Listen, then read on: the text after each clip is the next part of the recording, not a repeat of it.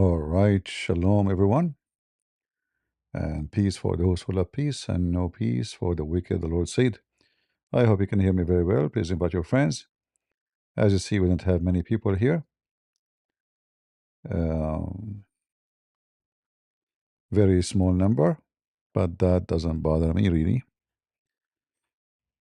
This is remind me of John 6 in the Bible, where even Jesus says to the disciple, "Don't you want to leave too?" Because the crowd did not like what he said. Uh, are you able to win physical fight with Sheikh Othman? First of all, why want to fight physical fight with Sheikh Othman? Secondly, why you want the guy to die? What's wrong with you? This guy is a Abdul. He is obviously overweight, physically unfit, not only to fight, even to fart, even to go to the bathroom. So what kind of a silly question is the question is? Anyway, as you see in the internet, you will hear people saying very silly questions like, "Are you able to fight physically?" Let us say somebody that cannot fight physically. Does that mean he is like the one who win a fight physically? Can you fight a mule physically? Mule, he can kick you. He can make you shish kebab. People, they are weird. What you can say? People are weird.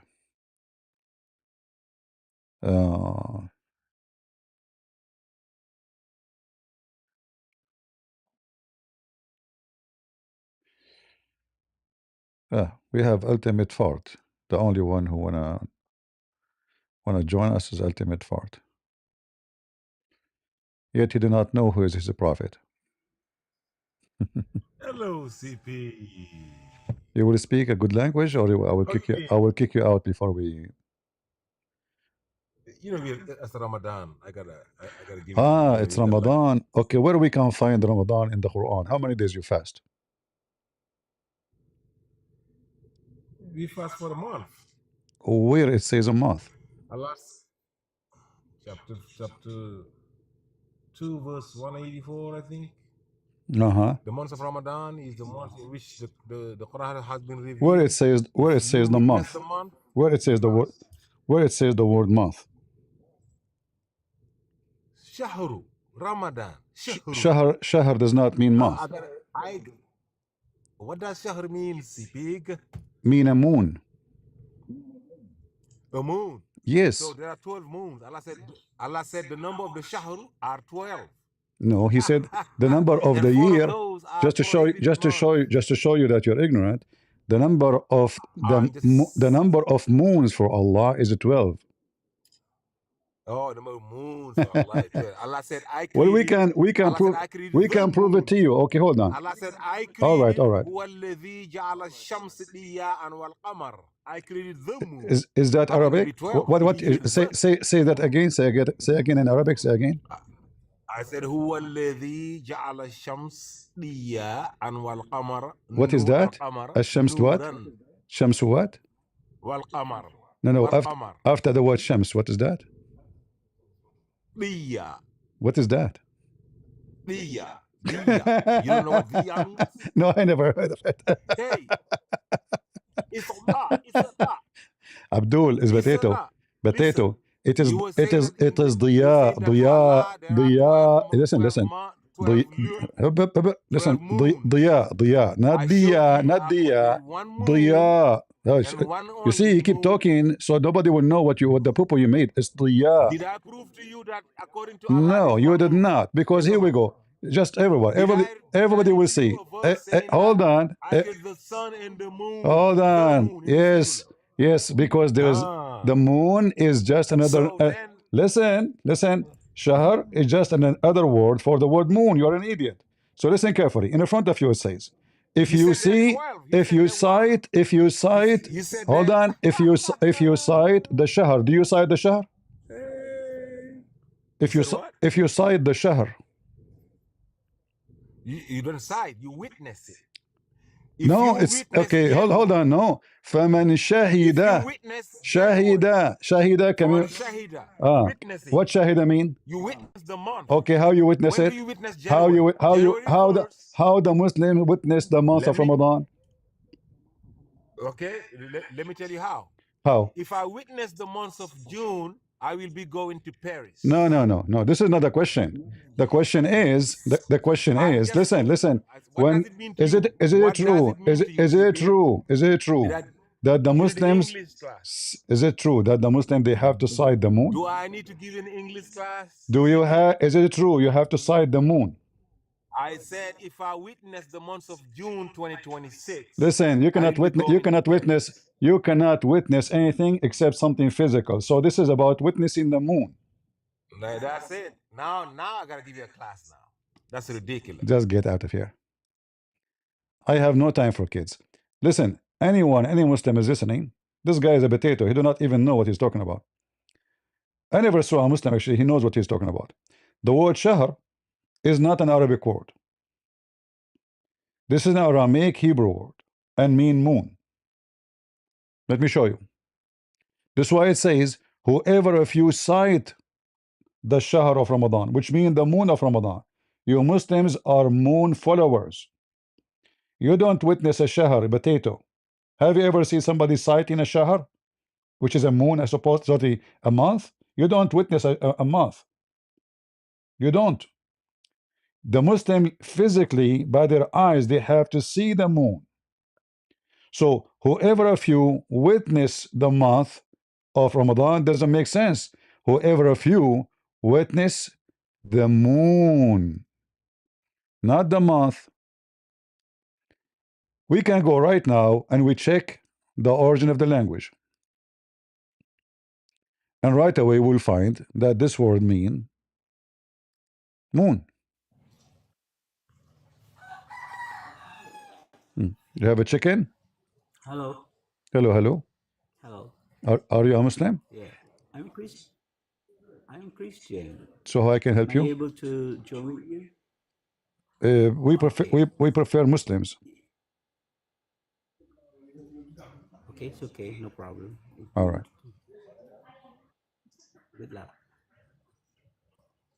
Let me go and show you. You see, we are not kids, make things up.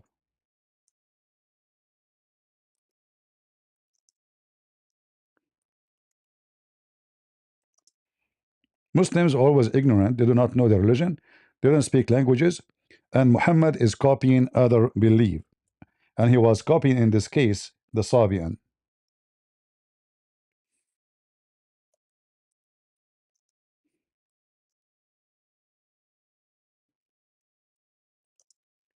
Let me show you.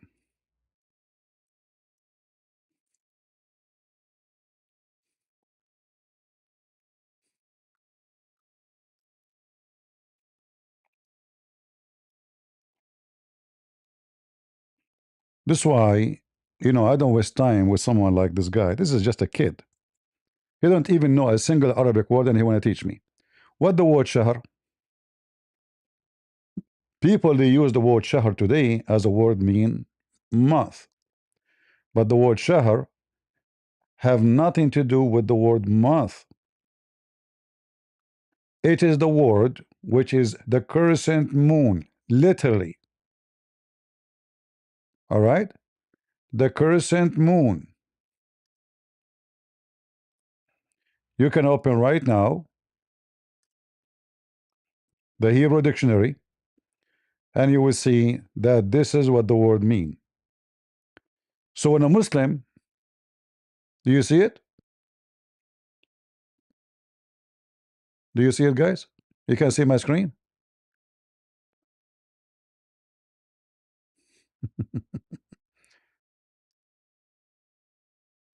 The sound doesn't play? Like the sound is not, So, yeah. Yeah, anyway. It's funny when an ignorant he wanna argue with you. This is why I don't have time for kids. This guy he always come to you with answers which is not even fit for children's. So when the Quran says the year for Allah is a 12, he's not saying 12 month, he's saying 12 moon. But what you can say to those ignorant potato, Abdul, all right? And here you say the same word in the Bible,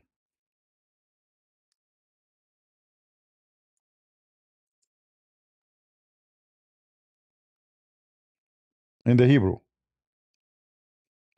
all right? So this is the crescent moon. So when the Quran says that the year for Allah is a 12 shahr, he is not saying 12 month, he is saying 12 moon. This is why you Muslims, when you witness the moon, not the month, nobody can witness the month.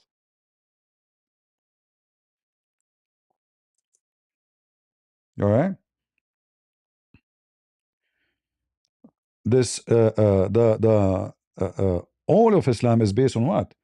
Based on the moon. The moon, the moon. There's nothing called month. The word month is not even exist. If you look in the Quran, you will not find it. So Suleiman, he have a flying carpet, and the flying carpet fly a distance of 1 moon journey. So it take the moon certain days. You can say, like at the end, you can say month, but this is not what the word is. The word is not a month. This is why here you see, whoever of you sight the moon, you have to sight it by your eyes.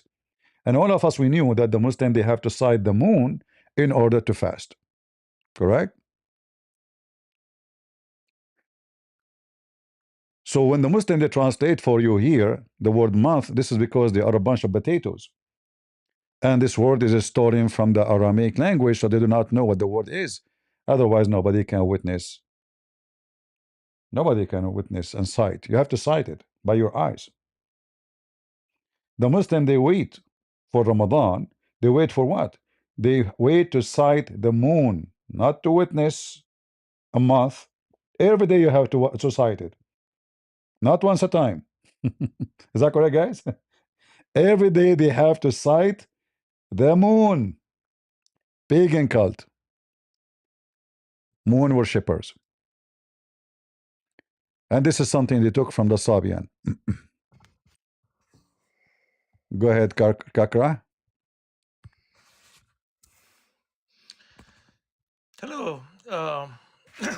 Shalom, brother. Shalom, shalom. Shalom. How are you doing?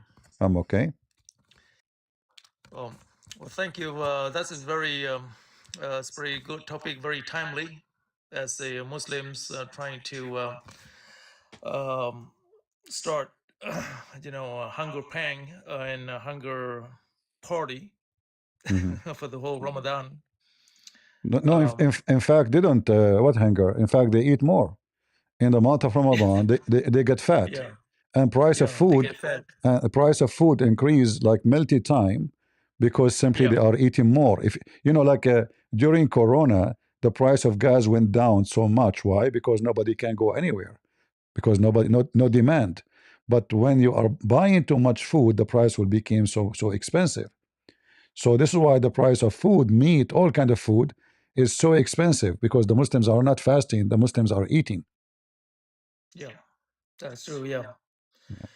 Yeah, it's very, I mean, the more you think about it, it's very funny and it's kind of hilarious and preposterous in many ways, especially looking from demographic that is very hot weather and people who work in constructions and people who work in the farm. No. You got it wrong. The Muslims don't work in Ramadan.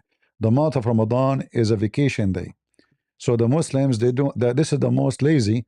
In fact, the month of Ramadan have a huge impact in the economy of Muslim countries, because this is the less production or producing the time in the year.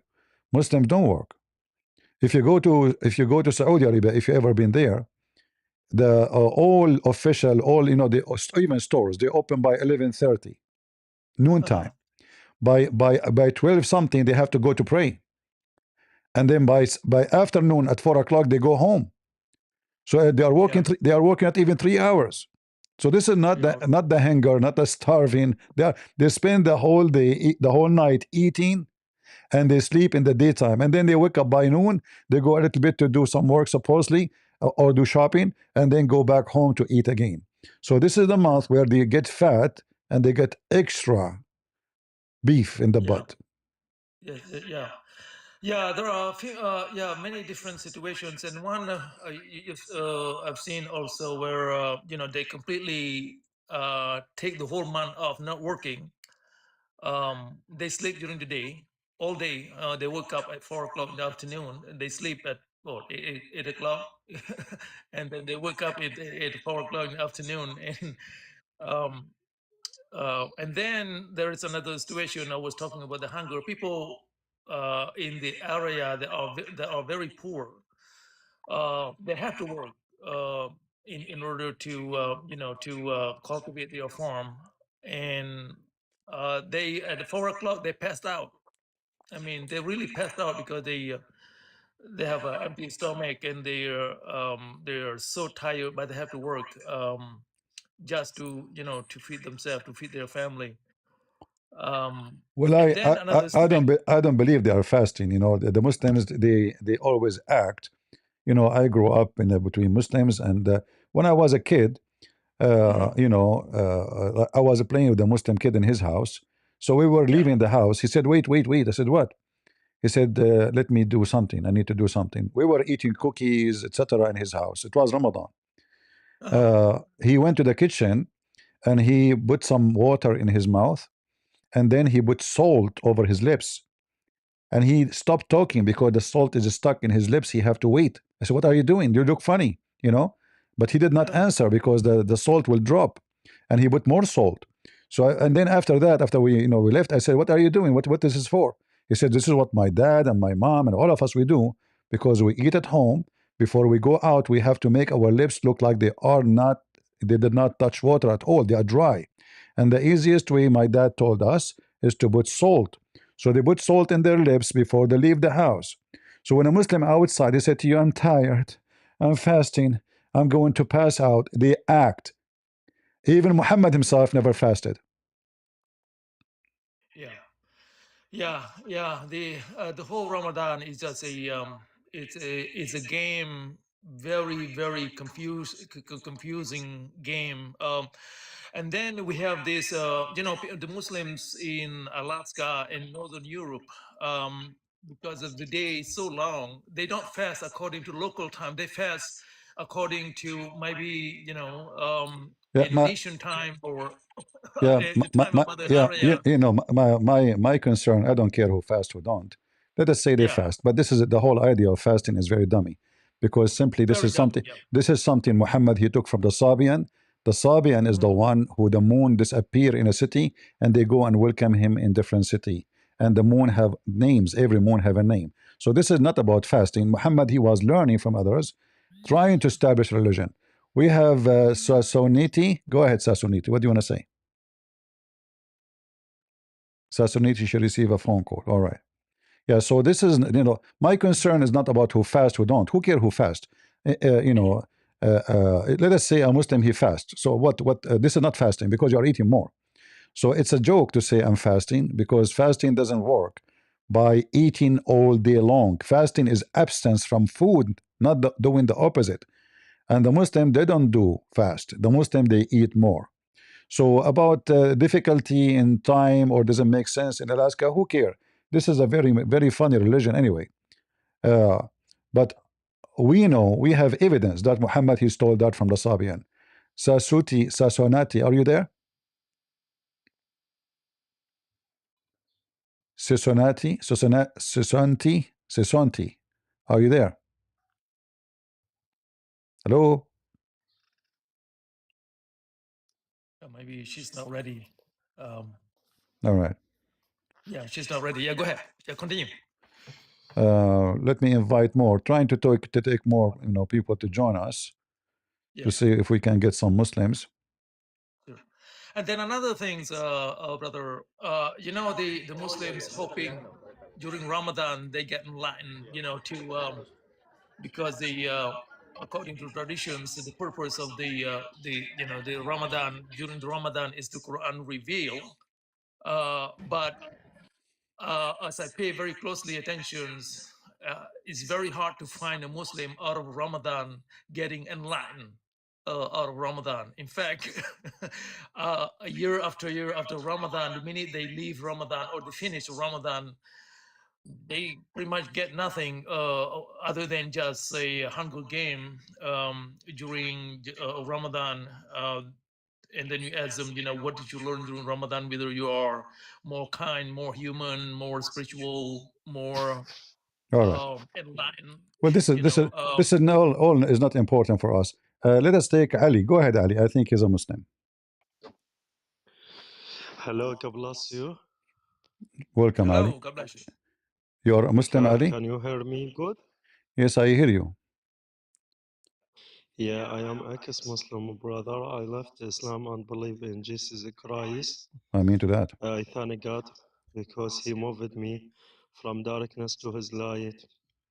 I have friends share this life with me and say to me, please speak about your testimony so I can speak a little about this. All right, go ahead.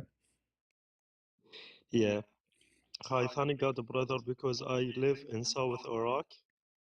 I don't know anything about Jesus. I was thinking he is Isa in Islam and he is a prophet in Quran.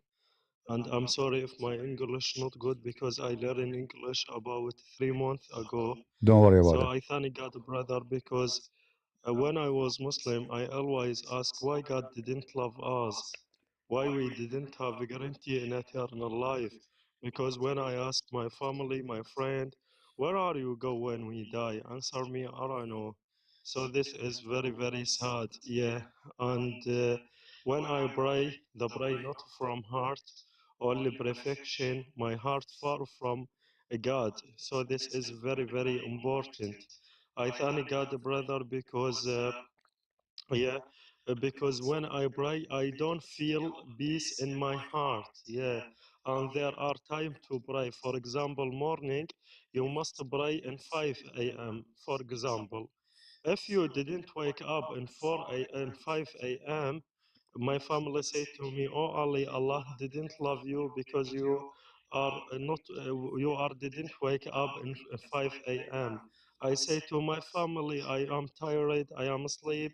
Say to me, "No, no, Allah didn't love you. You must pray in 5 a.m." Allah didn't listen to me in 7, 8 a.m. So this is very, very hard. Yeah. And there are time to pray in Islam. I am sad because Islam think Allah, God, listen to them in 1 hour morning and in 1 hour afternoon and 1 hour evening. Yeah, so I thank God. God have the line for me to know Jesus by mobile phone. When I arrived to university, my father bought mobile phone to me, and I create Facebook page. And I thank God I added friends randomly. I thank God I had brothers Christian from Egypt with me on Facebook, and I thank God I listen to brothers pray on Facebook Live, the pray from heart, speak with God direct, and no time to pray. So this is very, very important. I thank God. And I listen to brothers when pray says in the name of the Father, the Son, Holy Spirit, when God, Amen. I didn't know what this mean. I don't have Bible book, so I searching about this on Google. So I thank God I talk about 2 months. I read John and I understand the Father God, Son of Father, Lord Jesus, and Holy Spirit, Holy of God. I thank God I listen to brothers says God is love and love your enemies. And I thank God I was looking for love, for truth. So I listen to brothers says God is love. So I searching about Google about love on Bible. I saw John 3:16. That God loved the world so much he gave his only son, not brush but gave eternal life. So God love everyone. God love me. God love you. God love everyone. And we have a guarantee in eternal life when we believe in Jesus Christ. And I thank God. I read 1 Corinthians chapter 13 speak about love. And last verse says, now faith, hope, and love. But the important thing is love. So I was follow Bible. I didn't believe in Jesus. I didn't pray to Jesus. But one day I had a problem with my family. My father not love me, and this is normal in Islam. Father hates son hates father, wife hate husband. This is normal because everything is evil. But I thank God. When I have situation difficult, God put in my heart verse in Bible. I didn't read this verse in any book. Only Jesus says, come to me who are tired, who are weary and browned, and I will give you rest. So I thank God. When I pray to Jesus, I saw Jesus in same day in the vision. He said to me, don't be afraid. I'm with you. And I didn't read this in Bible before. But I thank God when I looking for don't be afraid. Oh my God, I saw many verse says don't be afraid, I'm with you. I didn't, a long time I pray to Allah in Islam. Allah didn't listen to me. Allah didn't answer me. But when I pray to Jesus, I thank Jesus. I saw him in the vision. From there, I surrendered my life to him. He gave me a new heart, a new spirit to remove from my heart of stone and gave me heart of flesh. He make me a new creation. The old in Islam has gone. Evil, hate, everything is not good. And the new peace, love has come, because I read in Bible, peace give to you, peace live to you, not peace from the world. I thank God for this. And I read in John 15:15, I no longer kill yourselves, but you might be loved. So this is a real relationship with God. So I ask everyone here, please pray for me, because all family didn't accept me and persecute me. Your voice, Ali, And switch. Ali, your voice is gone. I don't know what happened to your voice. okay. Now good. Suddenly, the microphone became like very. Now it's good. No, No. it's bad. I cannot hear you very well. Oh my God. Anyway, we understand Yeah. very well what you said. You know, you said, pray for me. That you are almost done. We thank you, Ali, for joining us and sharing your testimony about you leaving Islam and became a Christian. God bless you, brother. Thank you very much. Yeah. Fix your mic and you can join us later. Let us take MG. Let us see what MG want to say to us. Thank you, Ali. God bless you. MG is gone. Yeah, you know, the when we say in the Bible that God love everyone, doesn't mean God love the wicked ones. So, like God Himself in our Bible is God. God is love, right? But when we say God love everyone, God love to save everyone. But God don't love wickedness and don't love the wicked. He love to save the wicked. But if you stay as wicked as you wish, God will send you to hell. So we need to be careful always when we speak about love, because someone, he might think that he can be wicked, he can be evil, and still God love him because he is evil. No. The love of God is about those who they are understanding love and they love each other too. When Jesus speak about loving your enemy, that love is about rebuking the enemy. It's not about giving them hugs and kisses. So when a Muslim he think I'm an enemy for him, I rebuke him and I show him that his religion is false and his God is false. Let us see Shola. Go ahead, Shola. Yes. Good morning. Good morning. Are you a Muslim, Shola? What? No. What? I'm a So, Christian. so why you join us, my friend? You want to say anything? Yeah. No, I All thought right. All right. No, no, no. We want Muslims. We want Muslims. If there is any Muslim would like to join us, please feel free. All right, so we can hear you. And if you don't like a topic, we can switch for you. What we know that Muslims do not know their religion, And the Muslim, they can't even find their prophet in their book. They try to find him in our book, which is funny. And the Muslim don't have fasting, so they try to create something copying the Sabian, which is Ramadan, waiting for the moon, and the moon go to different town, and then when the moon can arrive to the other town, they celebrate what they call it Eid. Go ahead, Yehuda. Go ahead, Yeah, Yehuda. hello. Are you a Muslim? Okay, I'm sorry for. I'm a Christian. I'm from Indonesia. All right, my friend. We said we want only Muslim in the stage, please. People, we want only Muslims in the stage, if you don't mind. If you are not a Muslim, don't join us, please. All right. If you are a Muslim, you are welcome. We want to hear Muslims. We are here to debate Muslims. This is not a coffee shop just to talk. I appreciate you all, but I'm here to spend my time debating Muslims. And as you see, there's no Muslim. Muslim don't have knowledge. We have this guy who don't believe in the Hadith. Do you know why they don't believe in the Hadith? Because the Islamic books is full of lies. So when a Muslim, you see like this guy, Ultimate Fard, when he say he don't believe in the Hadith, he deleted all his religion because all of Islam is in the Hadith. So because Islam does not have any solid, authentic source, even the Quran doesn't exist. They don't even have a single page for the Quran. And if they have any, which is coming long after Muhammad, they don't match. They are very, very funny. And we have tons of evidence from their books proving to us that the Quran never exists. And the book in the front of us, actually, the one they have today, which is copy from Hafs. This is from Hafs. But Hafs never wrote a book. They say this is recitation according to Hafs. But Hafs, according to Muslim, is a liar, he is a fraud, he's a thief. Muslim don't accept any hadith from Hafs. So how you accept his Quran? And then you go and check every Quran they have, you will see each one of them is different from the other one. So which one is the Quran you have, Muslims? And as you see, they don't understand even language, because simply the Quran never meant to be. Actually, there's many study done already proving that the Quran never was in Arabic.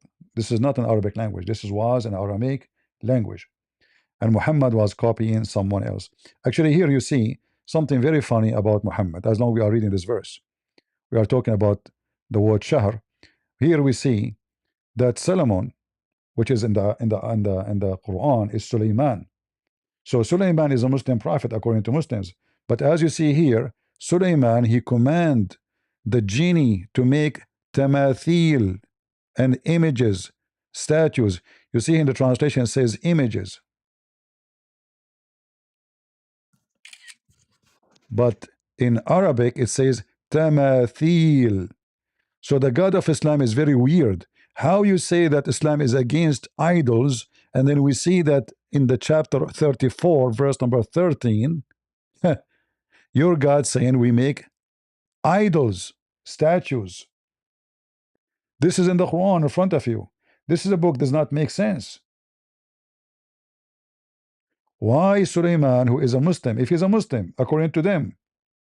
Now we know that the Muslim, they believe in idols, and one of the biggest idols they have is the Kaaba and the black stone and the Yemeni corner, which is Yemeni, which is a corner they have stones from Yemen.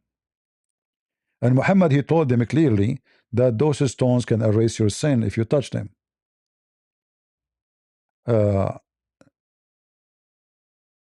when a Muslim, he became a learned person, or he learned how much corrupt his religion, so he tried to defend. So he take a defense as, okay, I'm not going to accept the hadith. Like if we bring this guy Ultimate Fard to the stage and I ask him why he don't accept the hadith, he will tell you it's full of lies. You want to ask him? Ask him. Tell them, Ultimate Fard. Go ahead, Ultimate Fard. Tell them why don't accept the hadith. Yeah, I tell them. Why you don't accept the hadith? Because my Lord and Savior, Allah subhanahu wa ta'ala says, Tilka, أعوذ بالله من الشيطان الرجيم الرحيم, Tilka ayatullahi natluha alayka bil haqq. These are the verses of Allah being recited to you, listeners. Alayka bil haq, with the absolute truth. In fabi'ayi hadithin ba'd Allahi wa ayatihi yuminun. In Okay. which hadith are you going to believe in after Allah in these verses? Yeah, So you fit to just to understand that show we you, should just to follow. show you. You see, first of all, Let me let, let, let me conclude. Let me I conclude. ask Let you me why conclude. you don't believe Let in me the conclude. hadith. Don't Hold on, cut me off, no, please. no, no. You see, this is not You here. say to your daughter, The verse in you which gave me house are you gonna spend the just to night show you, after my just to house? show you that you are Are you ignorant. expecting her to Just to show say you that you are n as a number than just to show zero? you you are ignorant. This That's is about sleepy. This is the your hadith they this are your talking about. boss. Shut up, This shut your up. intellectual. Let me talk. Let me talk. The hadith you are talking Yes. This about is who you following. is about the kuffar, not about the Muslim hadith. If CP says to his daughter, in which house are you going to spend after a night after my house? Get out. I have no patience for this, guys. This is here. It says in which stories they will believe. This is speaking to the non-believers. This potato, he do not know what he's talking about. He's a follower of Rashad Khalifa, the one who was slaughtered in his kitchen in Arizona. The one who said the Quran is corrupt. So this verse here, speaking the word hadith here, he didn't know Arabic, by the way. His Arabic is so funny. He don't need Arabic. Do you know what they do? Those Abdul, they do this. They go to the there's an option here, will make you sound like you know Arabic. So you read this. So you will sound like I know Arabic. Now I'm speaking Arabic, but the fact you do not know a single Arabic word. You see what they do? It's very silly. This verse here is speaking about those who don't believe. This is why it says, whoever Allah he deceive, can you guide him? So this is about Allah, the one he will deceive, because Allah is shaitan. Man yudlil Allah fala hadiya lahu. This is why when he was trying to make Arabic sound, he was extending it because he's trying to read what sound like in Arabic, but you don't know Arabic. وَمَنْ يُضْلِلِ اللَّهِ فَلَا هَادِيَ لَهُ. The one who Allah deceive, nobody can guide. So here, this is not about the Muslim should not believe in the hadith. This is about those who don't believe, those who don't accept Islam. In which hadith they believe? After the Quran. So the Quran itself is a hadith. And here is saying to the non-believers, to which one you want to believe? Not to the Muslims. And the proof of that, it says, those Allah, the one Allah is talking to them is those who Allah he deceived themselves, which is a proving to us that Allah is, is Satan. Uh, very dummy. The real reason this guy he don't accept the hadith, because the hadith, how you know what your prophet said? It's very important to know what your prophet said. That means any word Muhammad he said is not accepted. So all what Muhammad did, he delivered the Quran. Then we do not need him, because then the angel Jibreel who squeezed Muhammad 3 times, he can deliver the Quran by himself. There's no need for Muhammad. But they refuse to believe in anything Muhammad he said because it's an embarrassment. Do we have any Muslim? Tunger, are you a Muslim?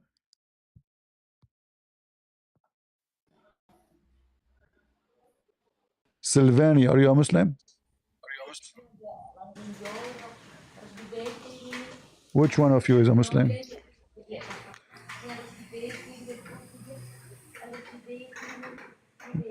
What is that? Don't put your hand up if you are in the kitchen, okay? Ladies, this is not where you wash dishes.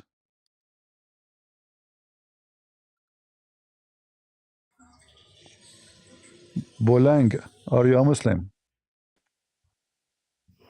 No, I am Christian. So why you're in the stage, my friend?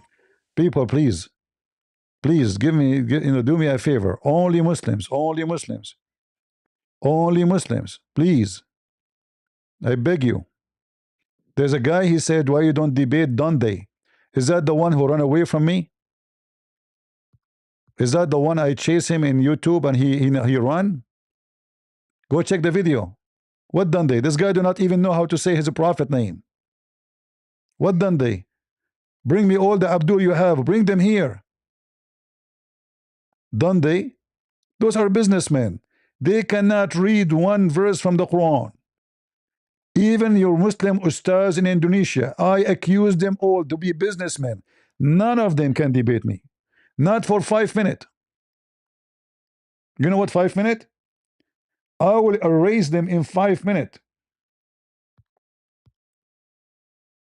You Indonesian, you don't have religion and you don't have sheikhs. Because the Arab themselves don't have one. And you will have? You have banana. The banana religion of Islam Indonesia. They are making fortune of you. This guy, Ustaz Abdul Samud, he make $5,000 to make a speech for 2 hours. Yet your women, they are working as maid in the Middle East. Aren't you ashamed? Do we have any Muslim?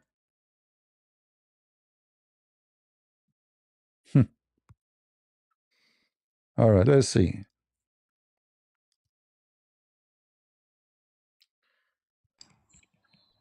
Go ahead, Diane. Diane? Are you there, Diane? I guess those people, they don't know what they are doing. They click and to go up by mistake, maybe. I'm not sure. All right.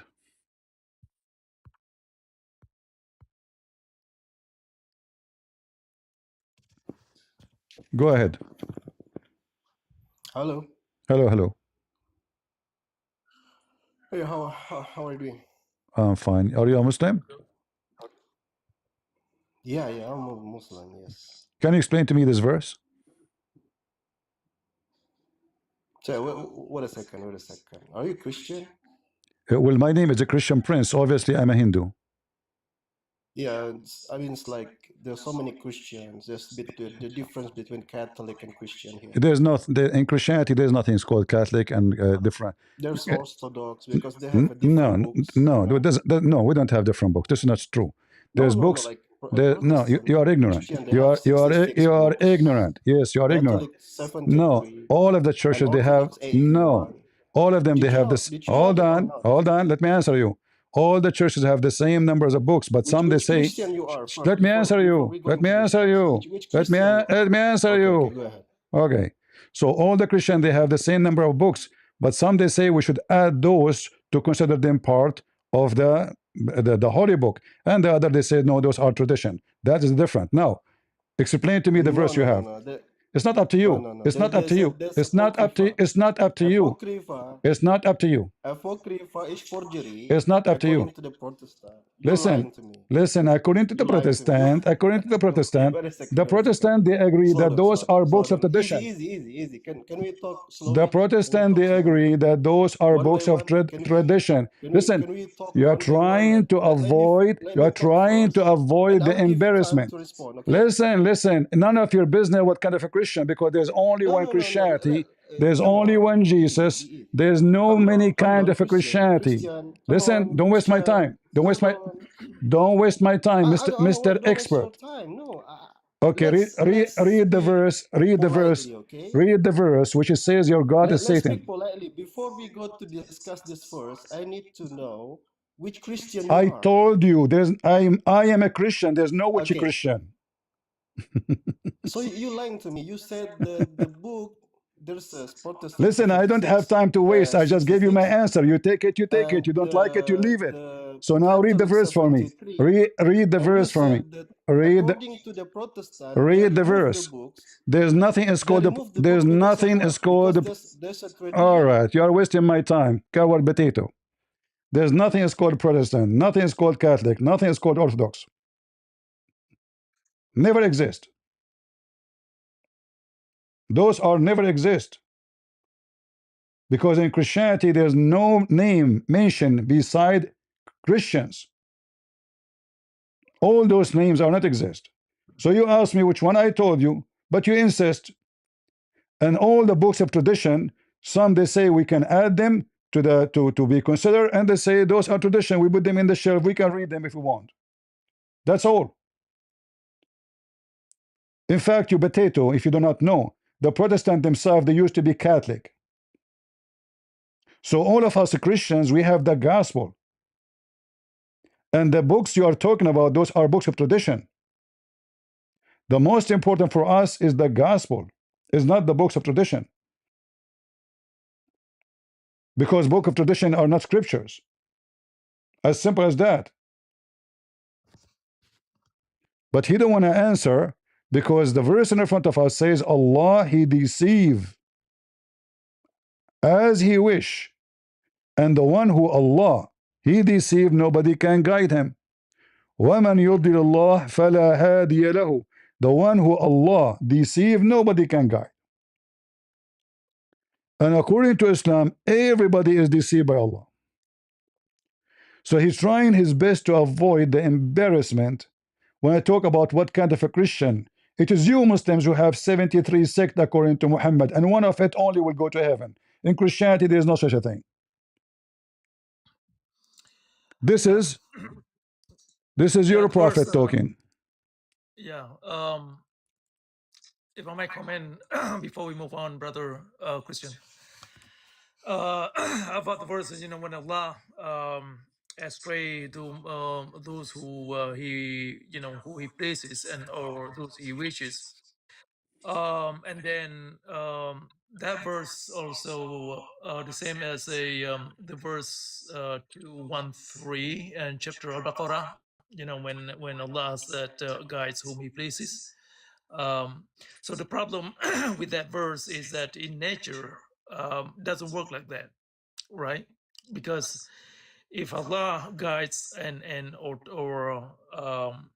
punish people who he pleases, and then what is the point doing good work and pray 5 times a day and doing all this Ramadan, the Hajj and such?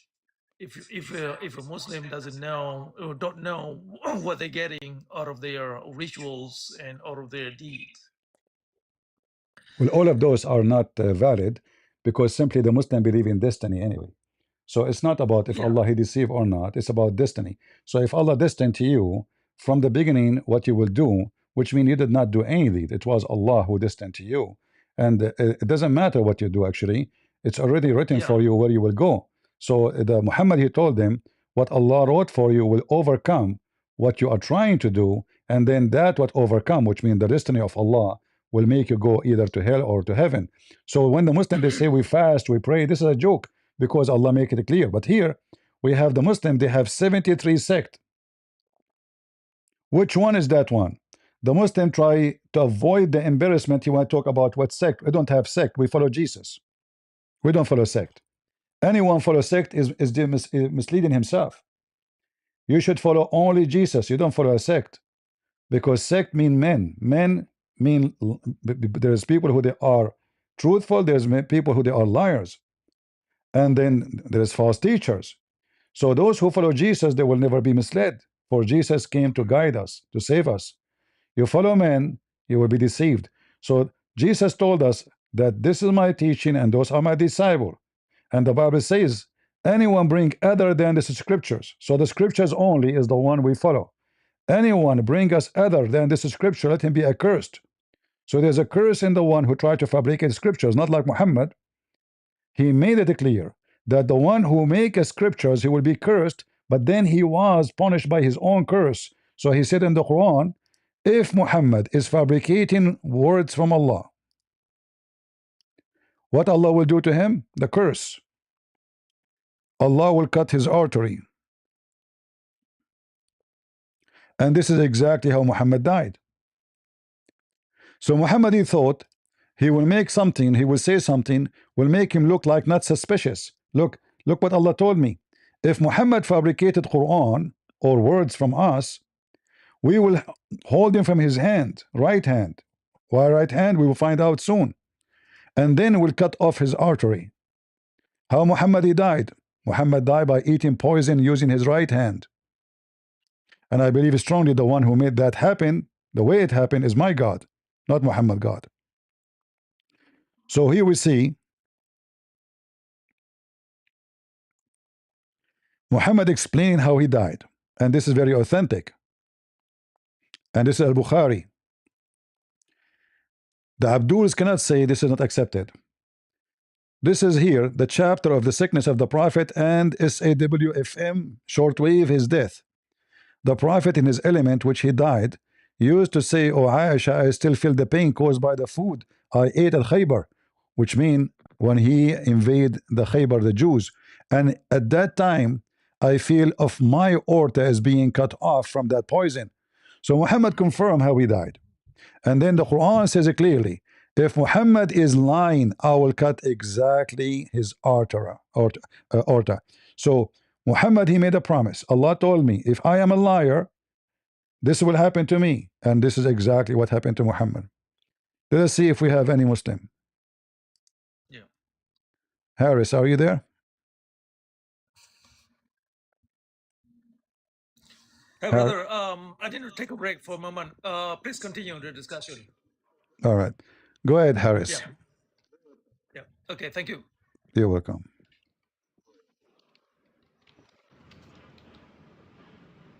Harris, are you there?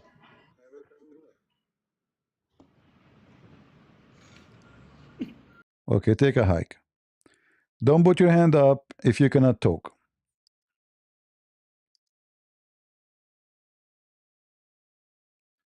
And we want Muslims only, please. Go ahead, Doma. Doma.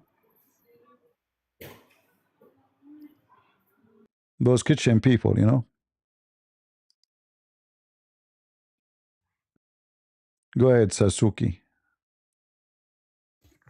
Yeah, what's good? So I'm just gonna critique on what you just said. Right now, what's the term being used in the Arabic inside of this verse? Which verse? What? Say again. In the verse you're quoting, yeah, in the verse you're quoting, what's the Arabic being used here? Here, al-watin Okay, what does al-watin mean? is the same as the artery. Wait, what's okay, cool. And what's the actual definition of it? And I'm not granting My that friend, al-watin is gonna be the same as abhar. What's your justification? Exactly, it's the same. No, I'm not granting that. Prove it. Go ahead. It's in the front of you. Here we go. Yeah, al-watin means life artery, and abhar or Uh-huh. abhari, right? Uh-huh. This term literally refers to like the main artery or the vein. I'm not granting it's going to be the same because again, this term is going to be contextually dependent. We can do this. Justification Hold how on. it's going to be identical. Go ahead. Hold on. We can do this. Everybody can go right now. This is the Muslim translation, correct? So repeat that. Is that the Muslim translation in front of us in the page? I'm not granting sunnah.com. No, I'm not granting it. No. You're what? Not? You're not? What? I'm not granting sunnah.com. Yeah, I don't grant it. No. Who are you to grant it? Yeah, I hold to the position at sunnah.com. Okay, translations. Mister. In order to prove me wrong, can you give me the dictionary, please? Go ahead. Yeah, I can. No, this term's going to be contextually dependent. All right, give me the dictionary, so we can see. What I said. Can you listen to what I said? If that's okay. Cool. Can you give me? Don't. There's no need to argue. No, it's not an argument. You know, give me the dictionary. You get me busted. I'm not arguing. Okay, give me the dictionary. Give me the dictionary. Either you are lying or I'm lying. Who's going to be having the burden. So can you prove that guys, is going to be the same listen. It's not about a speech. It's about dictionary. Open the dictionary and give me the Arabic dictionary. Give me the Arabic dictionary. That's going to be a diversion fallacy. See, here we go. See, guys, we have the dictionary. Okay, the dictionary agree with me or with you? No, again, I can hold to a position that, for example, this can mean, for example, like a main artery, right? I'm not going to grant it's going to be What do you mean? You know, dictionary, potato. What's wrong with you?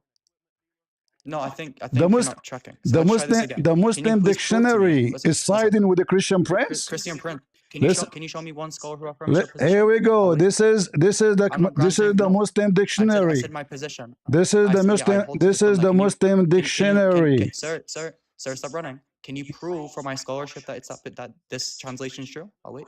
My scholarship? What scholarship? Those are scholars. The dictionary are scholars in Arabic. Guys, can you prove to me from scholarship? You potato. What is going to cause death for a human being? Something in his butt?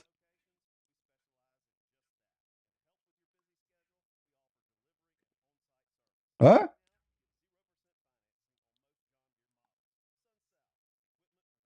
I hear like something coming back, a sound that I see. Do I have what is going to cause death for somebody? Exactly. Huh? A vein in his butt? Do you see how silly you Muslims are? Huh? Is that something in his finger? It is something will cut his life. And this is the watin in the front of you. No, I don't approve it. I don't approve it. Like, let's go to dictionary. No, I don't approve it. Give me a scholar, give me a scholar. What do you mean scholar? So the Muslim translation saying it clearly, the same exactly translation for the Quran. Orta. The dictionary saying the same too. This is the word watin, and this is the word abhar. Don't waste my time with you. I like to talk to Muslims, but I don't like to talk to kids. I don't have time for kids. Give me my scholar. Your scholars even do like they will make a surgery now. This is Arabic. Abhar is the ortic, medical. If you know Arabic only, you can go to the Arabic, and you will see it says the same. Al-Watin is the same as the Abhar. And you are a potato. All of you Muslims are potatoes. So he want like, like give me my scholars. Who is your scholar exactly? Like who? Zakir Naik? Hold on, Zakir is calling. Hello? Hello? Hello? Get some breath. First of all, I don't speak Arabic. Okay, so why you are calling me? Number two, I don't speak Arabic and I don't speak English. So what do you speak? I speak Pakistan. What the heck? So what we would do now? Give me a scholar, he agree with you. Like, potato, this is dictionary. Exactly. The dictionary is speaking against Allah and His Messenger. Therefore, we refute the dictionary. What do you mean they speak against the Prophet?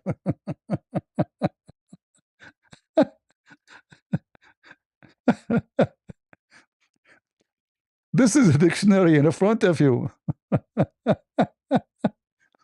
This is your religion, Abdul. Oh boy. So here, this is the word abhar. Here, the word watin. And both of them saying it clearly, the life artery. It's the same thing. You Muslims are a bunch of potatoes.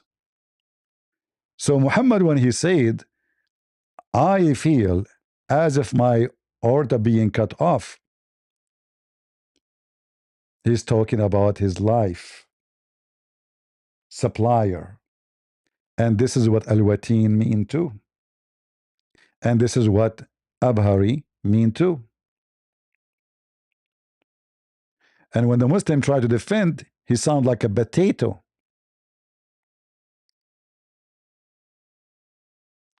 Do we have any Abdul? I am willing to debate with you and to as long you are like a legitimate. Don't tell me, give me, what do you mean? This is we have to go to dictionary, and then we can go and check even what the Muslim scholar says. If we go check the scholars, he will agree. He will not agree because they agree with this.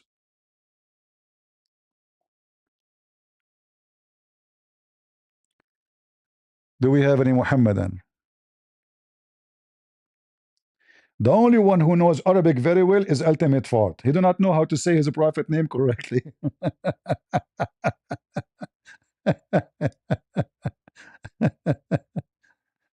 You know, the funny, like, you have to deliver them like a tray, and the tray have like a designed food. Like, it's like going to the restaurant and they are asking you to supply them with certain things. You have to give me this and give me that. Well, this is your Muslim translation.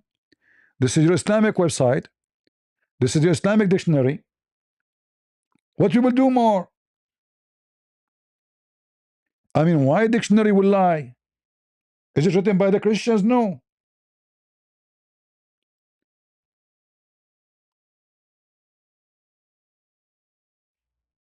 This is the word wateen. And this is the explanation for it.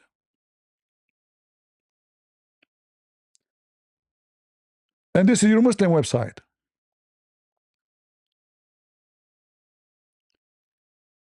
And you need to ask yourself, what is going to cause death to a man?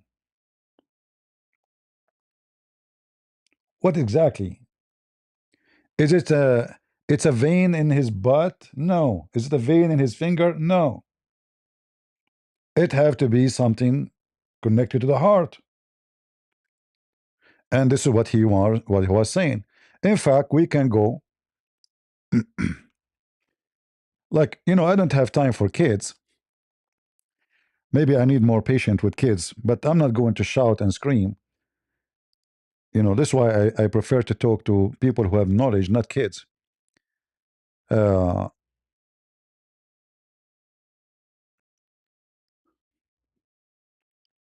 This is your Muslim potato website, which I find it very funny. And they'll explain to you the hadith in the bottom of it. And all of this is authentic. Al-Bukhari, Al-Bukhari, Al-Bukhari. All right? And here it is, the explanation for it.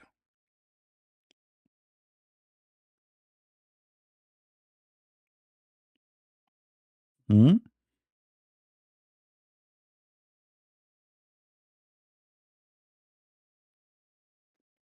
Here the Muslim, they says that the Prophet Muhammad is a protector from being killed. Really. By being defeat, but he was a murderer in the same time. Look how stupid they are. So they agree that he was that the poison caused his death. But Allah, brother, He allowed the poison to take over him, so he can be a murderer for the sake of Allah. Allahu Akbar. Nice try, Abdul. Because in the hadith, when the woman, she gave him the poison, Muhammad, he asked her, why you did this?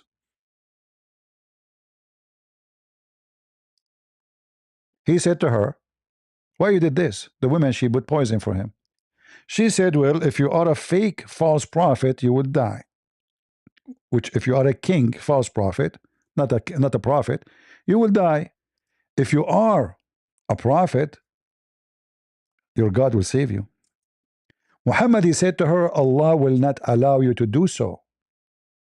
Oops. But then it happened. And here you see, it says, the woman, she said to him after he asked her, what motivated you to do the work you have done? She said, if you were a prophet, it wouldn't harm you. If you were a king, I should, you know, rid the people of you. And then Muhammad, he said to her, Allah will not allow you to do so. Let me show you more hadith.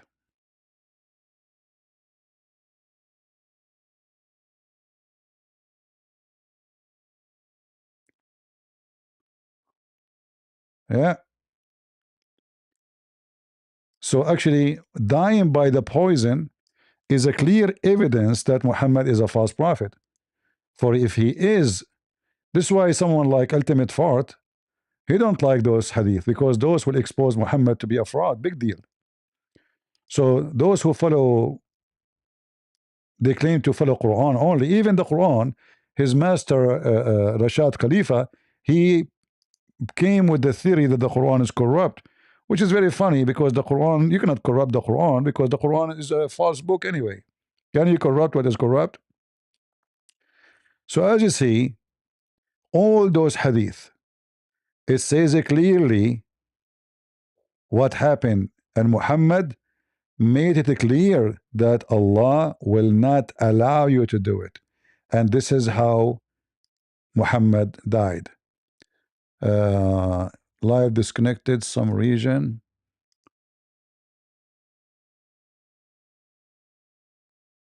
You see the Abdul, they are flagging our life. You see the potatoes? We have hundreds of people here, and those potatoes are flagging us. Can you believe it? Those potato cowards? Cowards. Cowards. Abdul. But Abdul, Christian Prince, is everywhere. And I can come back in a second and we start the, okay guys, I will start my life again. Here we go. Just to show you. Flag it again. Flag it again. We will come back.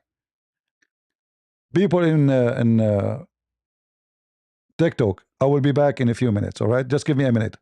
I will be back to teach those people I listen that nobody can stop Christian Prince. We are going to smash you and smash your God.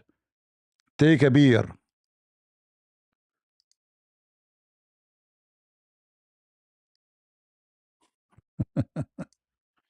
See the coward? They are flagging my, you know.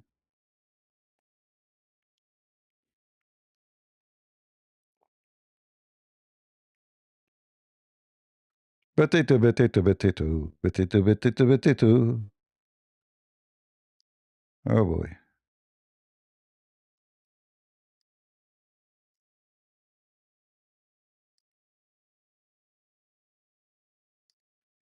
Here we go. We are live again. We have about like 400, 500 people there, you know, and they are upset.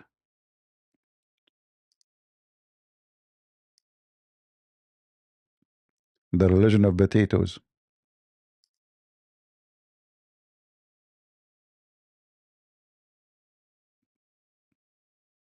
There's nothing but potatoes.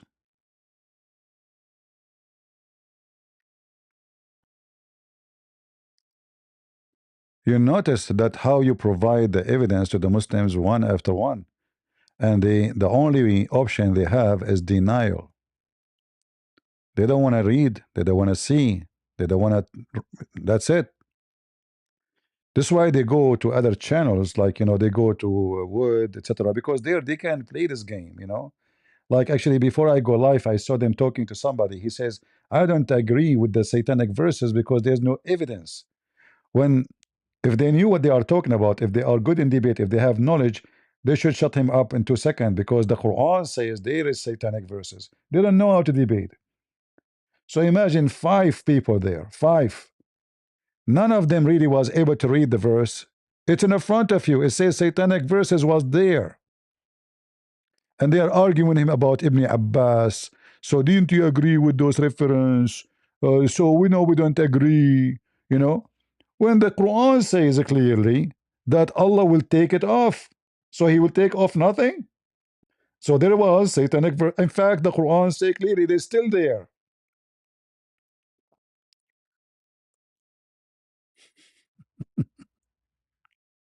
They don't know how to debate.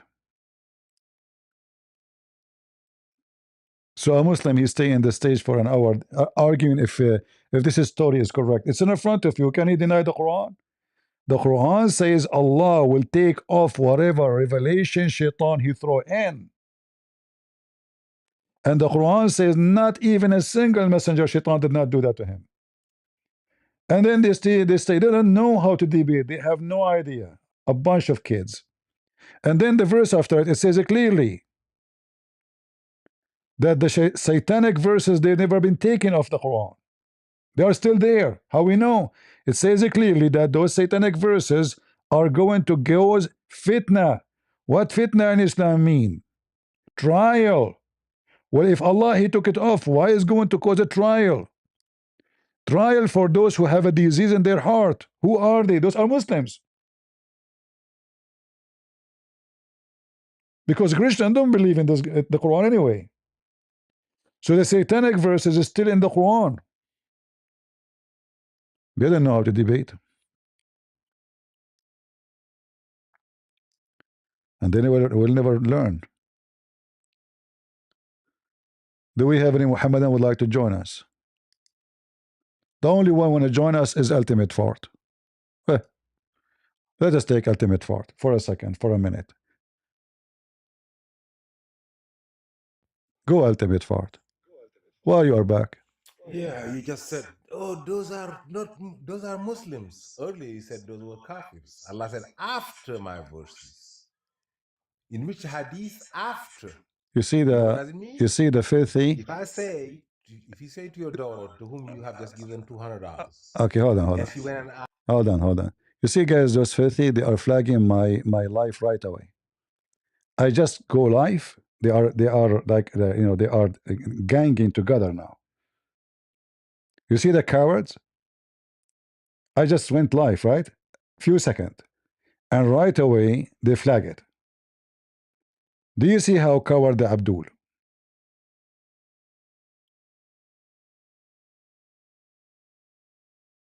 Abdul, the religion of the fool.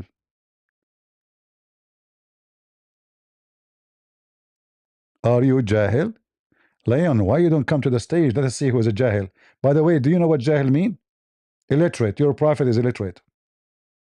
According to your prophet, the sun set in murky water. Is he Jahil? Yes, obviously. According to your prophet, the sun goes every day from the east to the west to take a nap under Allah's bed. Obviously, your God, Muhammad, is Jahil because the sun goes nowhere. Read it. So who is the Jahil? Is the one who do not know how to read, how to write, yet he want to teach us. Huh? Where the sun goes? Fiction stories. Read and laugh. This is your prophet, the Jahil lion. You don't dare to come here, do you? You don't. You are a potato.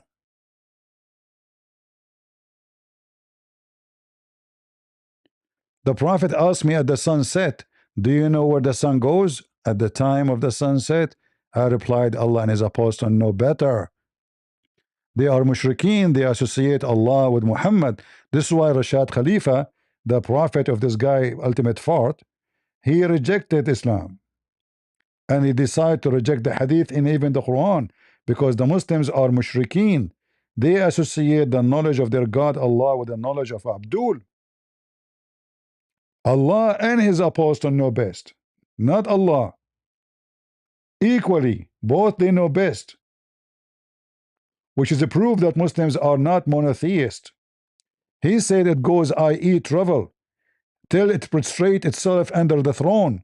So Muhammad, he is claiming to be smart, yet he believed that the sun goes every day from the east to the west and take permission to rise again, and it is permitted.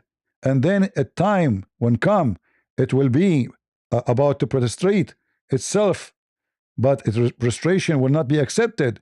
It will ask to go, will ask for permission to go back the normal course, but Allah will refuse. It will not be permitted, but it will be ordered to return whence it has came, which means from the west. Who is the Jahil? Alif Lam Mim.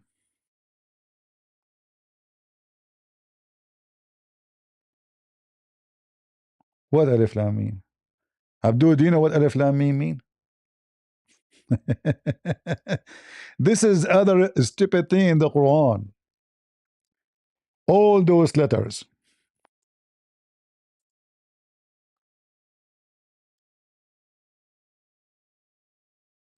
Proving Muhammad to be a fraud. You ask the Muslim, what is this? They say, do not know. It is a mysterious, it's a code, brother. Are you sure?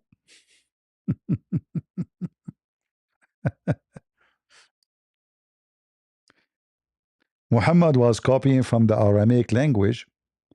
The Aramaic, they used to use a code.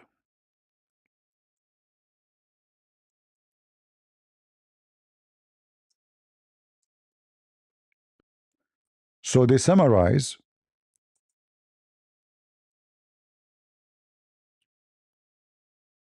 what the verse is about, or let us say what is the speech will be about.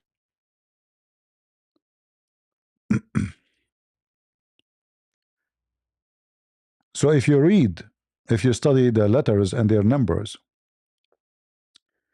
you will see right away that those numbers present something very simple.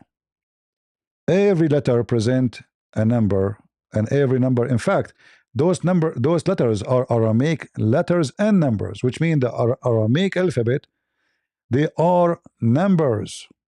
You see the A, B, C, you see the one you are using in English, those are Aramaic. And they are numbers.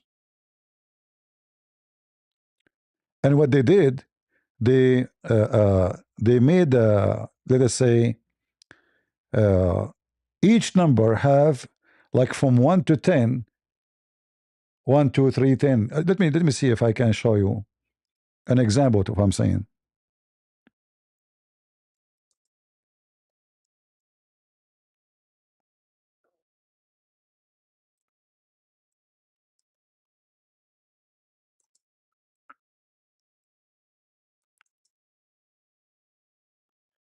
Let me show you.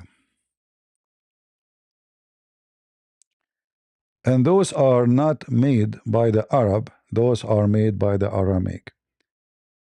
Let us see where we can find.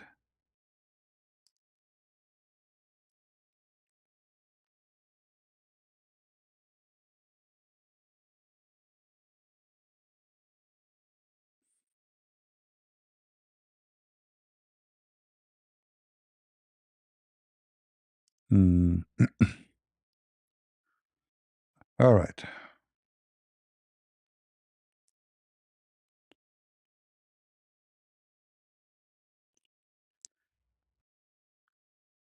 We have Abdul maybe. I will look for the thing and I will show you.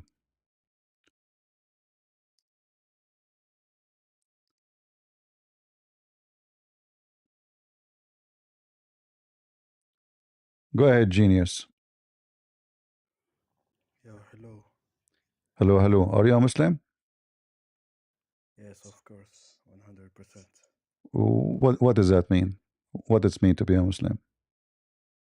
I'm a Muslim. I believe in Allah Who is Allah? and I follow the Quran. Yeah. Who is Allah? Who? What are you, a Christian? Yeah, I'm a Christian. Who is Allah? Can you read 1 Samuel 15 for us, please? Yeah, sure. I can. Who is Allah? Allah is your God. No, he's not my God. Not? He's not your God? Well, the God he know how he created the baby. Do he knew? What? Do your God knew how the baby is created? I don't know. I don't know. Who is the Can one? you read Who is 1 the Samuel one? 15? Who is the one who? Who is the one who created the baby? Is God. God. Okay, how come the God do not know how the baby is created? I don't know. I don't know. So what do you mean you do not know? Are you trying to escape the embarrassment?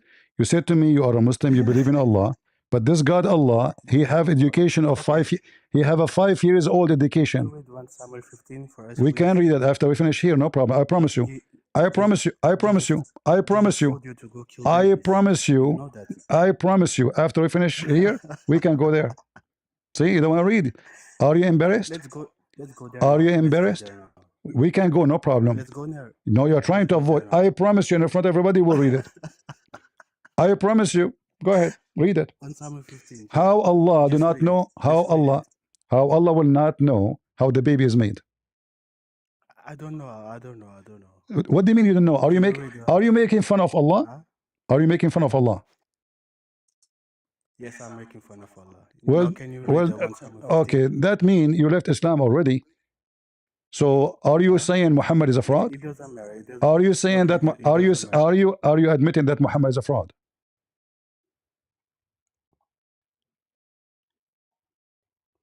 Hello.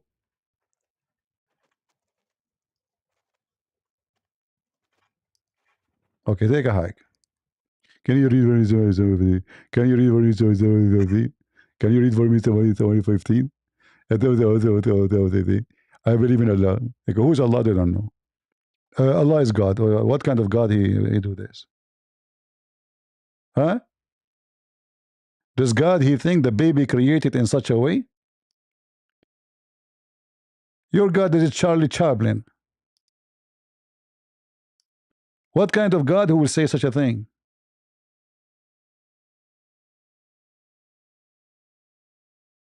Man, oh man.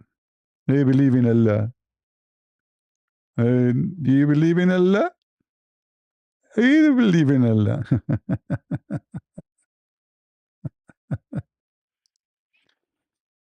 Oh boy.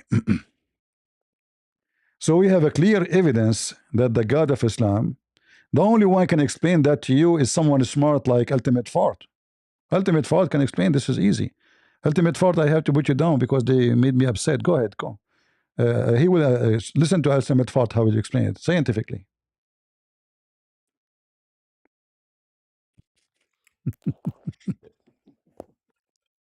Yeah, you know what the lie means? Hmm. Everybody Go, knows what it means. go, read, You know what's about to happen. Read what? read the verse in Then front we of you. made the nutfa into cloth. Then we made the cloth What is the into clot? a long of flesh. What is the clot? You want me to read first, or you want me to? Let me What read is the first. clot? No, you skip. What is the clot? A clot is a ball of kind of a ball of blood. It is dead blood. It's like it's just blood. It is dead blood. That's why it says here. Why it says here? Read it. What it says? It's What not it says? dead blood. Read. What it says? Read it. I said it's not dead. Why you said dead blood? Read. What does this mean? What does this word mean? Where is the word dead in there? What is what does Coagulated. okay? What does word mean? Coagulation. You don't know what to coagulate means. Coagulate. Yeah, tell me what is that? Tell me. I want to learn from you. You don't know what it means. Tell me. It's to mold together. It's to coagulate, like glue or So like blood. ice. So it's not a Coagulate. it's not a liquid. You It's got to not liquid no more, right? like It's a weld it solid. together. It's a Put solid together. blood, correct? So you don't know what to coagulate means. Like Solid. Is it solid? Is it solid? if your blood Listen, don't waste my time. I have no when your time for blood kids. touches I the have no time ground, for kids. Is it you solid better use blood? your English. Like I said, you don't know what Is it solid blood? do you mean solid? Solid. Coagulated. Huh? Do you know what a solid is? Uh-huh. Do you know what solid is? What solid is?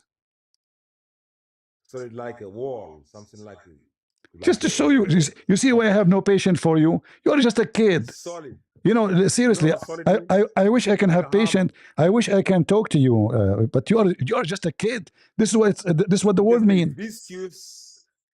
It's how can some blood that is inside somebody be solid? Because your God is an idiot. Are you asking me?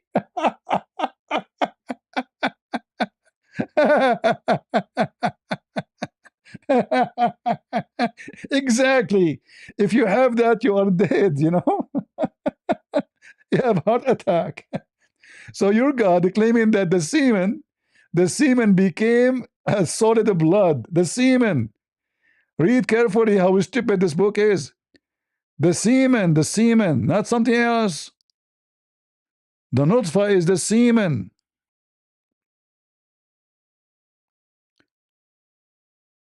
This is how dummy the Quran is.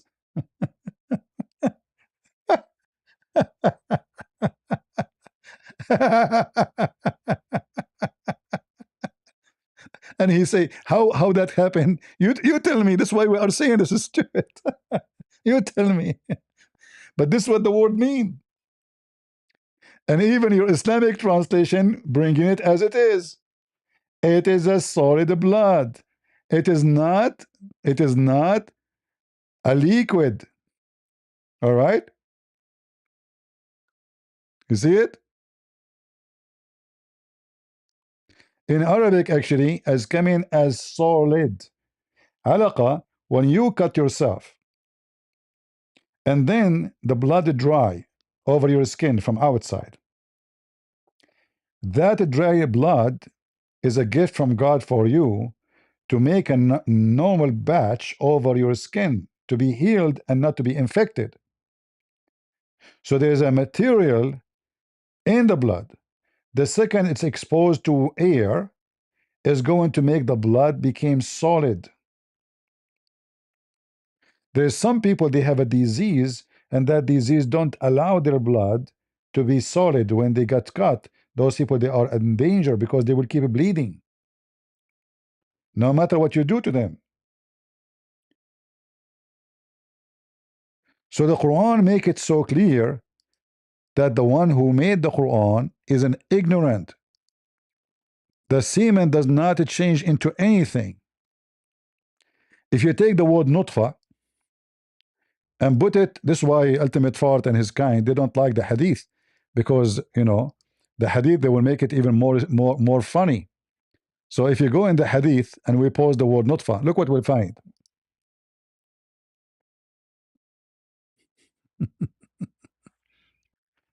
Muhammad, he made it clear that a Muslim woman, she will do a boom boom and she will collect semen for 45 nights. 45 nights. Yeah. The baby is not made from one boom boom. No. The woman, she will collect semen in her womb for 45 nights. And then after that, those semen will become a piece of blood. Read and laugh. When a drop of semen remain in the womb for 40 or 45 nights. Now we know that semen cannot live more than 5 days maximum. The angels come to and say, my Lord, will be good or evil, so Allah write your destiny, which means there's no sense to fast or to pray because Allah, He wrote for you already, etc. But the important here for us from all this garbage talk, that the semen will stay in the woman womb for 40 40 night or 45, depend on the hadith. And we know that semen does not become a baby. That's a lie. And the semen is not the one transformed into a baby. That is stupid. And here Muhammad, he repeat the same thing again. All right, look how many times, proving to us again and again that he is a fraud. Is gathering in the form of semen in the womb for 40 days. So you are a semen for 40 days. And then after 40 days, you become a blood, not a clinging thing, a translation, alaqa.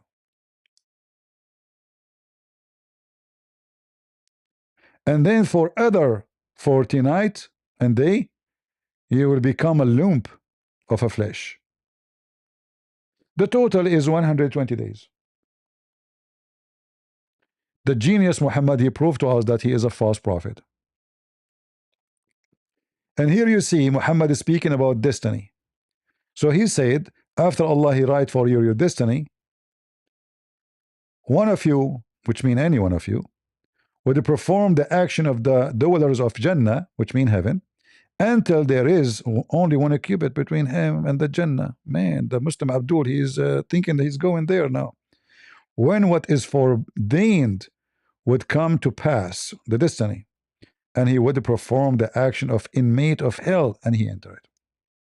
So imagine the poor Abdul doing everything according to what Allah told him to go to Jannah, which means to, to slaughter, to rape, to, all the garbage, all the crimes. to be wicked so he can go to Jannah. But then what Allah wrote for him will take over, and he will act the opposite way and he go to hell. This is why Islam is a stupid. Who is going to follow Islam? Who is the mentor when I follow religion? It says what is written, what is foreordained for you, you do. So why I'm going to heaven anyway? Because I did something good? No, because it was destiny. Why I will go to hell? Because I did something bad? No, because it was destiny. So when a Muslim he fast and pray, it's just a joke. Because as you see, what Allah wrote for you, which you do not know what it is going to take over. This is why Islam is a false fallacy religion. It doesn't even work with the fool. Hey, genius, you want to come to the stage again? Are you going? Yes, but you told me that Allah is not God. You already told me. I don't care.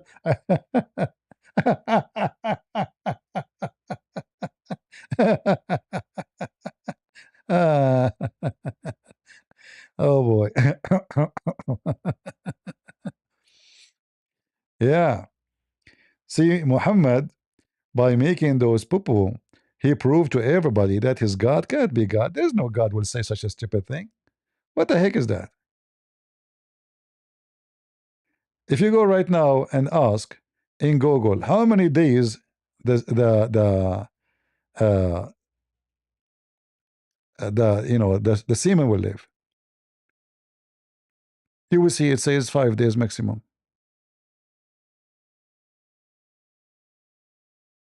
Huh?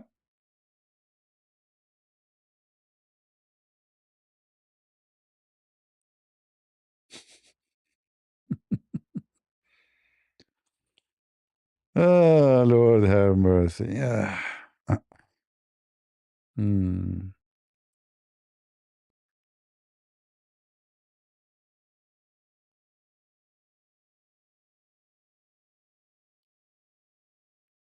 Potato. Ultimate fault, you want to talk? Look, ultimate fault. Don't waste my time. Come on.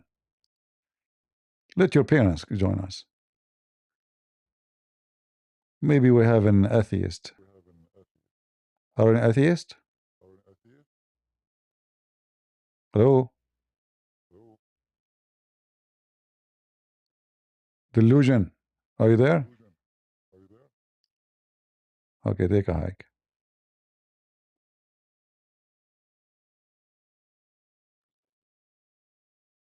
First Samuel 15.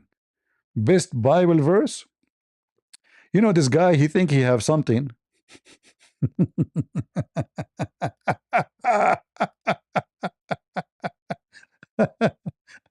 You see, I told you, I promised you to go and read it so we can love together, but you refuse.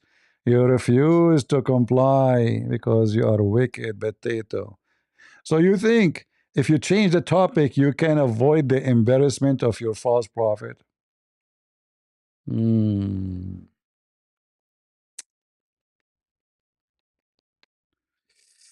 Oh boy. If we look at 1 Samuel 15, what we will find there? What is funny? I mean, if I would the screen, people would die laughing at you, you potato. What is funny there? they took the animals of the like those people to give them as a sacrifice for the Lord. That is funny. What if I show you the same story in your Quran, potato?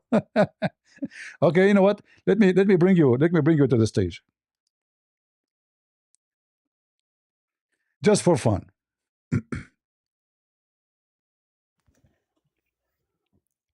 Go. Yeah, what's up, Christian Prince? You don't want to read it? What's up? Yeah, but you agreed with me already that Allah is a false God, right? When He said how the baby is made, correct? Okay, no problem. No, No, you it's no. Jesus Don't is say no is problem. So we can important. hold on. So we don't change topic. Say that Muhammad. No, we want to go to the verse. We want to go to First Samuel. I promise you. Say, no problem, yeah. Allah is a false One second, God and 50. Muhammad is a false prophet. Say it. Why are you scared, bro? Let's All, go. Let's read all it. what I wanted to say, you said no problem. Okay, so I'll say Allah is a false God and Muhammad false prophet. And then we go to the verse, my Bible. What's wrong with you? See, you don't want to do it. You don't want to read it, right? You No, don't want to read it. you see, potato. All what I ask you to say one sentence and we go and read it. So you avoid the embarrassment. It's obvious that your God can't be God. I don't waste my time. You don't want to read it? We can read it. What's wrong with that? What's wrong? Please, what's wrong with it? It's a disaster, brother. What's wrong with it? Are you an idiot? What's wrong with it?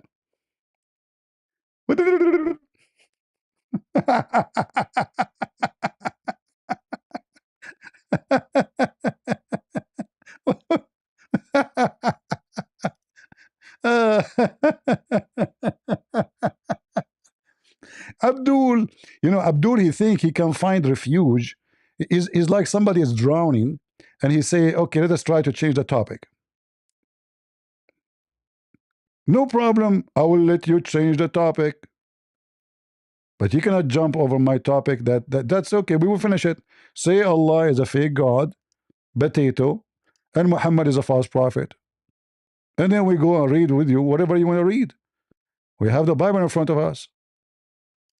You see, we are not like the Muslims ashamed of our book. We're proud of it. Are you proud of it? What do you mean read it for us? Read the whole chapter for you?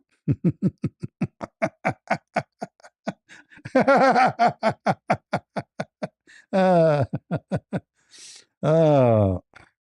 Just to show you that you are a potato monkey, like all of you Muslims. This is a story in the Quran, you potato. Do you know that?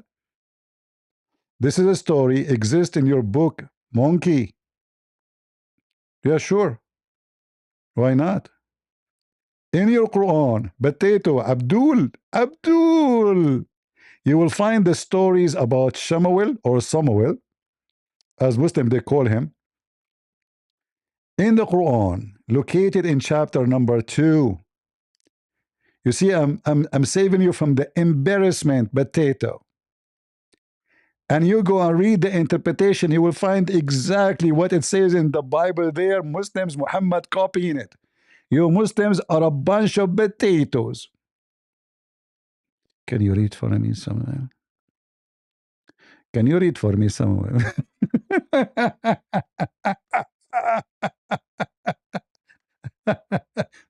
The funny is, I can read to you my book, but you refuse to read your book. What's up? Because obviously you are ashamed. Look what your Quran says about the story, potato. It's in your book. It's in your book. Potato. Potato.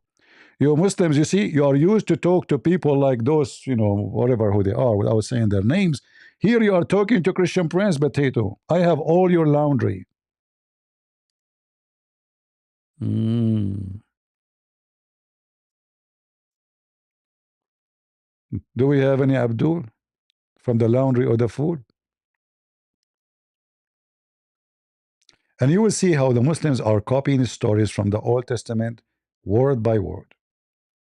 If you open the interpretation for this, you will find exactly they are copying from 1 Samuel. Muhammad and his followers, the thieves. Remember, Abdul, you are talking to Christian Prince, your master. Your God, he fear me. Farid respond, already destroyed me? Is that the one who says you can be a pimp in Islam?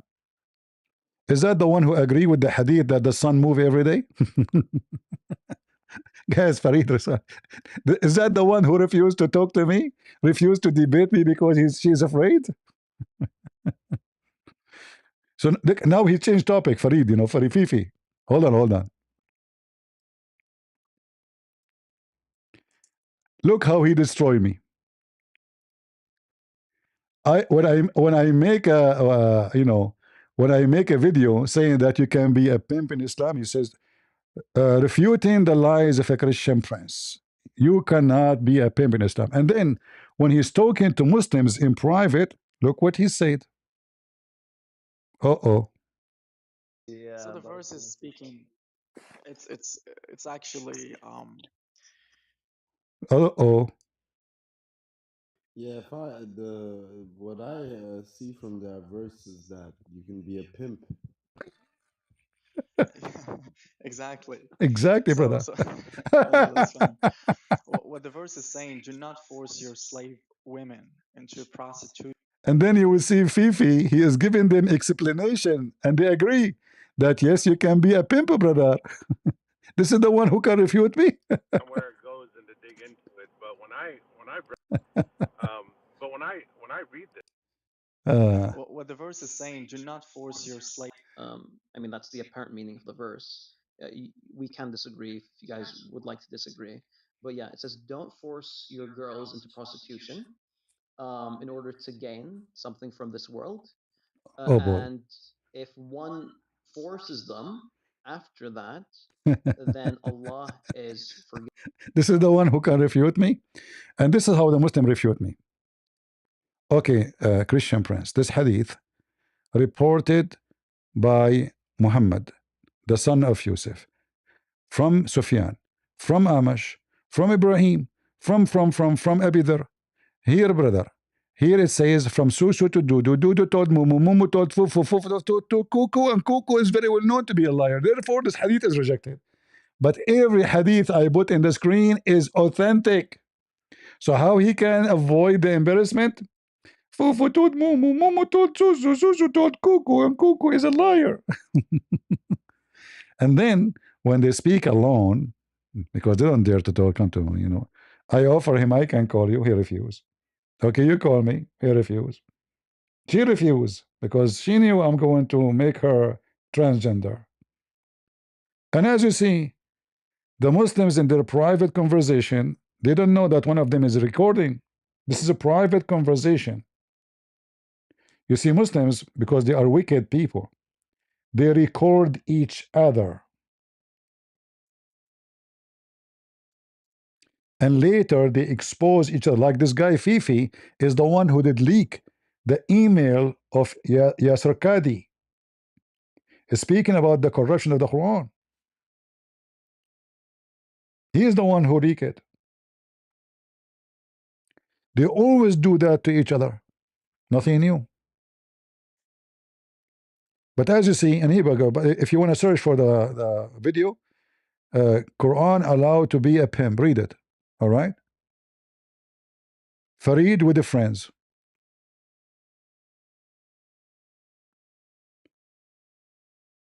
Is that your response? You can be a pimp? All the praise to be Allah. They are pimps who they are fasting Ramadan. Oh boy. Do we have any Abdul?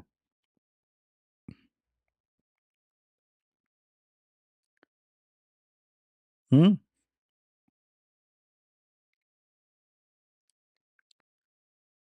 Like, those potatoes, they think like in first summer, well, there is something bad. Well, those people, they are at war, and the other nations are trying. They've been enslaved, the whole nation. They tortured them. They took their women. We don't want to use some words in TikTok. But even in their books, it says clearly how bad those enemies did to the Jews. And they attack him from the rear to attack the women and the children.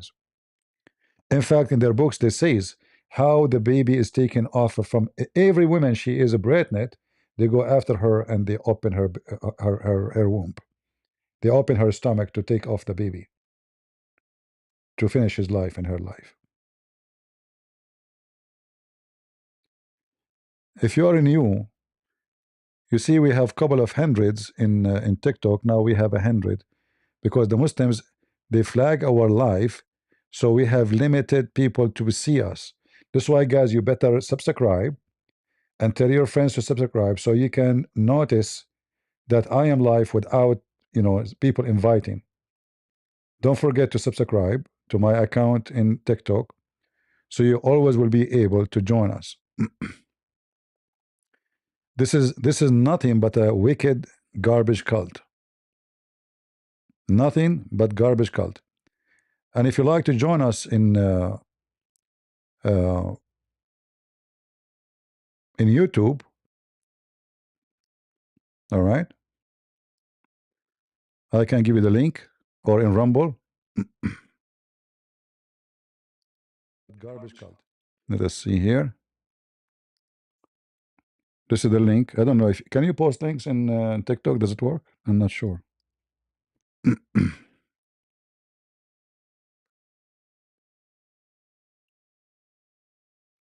Do you see guys see do you see the link in TikTok, the one I posted, or you don't see it?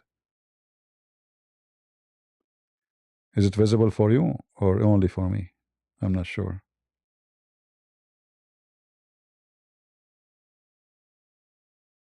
No, it doesn't. All right. Well, it's very easy to find me.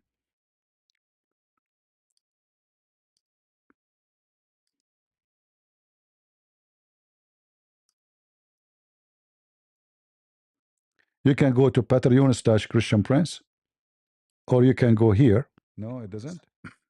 All right. This is my account, Christian Prince. I have 220,000 in this account. All right. It's very easy to find it.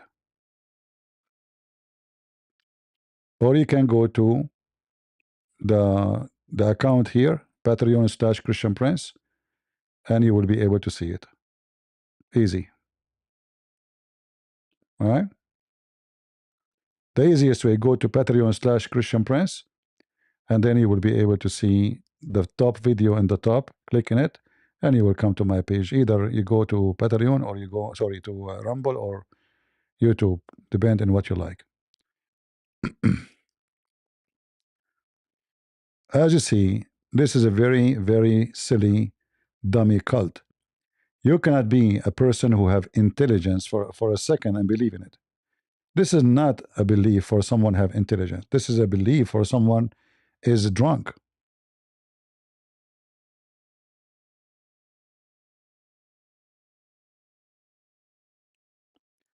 When you ask the Muslims to read, they refuse to read.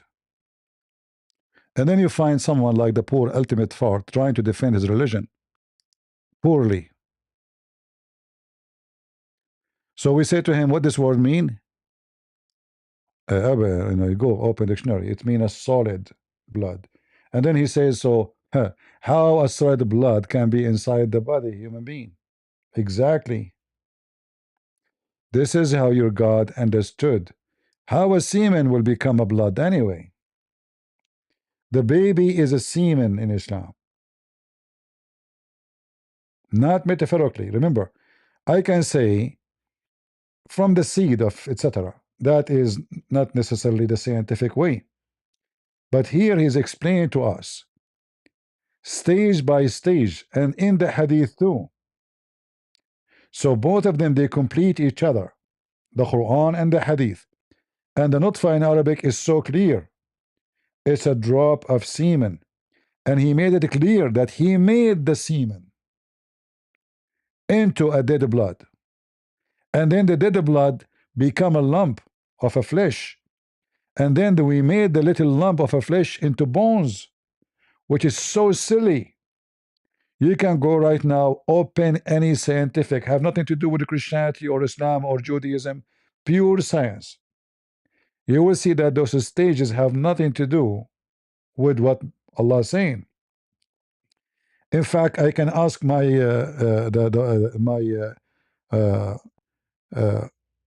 my girlfriend Lily J, but she is not here to that sadly, so she can ask ChatGPT. But we can do that. Too bad Lily J is not here.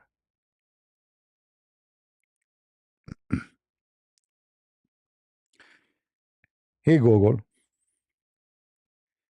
is it true that the semen become dead blood and then dead blood become a lump and the lump became a bones?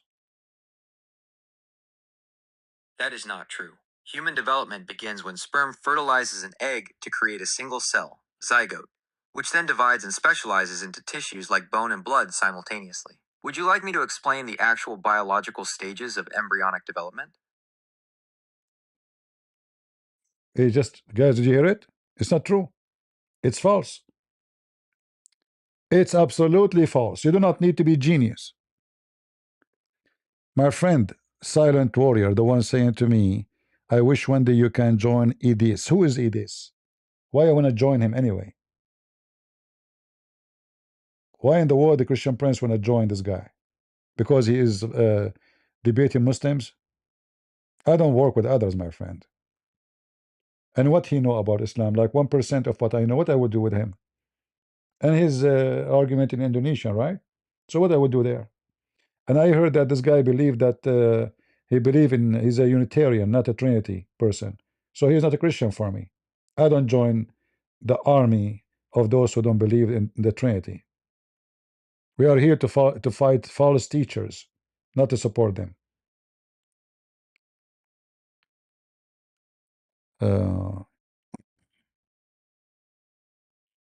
So did you hear it? Anyone who believes in such a garbage is mentally ill. You do not need to be a genius to know that this is wrong.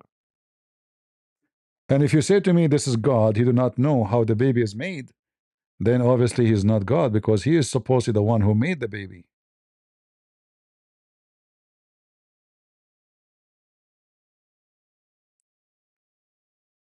How is God? He do not know. How he is God and he is ignorant.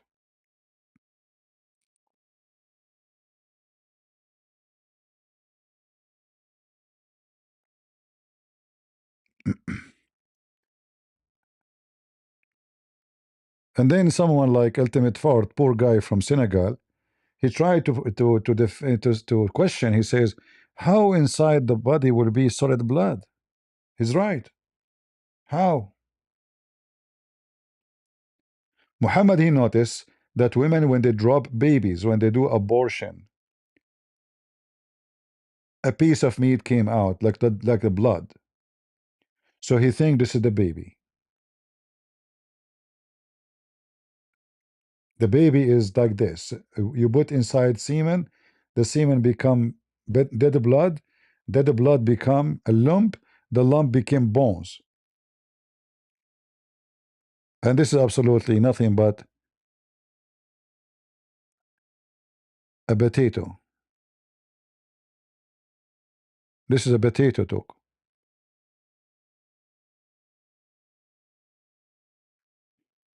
Against it's you again. Is that you, the one who said Musa's he went to India? Is that you? How are you, Mr. India? Come to the stage. Explain to us this verse. Go. You are the smartest between all your people. Yo, what's going on? Explain to us this verse. I'm not the guy that says Moses went there, but Okay, what I about the got, verse? sorry, I got you wrong. Sorry, they are not the same person. You are right. Okay, Don't worry about it. Don't explain worry to about me. it, son. Explain to me this verse. It's what it says right there. So, do you agree that semen become dead blood? Yeah, I agree with everything that Quran is saying. Okay. So, Semen what? So, why you are here? I agree everything. What do you mean? Why am I there? Because if you agree with it, that means the Quran is false. You agree that Quran is false. I agree with the Quran, the process that the Quran gives. Yeah, but this is scientifically absolutely false. I understand, but scientifically, it's not 100% certainty. No, If this you is check, a very easy a process to know. It's not like something in the galaxies. It is something doctors knows from long time how it is. You do not need to be a okay, genius. the fact that it's not 100% certainty, it gives it doubt. No. Who Now, if said it's not 100, who is the one giving the percentage? You? What do you mean? Who is the one who said not 100% certainty? scientists that discovered it. Can you give me the scientist who said this is the process wrong? And It's not 100%. Go ahead. no, So you're making things up. no, I'm not. You're meant to show me You that said scientists you said agree you said that 100%. this is not 100% correct. Then that means Correct. you have evidence to prove to me that this is not 100% correct. Okay, show me. Go ahead. So you can. Where would you like to go? Anywhere, give me a reference, no problem. I'm saying, what would you like to get your information from? My friend, What source would you like? we're talking about science, science. So according to science, Okay. uh-huh. So would you take Google, for example? Okay, go ahead. Take Google. All right. So ask Google if they're 100% Okay, certain hold on. Listen. that the process is. Listen. Yeah, go on. Let me ask Google. Hold on. Hey Google. Go for it. Hey Google. Is it true that the semen become a piece of dead blood and then the blood become lump and the lump became bones? No, that is You're not asking the wrong biologically question. accurate. Human development follows a specific cellular process rather than a transformation of fluids like blood into solids like bone. How it actually works. Fertilization. A sperm cell meets an egg to form a single cell called a zygote. Cell division. This cell divides rapidly into a hollow ball of cells, blastocyst, and then layers of tissue. Differentiation. These tissue layers develop simultaneously into organs, nerves, and a protein scaffold that later mineralizes into bone. Blood and bones develop from the same embryonic layer, the mesoderm, but one does not turn into the other. Would you like me to explain the specific stages of embryonic bone formation? Yes. Listen. Listen, I love. Bone development, or ossification, happens through two main processes where specialized cells create a hard matrix. It doesn't involve. My friend, you asked me to ask Google. This is Google. So Google says this is wrong. But you're asking Google. You're asking the Google the wrong question. I'm asking you to ask Google if they are 100% certain that that is the process All right. scientifically way. Okay. Is that 100% true? All right. Hey Google. Is the process about how the baby is made scientifically 100% accurate according to science, or they are still not sure? The core biological mechanics of human reproduction are scientifically proven and well understood. Scientists have mapped the process from gamete production and fertilization to embryonic development with high precision. What science knows, fertilization, the exact interaction between sperm and egg, Is it possible that scientists are wrong about what you are saying? Ouch. Science Boom, is a as you self-correcting say. process. Hold on. So while the core mechanics of reproduction are backed by centuries of evidence, our understanding of the fine print changes as technology improves. But As science evolves, new tools, better microscopes, allow us to see molecular interactions we previously couldn't detect. So it's a Refinement. theory. We aren't usually it's a wrong about the big theory. What theory? What's wrong with you? Where We often It's not find 100%. It's not where it says 100%. where it says is a theory? Did you hear him Where saying does it theory? say it? Did Because you it says it's not 100%. hold on? No, it's 100%. Boom. Like, just don't waste my time. Where it says theory? Boom. Did you hear Ask the him word again. theory? Ask it again. Just All get right. out. Just get out. I will ask him again. Okay, but don't waste my time, guys. Did Google say this is a theory? Is the stages of the embryo is a theory or a scientific fact? Oh, I did not make that sound. Hold on. Hey Google. Is the stages of the embryo for the baby is a theory or scientific fact? the stages of fetal development are observed scientific facts, while theories explain the biological mechanisms behind them. Key stages. Germinal. Conception to 2 weeks. Cell division. So the stages is not a theory, correct? Correct. The state. See how stupid you are? The stages is not a theory. And this is the stages here is wrong. And you are laughing? The stages is not a theory. So why you are laughing? You think by laughing you can avoid the embarrassment?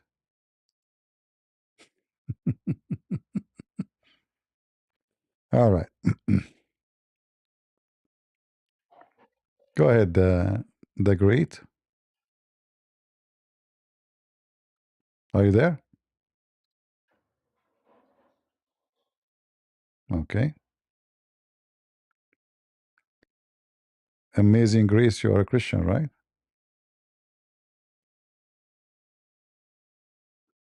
Let us take against again. So did you Right. hear? Did you hear? It's not. So do you agree It's, that they're not 100%? no, they said it clearly. This is not a theory. It's a fact. So it's 100%. That's what you just Yes. said. It's not a theory, it's a fact. I tell Yes. you what the fact is the sperm and the egg is the fact. The Okay. rest is theory. Okay. The process is theory. What is the egg? The process is theory. What Don't is change the the egg? subject. No, you mentioned the word egg. What is the egg? No, I mentioned the word that it's not 100%, You mentioned an and I'm egg. It right. is you who mentioned the word egg. Where is the egg? All right. Am I 100? Is it 100% true scientifically? You said to me the egg. Where you get the word egg from? You see how you melt when it's me, bro? See? Yeah, for sure. Because you are very hot, like Allah, but from a spanking. What is the egg? Your prophet make it clear. And just let me help you. Let me help you. In the Quran, in chapter 7, verse number 86, it says that women she have semen. So either way, women have semen and men have semen. Read with me.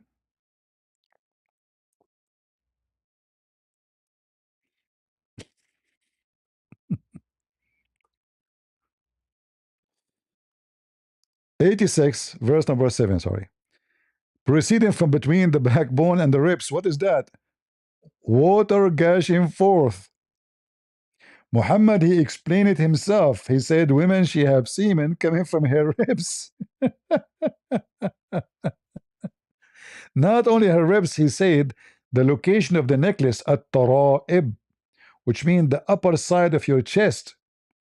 But according to science, women don't have semen.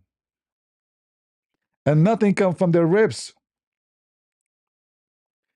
Hey, Google, I have a girlfriend and she have semen. And this is what she told me. Is it true? She have semen? Biologically, women produce vaginal lubrication or ejaculate during arousal, but this is not semen. Semen is specific to those.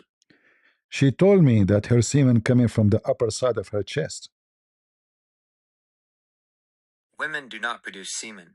If she is experiencing fluid coming from her chest or breasts, it is likely breast milk or a different type of No. She meant that this semen is coming from the chest upper side and going down all the way to her private part. fluid moving from the chest to the private parts is not semen. This sounds like a medical concern or a misunderstanding of how the body works. Liquid cannot travel internally from the upper. She said she have to make that thing happen if you want to make a baby. So the semen have to come from her ribs, go down all her private part, so we can make babies. That is not true. Women do not have semen, and fluid does not travel from the ribs to the genitals to create a baby. For pregnancy to occur, a man. What if she is an alien? If she were an alien, her biology would follow different rules, but humans do not work that way. In reality, what she describes. Okay, I just told you maybe she is not a human.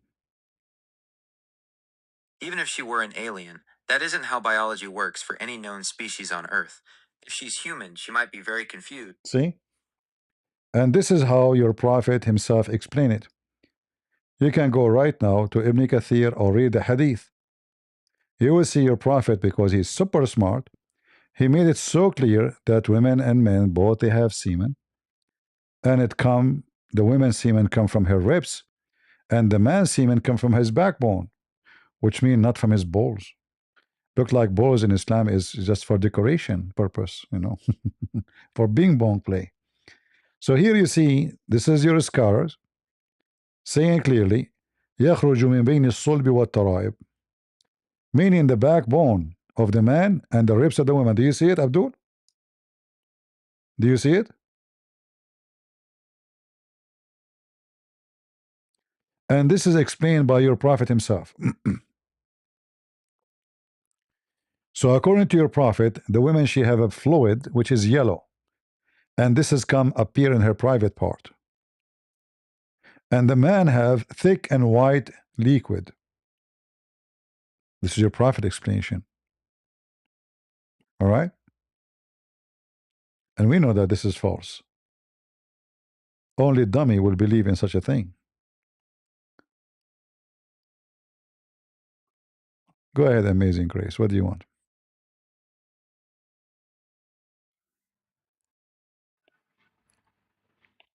Are you there?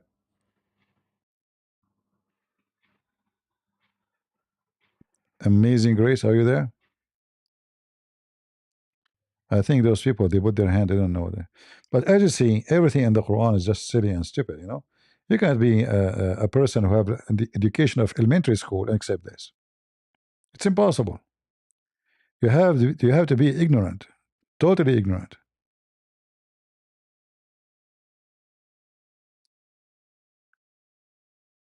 We have tons of evidence proving that Muhammad is a false man. When Muhammad he started putting his nose in science, right away he got himself exposed. Immediately.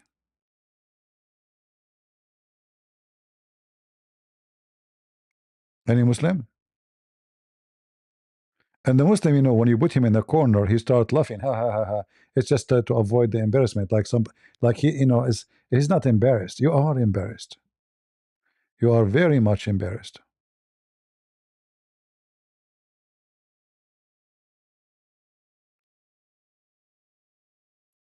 The embryo is very simple, you know, thing to understand. And nobody can say it's not true. This is not about something in the galaxy, etc., something we do not know, we do not see. Theory, no, it's very simple thing. And your prophet, he make it so clear that he is a person who understand nothing, and he did not hear that from his God.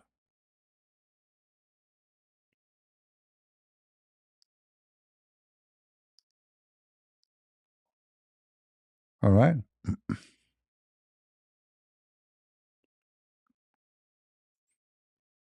This is why I'm not getting married. I'm afraid that you go to the bedroom, the women, she take off her clothes, and instead of seeing breast, you find the breast testicles. I'm scared. Women, hold on. Hey Google. So if my girlfriend, she is saying that she have semen coming from her breast area, does that mean she have a breast testicles? No, that is biologically impossible. Breasts do not contain testicles, and they cannot produce or store semen. What she is likely experiencing is galactorrhea, which is the discharge of milk or a milky fluid unrelated. No, no, no. She claimed that she have semen, and I saw her breast. They are big balls. That is physically impossible. Breasts are made of mammary glands and fatty tissue. So how you explain that she have two balls in her chest and they are huge? Those are breasts, not testicles. Breasts are comprised of fat and mammary glands, which can feel firm or. What is the proof that those are breasts, not testicles? Human anatomy dictates that testicles are part of the male reproductive system and require a specific environment, the scrotum, to function, while the. Isn't it possible that when she was riding the bicycle, she hit something and then her testicles jumped to her chest and they became up there? No, that is anatomically impossible. Testicles are physically connected to the lower body by the spermatic cord and blood vessels. They cannot jump or migrate through the body to the chest. But I heard on TV a woman, Kamala Harris, she was saying to other women, if you have guts, that means women, they have guts? Having guts is an idiom that means someone is brave.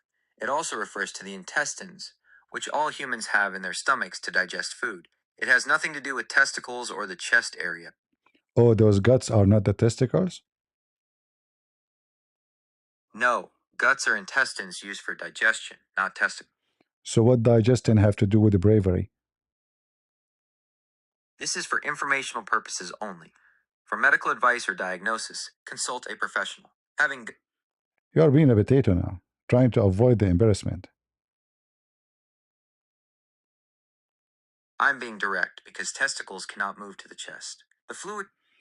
So how you explain to me my girlfriend, she have two testicles and they are so huge, each one of them is like a watermelon in her chest. Those are severely swollen breasts, not testicles. If they are the size.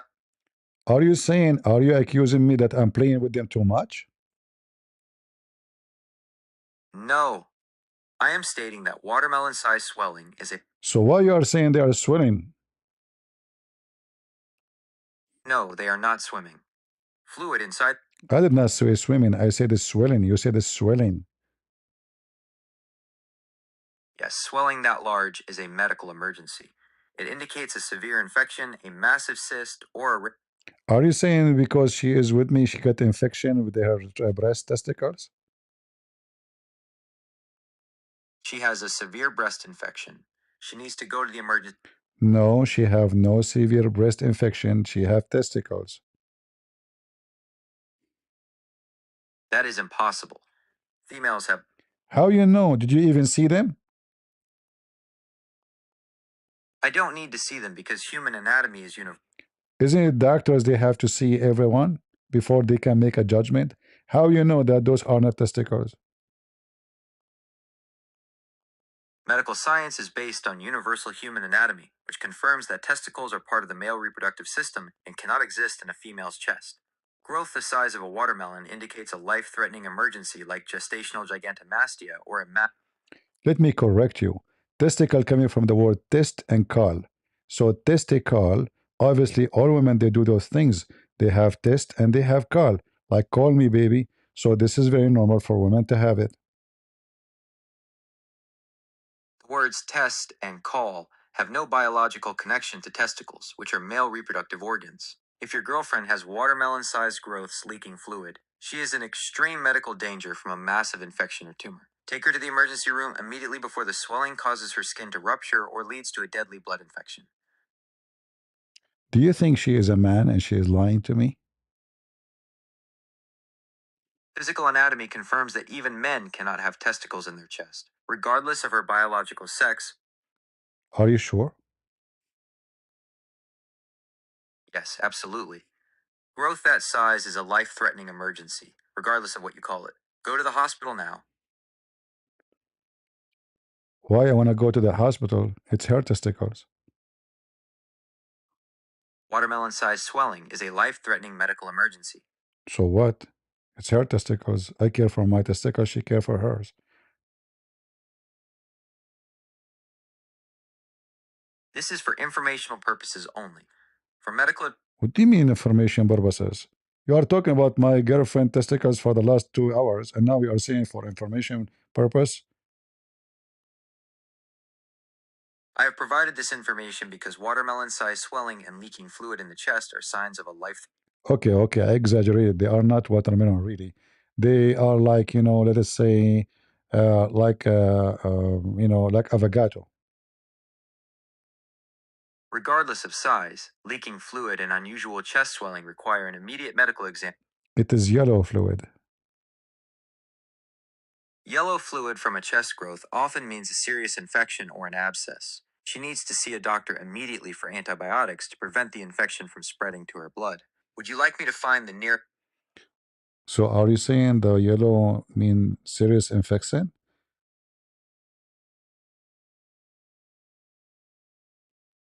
Yes, yellow fluid means a serious infection. It is likely pus, which can lead to blood poisoning, sepsis, if not treated with antibiotics immediately. Good. So why Prophet Muhammad says yellow, guys? Hey Muslims, why Prophet Muhammad he says it's yellow? I don't know. I'm really confused. Really, I was going to convert to Islam right now because Prophet Muhammad he discovered in his Discovery Channel, which is established by Allah Himself, that women they have a nutfa. It's coming from their breast, brother, and it's yellow and it's fine. And this Google was harassing my girlfriend, which I don't have. Hmm?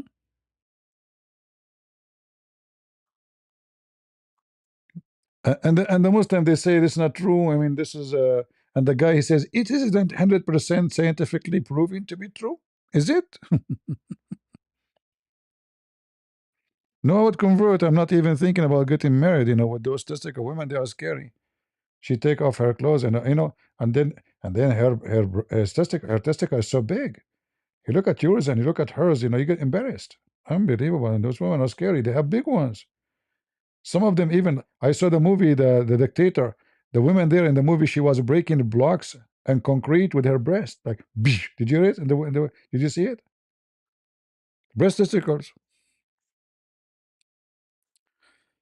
All right, all right. And then the Abdul, he tried to argue. And he say Islam is a religion, brother. True story. True story. Everything in Islam is true until you examine it.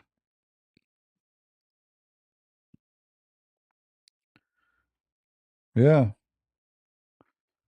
Actually, the one I was talking to, it was Google, not.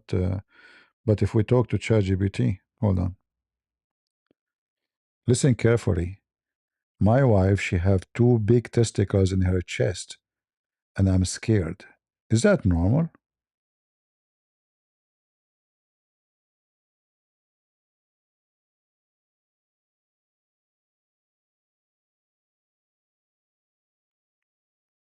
No, man. ChatGPT give me a newspaper. All of this.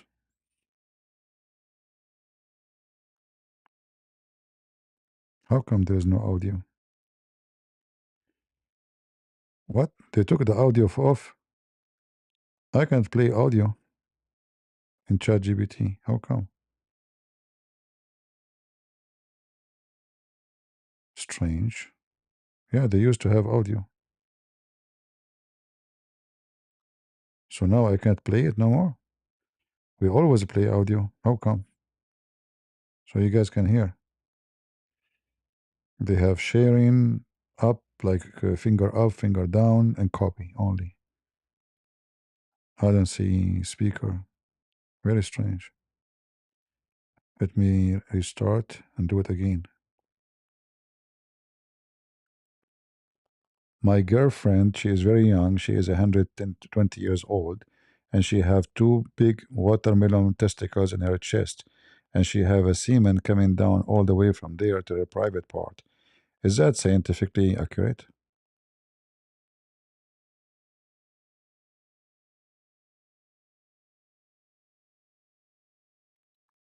Let us see if this time the speakers will be activated. Restarted. Man, ChatGPT is collapsing. It's taking a lot of time to think. Let us hope the speakers will work. There's no speakers. They took it off. They took off the speakers off. Man, I guess maybe they activated only for those who pay. All right, guys. I think we have a good time together today. Do we have a good time? I think so, right? I hope you guys enjoy your time. Don't forget, if you are in TikTok, to subscribe and tell your friends about being here. As you see, the Muslims are flagging my channel left and right. And here you learn. And here you learn how to debate Muslims. You see, Muslims don't have mercy with them when you talk. They are very deceiving. They lie. So just goes straight. Don't let them play. It's, when you speak with a Muslim, it's like grabbing a mice from her tail. The mice she will try to drive you crazy from corner to corner under the couch. This is how they do it. So you have to grab them from their tail. No mercy. And don't worry about being rude. For those people, when you are nice, they think you are weak. This is why I always try to intimidate you, not to discuss with you. And this is why you hear them when you ask them a question which is sensitive, they start laughing, ha, ha, ha, ha, to try to avoid the embarrassment and that they are really in the corner. So learn how to debate them, learn how to deal with them, so you can defeat the devil and his followers. And Ramadan is nothing but a pagan month of the pagan Muhammad, of the pagan Kaaba, of the pagan God of Islam, which is Allah, which is the moon god. We will be here tomorrow, I hope so. And I hope I will be able to go live again and come to TikTok And please invite your friends and tell them about my account. Share it with everybody you have in your page, so they can join us and we can have a better discussion. Thank you all in TikTok. God bless you. And I will move right now to YouTube and Rumble. And if you like, you can join us there to continue. God bless. All right, we finish with TikTok. We finished with TikTok. Oh boy. Man, I just click at messages in TikTok. I have like 20,000 messages. What is that? All those messages coming to me? What I would do with them? How I can read them?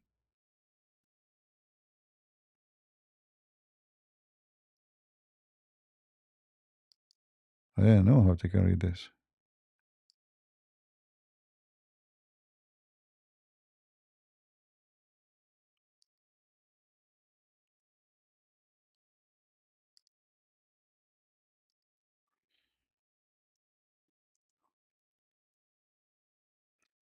All right, all right.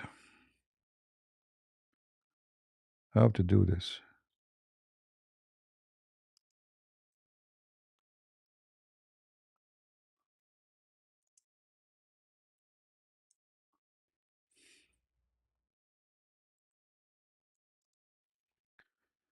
Uh, as you see, they cannot, they cannot debate us. That's why they go and they go to other channels, because there they can have opportunity. Here they have zero opportunity to succeed, or even to play the game, or claiming to have knowledge of anything.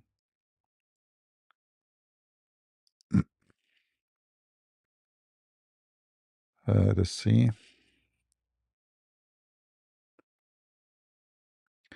Read some for us. Well, there's some messages.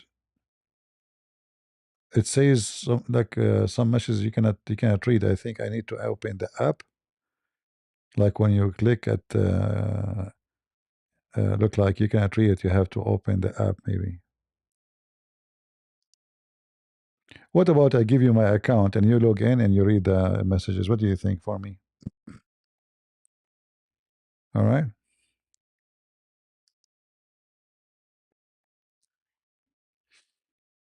All right. Did we have a good time? And I will not open messages from female who have big testicles. Trust me. They are exist. Ask Kamala Harris and Joe Biden. They are not fiction, according to the Democrat. They have, yeah. Oh, what you need, just wear a skirt, and the man became a woman. Easy teasy. Those weird people, everything for them is possible. Uh, I don't debate Muslims. Nobody can debate Muslims, because Muslims, they lie. So the only thing you can do is to get them busted and to corner them and don't allow them to play. You see, like when this guy, he said, is it 100%? Is it? It's just trying to avoid the embarrassment. The other person, we ask him about the Quran. He says, read, Samuel, First Samuel. So we can read. So what? God, he command to fight the enemy and kill them. So what? God bless the fighters. We are not like you, Abdul. I was in the army myself, and I am armed all the time.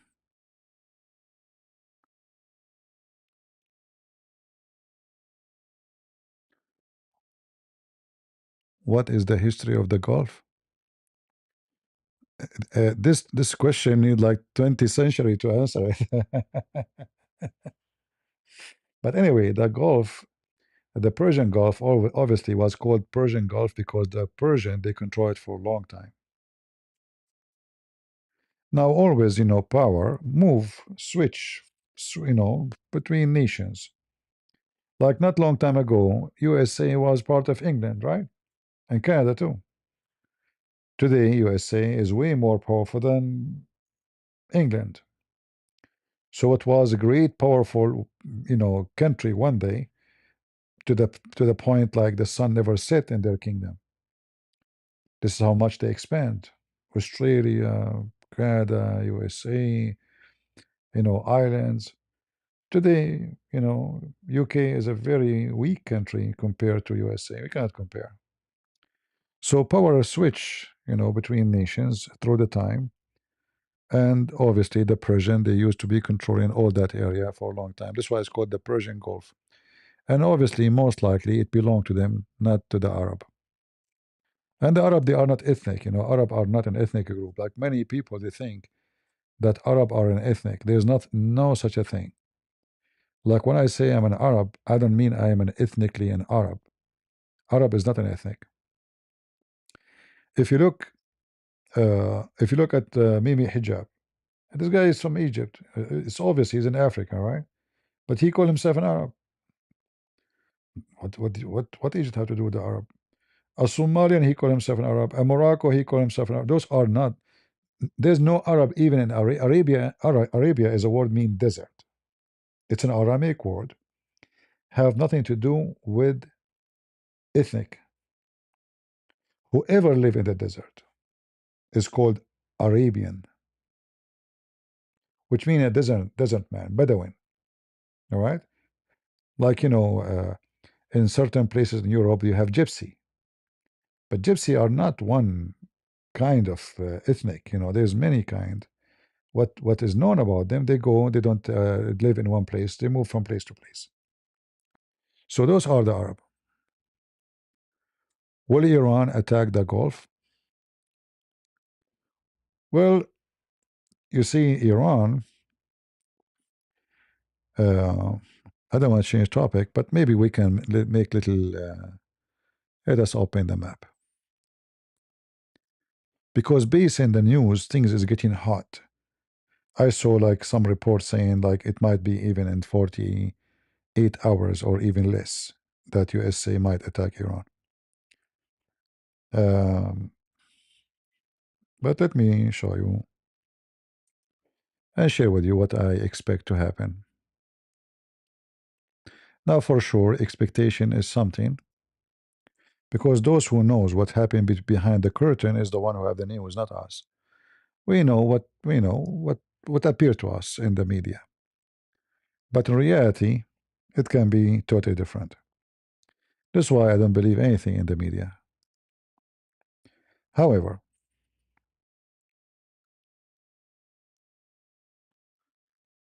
Iran already closing this territory here now. And the excuse is that they are doing game, war game. What Iran is trying to say to the USA and other countries, if you attack us, this area will be shut down. Which mean oil going to India, oil going to China, oil going to whatever countries is not going to go through here. Not anymore. The other thing I believe is going to happen, in case things erupt as a war, the Houthi, which is located here in Yemen, they are going to close this territory. So that will suffocate many trade business. Like Saudi Arabia will be surrounded actually, both side seas, because here the only way is to go through Oman, and that is a long. It's far away from where their field. So the routes of import is either going to go here to the Gulf, all right, or is going to go to Jeddah or Al Aqaba, or Abha. Uh, and both of them, Iran can control them, because here they have Shia in this area, the Houthi here. And in there, it's very easy to close this area. It take them a few rockets. No ships will dare to go, and so the American, if they have to go at war with the Iranian or an attack, it have to be done very fast. Otherwise, that can cause a big problem for many countries around the world. China, India, all countries actually. And then like Israel is not going to be impacted much because Israel, they have their own gas and oil. So they become independent. In fact, they are selling now their gas and oil to their neighboring countries. And Israel lately, they are, I don't know if how far they are in this project, working in a pipe to go through Cyprus to go all the way to Greece. But I don't know how far they are in that project. And that will give Europe more security for the future. But for sure, if the Iranian they are under attack, they will hit anything they can because it's about surviving. In the same time, hitting the neighbors will not be smart too, because America alone is a big enemy. Hitting the neighbors will not make any different except having more enemies joining the war. So if they hit Emirat is a like a small country, yes, but they bought a lot of airplanes from USA, and they can bother Iran for sure, and they can activate their land for Israeli to use it to attack Iran. The biggest like loser in this war is Qatar, because the supply of Qatar will stop. In the same time, Qatar depend too much on Iran to be supported because all the neighbors are enemy. Bahrain don't like Qatar, Saudi Arabia don't like Qatar, Emirat don't like Qatar. So this issue here is very complicated, and Trump, in the same time, I don't think really he can go for war, but he can go for an attack, which means fast hit. It have to be very fast, like a few days. And if we go to the, let us see, USA war.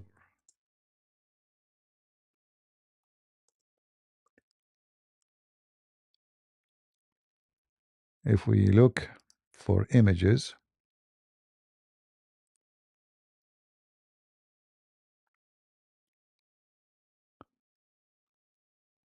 let's see this one.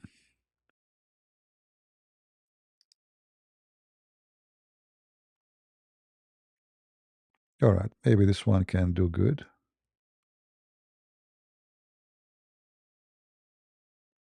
This one here is just shows actually American, or let us say land ground bases. Some of them actually they are public, and some of them they are supposedly not active no more.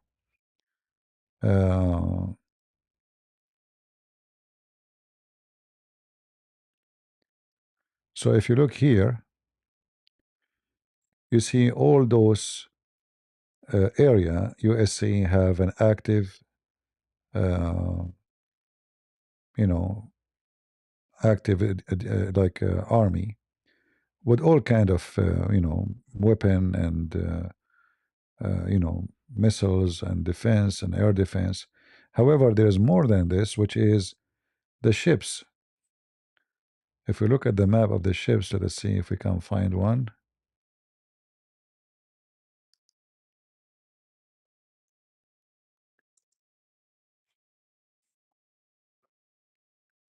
Let us see, where are they? Maybe this one is updated now.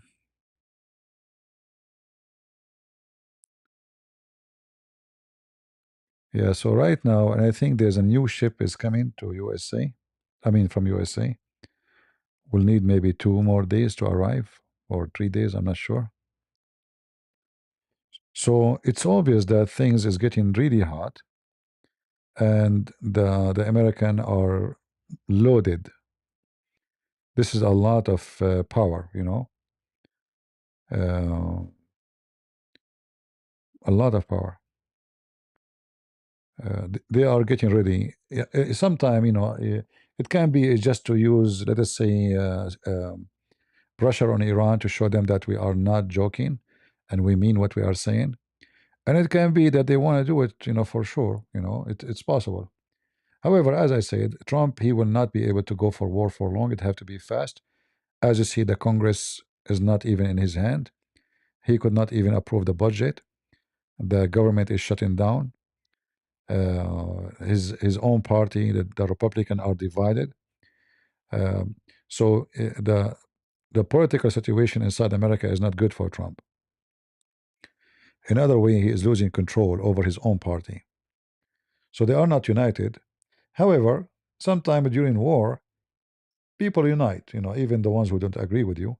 So if a Trump, he can like convince a bunch of Democrats to join his Republican to agree with the attack against Iran, which is possible because there's a lot of Democrats, they hate this country.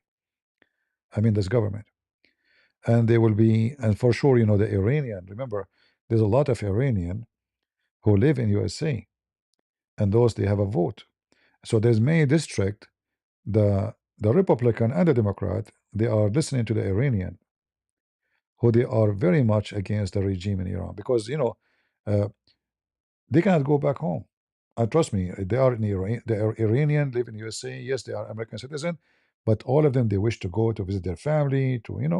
They are from there. So for them, getting rid of the regime is like a dream come true. Uh, so it's possible if Trump, he was able to secure enough vote for him to go and make a big hit in Iran, and for sure Israel will join. Israel will not hesitate for a second to say hello, because the first one will get the benefit of this change of regime in the whole territory is Israel. But Saudi Arabia and the others, they will not really be happy. It might be sound like strange, but Iran as a government, as a moderate government, is going to be way more powerful and scary than the mullah's regime.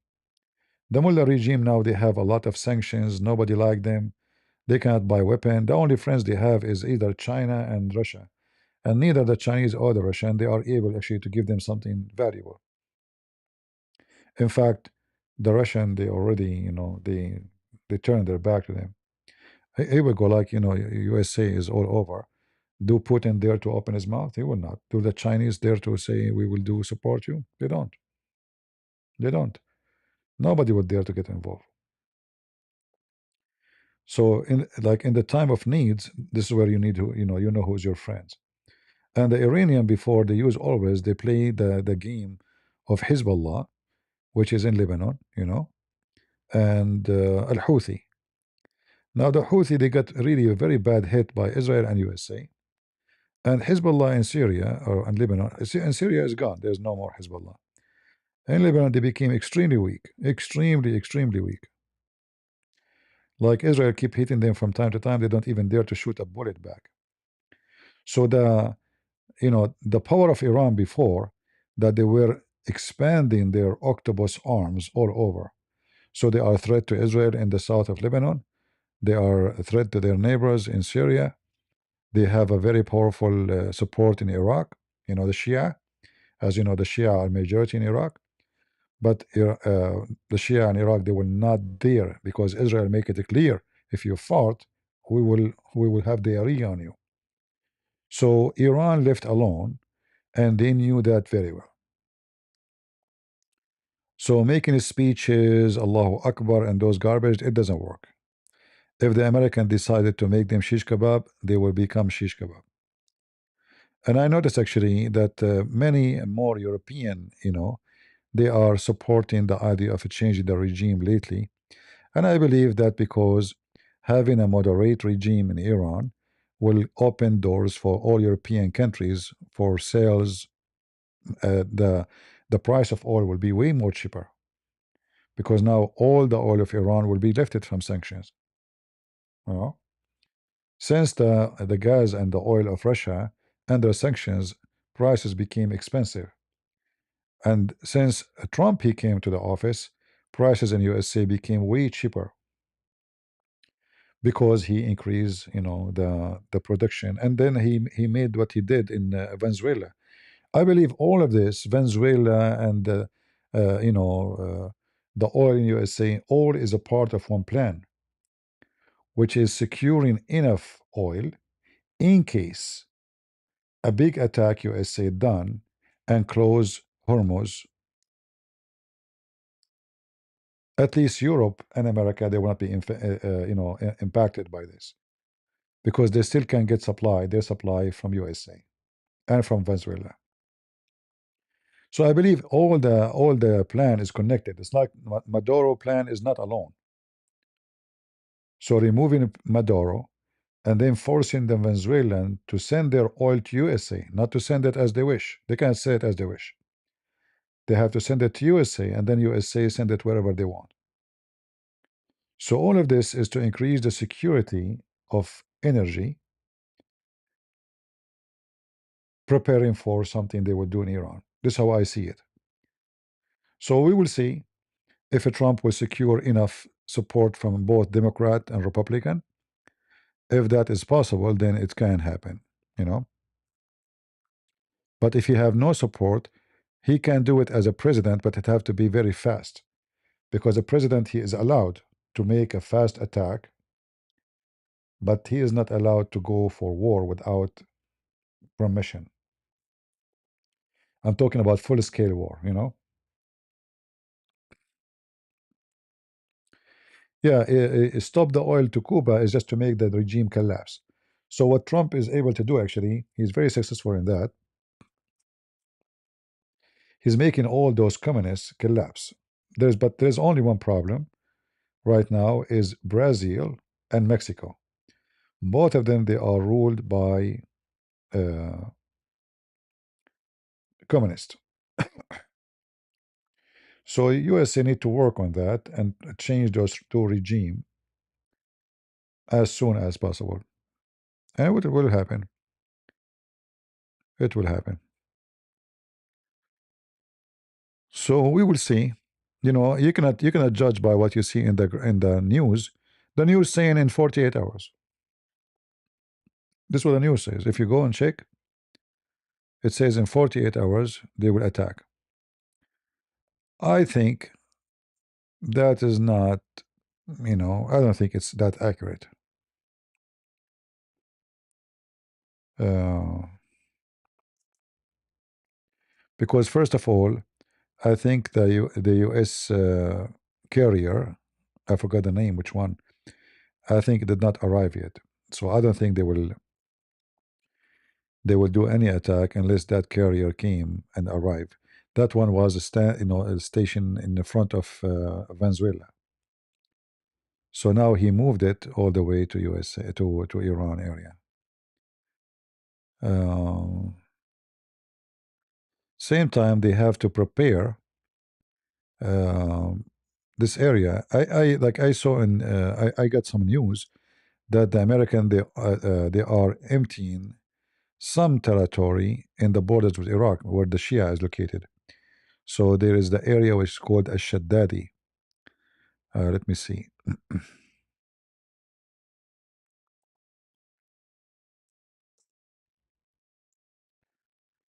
So the American, they are emptying that territory because it's very close to the Shia. Because it's possible that the Shia, they will start attacking, sending rockets, which can do not too much really harm because American, they have a very good defense system. But still, it can cause a trouble.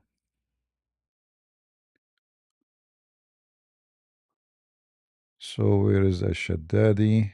Here we go. So here, in this map here, the American are emptying their ground very fast, which means there's something might happen.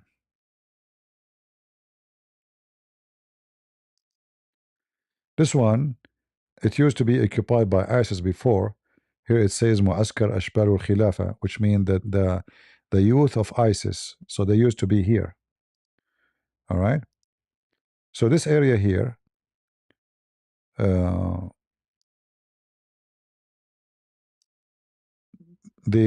American, they have a very good size base, and as I know, they are emptying it so fast because they are very close from the Iraqi border, you know. and there is no need, there is no reason for them to empty it so fast like this, unless they are preparing to move any vulnerable, soldiers here, because maybe they don't have enough defense system like for rocket and missiles, and so they are emptying this area, and that is for sure. So there is something happening, and we have to wait and see. And I think the Iranian government will make a big stupid mistake if they don't surrender, because what the Trump is asking them for is nothing but surrender. Is not really an agreement. They have to deliver, not only to stop. He's not asking them to stop developing their nuclear weapon. No, he's asking them to take it, take anything they have to do with the nuclear. So everything, all those facilities have to be taken into part, and the USA would take them away. Same time for the program for long range missiles, ballistic missiles. Trump, he's requesting, and this is the request I think of Israel, that Iran have to not only stop doing this program, but they have to deliver everything to USA, which means they will take every manufacturer they have apart, and USA will take it, and they will never have it again. So if Iran actually agree with this, they are surrendering. This is nothing but surrender.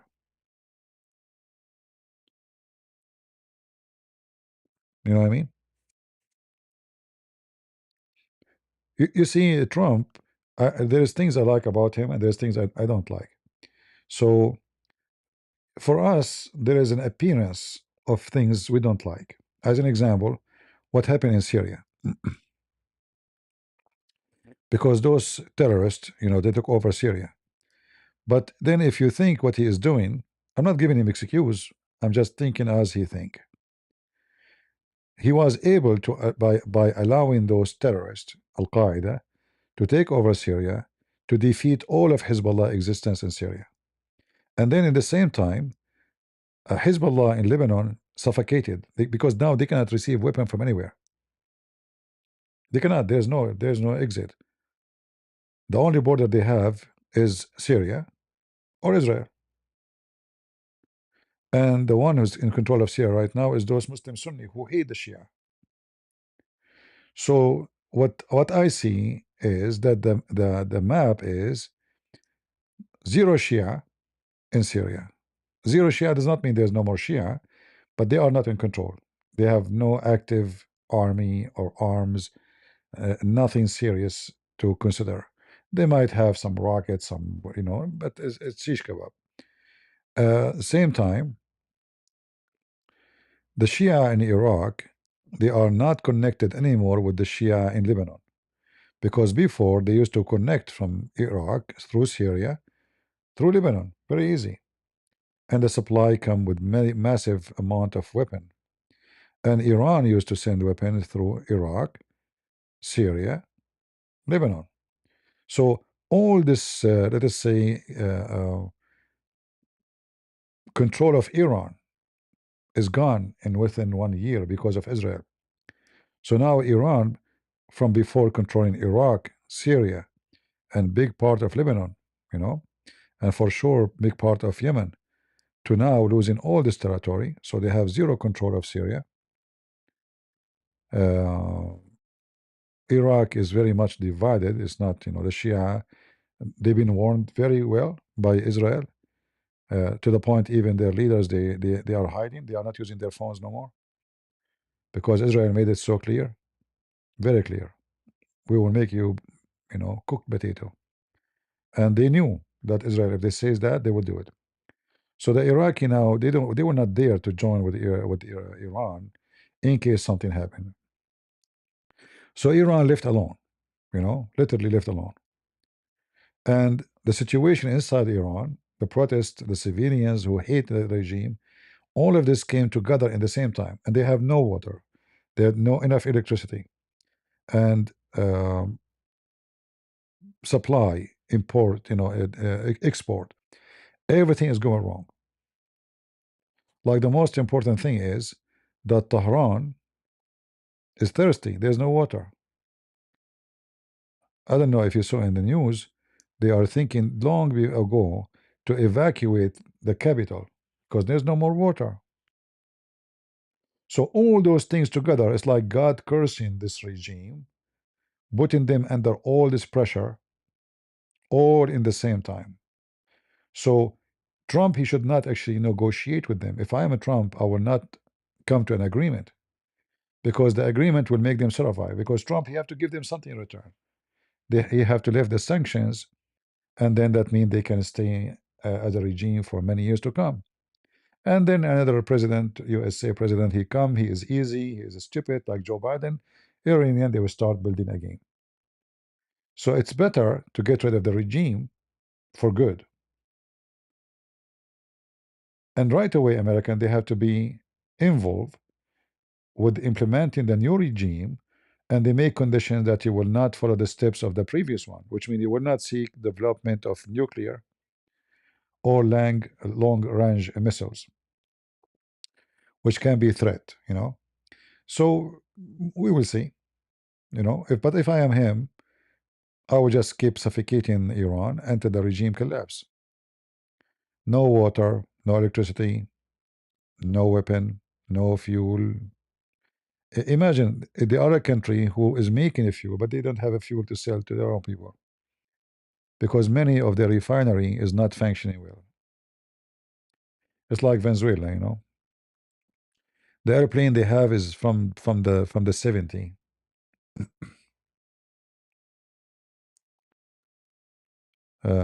So things is going very wrong for Iran. Again, we do not know what is behind the curtain because what we know from the news most of the time is 99% different from what is real. So it might be a show that all of this is just to show how big our teeth is. You know what I mean? To scare them, to make them agree to come to an agreement. We don't know if they really mean it. It might be all this is propaganda. It's just to make them put them under pressure and scare the hell of them to surrender. You never know.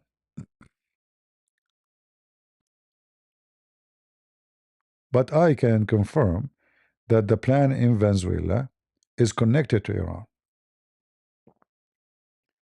Because Venezuela have one thing, a lot of oil. So controlling the oil of Venezuela now will allow USA to have extra pumping to the energy market. So if the war here happened, for sure Iran will close all this territory, Hormuz, this area here is going to be closed and no more oil will be able to go through. And remember, there's a huge amount of oil for the whole world is coming, like to Japan, actually, the only way to know how bad it is to find out if you are a person from Japan or from China, to find out how much China and Japan they are holding oil right now. Like, did they rush many order already to come to China so they can have enough in case the war started for, like, let us say a week, or they are relaxing? If they are in rush, that mean war will have. I mean, if they are able to get their oil, or they order big amount, more than they need usually, that mean there's something will happen. Because Japan, India, and China, those are the maybe number one countries in the world who they are taking the oil from this area, oil and gas. And Iran relationship with Turkmenistan is not good. Relationship with Afghanistan is not good. So everything is going wrong, you know. Everything is going wrong. Azerbaijan is not good, you know. They have no border with Russia, so they cannot take the benefit of having Putin, to support them, to give them like a line of life and supply. So things is not for their benefit. And India cannot help them. You see, if India have borders with Iran, the Indian government, they have no ethic. They have no ethic, zero. So they will be happy to sell them anything they want. But because there's Afghanistan and Pakistan between Iran and India, so Iran and Pakistan, they are enemies, they are not friends. Those are Sunni, those are Shia.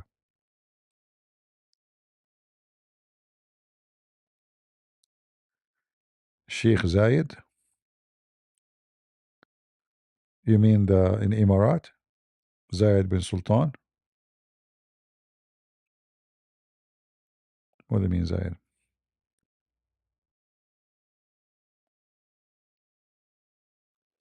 So we will see, you know. Again, don't take your news from the news. All of it is false. All right. Sometime a government, like USA government, CIA, they publish news about we are going to attack soon. And they do that not to tell the enemy, they do it to see the reaction of the public. So they have like they study the media, they respond, the reaction of people, if even prices, economy, what that would do. So sometimes they throw like a rock in the water to see how deep the water. You know what I mean? So if you hear the news saying we will attack in within a few hours, it can be a fake news even published by the CIA. This is something all countries do, not only like CIA. I'm not making fun of the CIA to do that, but this is something all countries they do. Always before they go for something, they speak about it and see the reaction. Like when Trump he mentioned he want to take a Greenland. He spoke too much to see how much reaction will be from Europe, from the NATO, from China, from Russia, from. And then if he noticed that the reaction is not too much heavy, let us take it. It's like just to test the water how it is. Still possible he might take it still. You never know. But always those things they publish them in advance, so they can examine what will happen if we do it. All right.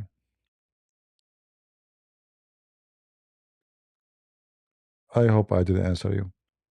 But again, news, like if you go to this guy with his name, 2C TV, according to 2C TV, Iran regime is gone long time ago, 3 months ago. Right, 4 months ago.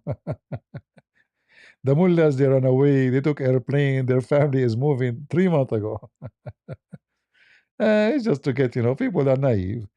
To get click from people, just make a, amazing, the Khamenei and his family and his wife, they took their land, even their lingerie and their laundry from the laundry line, they took it from the balcony.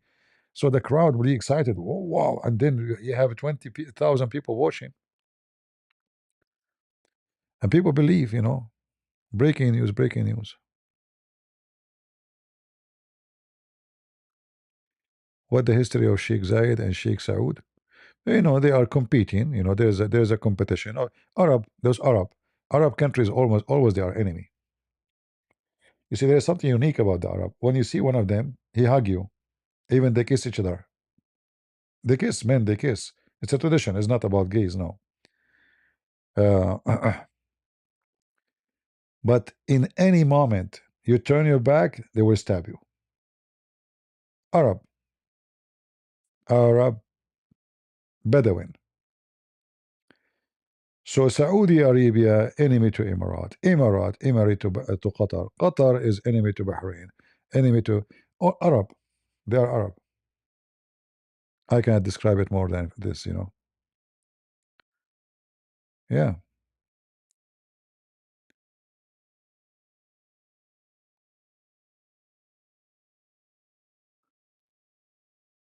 Tusi catering to civilian Iranis. What do you mean catering? Oh, you mean like he is getting attraction? Yeah, but most of those news are false. If you go check his channel, I mean, it is obvious. A lot of shish kebab. Yeah. This is why those people, like they will never be a nation. I mean, sometimes, like even Saudi Arabia, they hate each other like many tribes. There's many tribes, many, the only reason they have a country now because the regime is so brutal. You see, if you give them democracy, this country will become 20, 50 countries. You cannot run democracy in the Middle East. So anyone who speak against the crown prince, imagine in Saudi Arabia, uh, the Saudi intelligence, every bus, can you believe it? Every bus traveling, there's an agent for the intelligence. He go dress a civilian like everybody. He sit next to you in the bus. He talk to you for a few minutes, etc. Like, where are you from? What are you doing? And then he go after he talk to you for 5 minutes. He go to different seat. And the company they have to keep some seats in the bus empty. It's a must. They cannot make the bus full. All right. So this guy he keeps sitting next to you for some time, and then other guy come, like let us say after 100 kilometer. This guy he will go down, so you don't suspect, or he stop in the station, he's gone. Other guy he would dress civilian too. He do the same thing.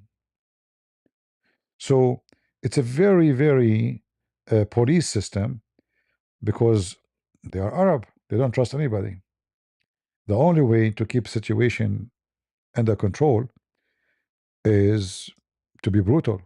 So if you say anything against the regime, you and your family will disappear in a minute. Like I'm sure you heard of you, all of you, what the Saudi did to this guy Khashoggi. You know him, right? The one they made him pieces in the embassy, literally. So this guy, like he is, God knows how many hundred of thousands of people disappear. And I'm not exaggerating, by the way, if I say hundred of thousands of people in the Middle East, not necessarily in Saudi Arabia alone. But this guy, his story became obvious because his wife, she was waiting outside.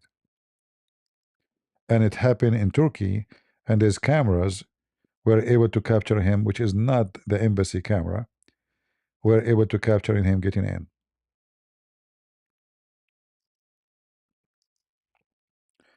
But he never get out. Now this guy, many they lie and they say he is a journalist. This guy, he was an agent for the Saudi. And he joined Al Qaeda to be spying for the Saudi. So he worked for many years as an agent in the intelligence, and God knows how many people he killed too. So the Saudi, they were trying to get rid of him because he started supporting the Muslim Brotherhood. And it's time to go to assassinate him, and they did. But imagine how many they cut them pieces and nobody noticed. You know what I mean? You go missing. The family make a report to the police. Okay, when we find him, until now they cannot find him because obviously I think they use acid to destroy his body.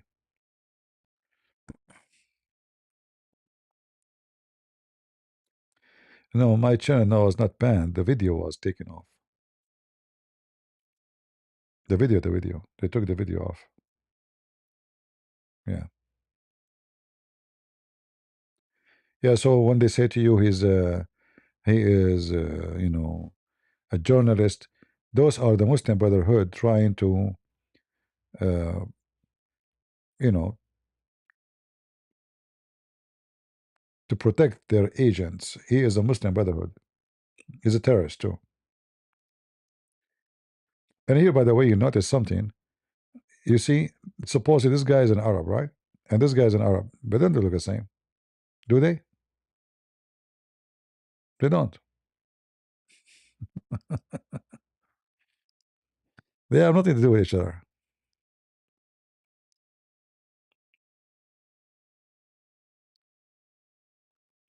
They have nothing to do with each other.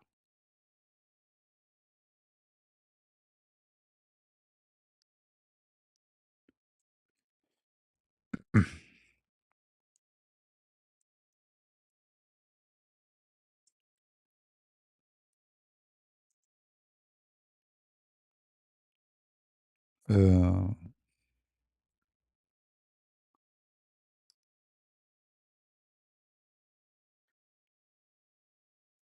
Usually, such a name actually, he's mostly is a Turkish.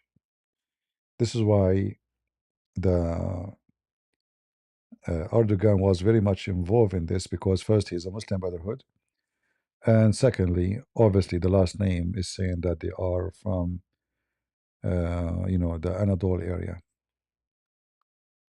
But how he took his citizenship, I'm not sure really. Maybe his family, parents moved to Saudi Arabia a long time ago. It's possible.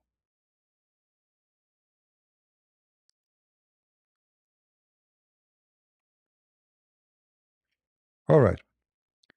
I hope I did answer you. Do you expect Trump to attack soon? Uh, I don't think so. However, all of this depends on how much support he have inside the government. So I believe that Trump, if he want to do this attack, he have to get some support from Democrat before Republican. Because as soon he do the attack, many of those Democrat they will go crazy. Not because they like Iran, but because they oppose Trump for whatever he say, whatever he do. And if the attack is short and not successful, so there's no point of it. He will lose politically because he did not accomplish the mission. You know. So the attack have to be strong. It have to be uh, able to accomplish the mission, and nobody can predict how many days it's going to be because those Iranians they will go crazy, and they have still, I believe, thousands of missiles to shoot.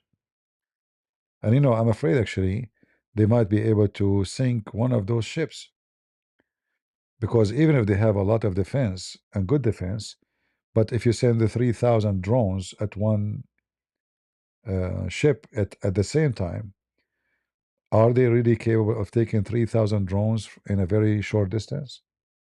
Because you see here the distance is very. Let me activate my mouse in a second.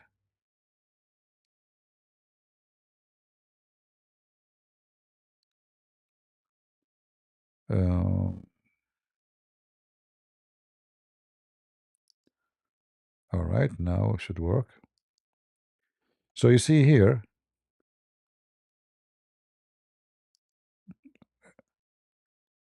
the distance between Iran and those ships are very, very short.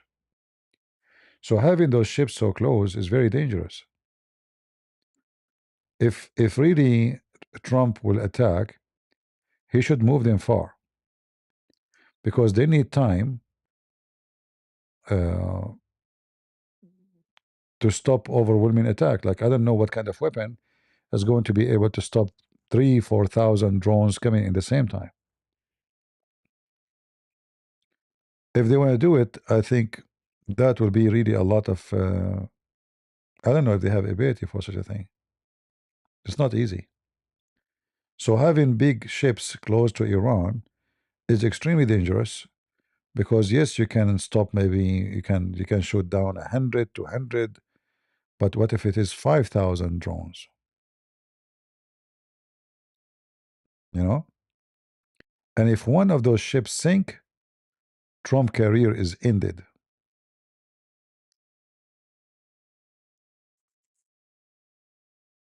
In the same time, USA have to go for full scale war because you can imagine how many soldiers will be killed if such a thing happened. So, uh, how much they are prepared? For me, until now, it sounds like a show. Especially if this picture is accurate. You know, if the position of the ships are here, it doesn't make sense. They should be far. They do not need to be here. You see those ships, the airplane they have is very fast. It take like if they move far, it take them 15, 20 minutes to be in Iran anyway. So why you want to get so close?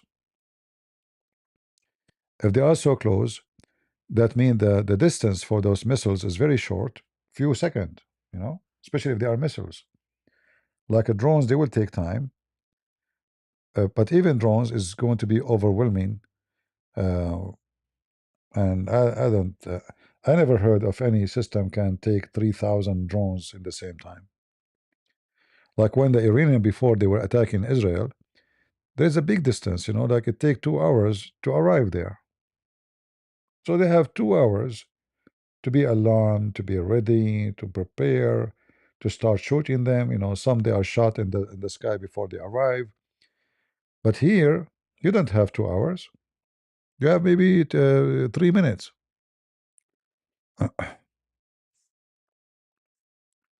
So we do not know. Like I'm not an expert with the American Army new strategic weapon for drones. I know that the American they develop a lot of, especially they bought. They are using a Ukrainian system now. And there is something I can confirm too, that if an attack happened in Iran, Ukraine would join. All right. I receive a very strong news about it. You know, I have many friends in Ukraine, and they are in the army too.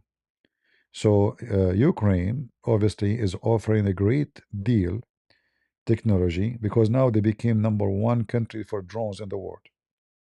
They are not second, they are not third, they are not etc. Especially for those cheap drones, which is this what any army want. American drones are very costly. We are talking about hundreds of millions of dollars. The Ukrainian are they are using they are making I think 4,000 drones every day. You know, every day, and they are became very high tech to the point Germany now they are going to make drones with them. Actually, they already opened a manufacturer between Germany and Ukraine. So the German will provide the money, the Ukrainian provide the technology. Imagine Germany is learning from Ukraine. USA companies are doing the same. So, and we know that Iran is a big enemy to Ukraine because all those drones attacking, killing civilians in Ukraine is coming from Iran. So Ukraine will join, and they will have no mercy on them. All right. Yeah, you know, actually, you might say, well, Ukraine is so far, right? But you know, I don't know if you are watching the news. Didn't Ukraine was able to take down a ship close from the borders of Turkey here in the Mediterranean by drone?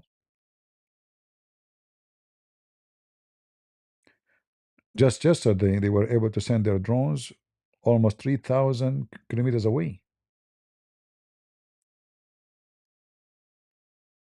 all the way to Siberia. They were able to hit Moscow.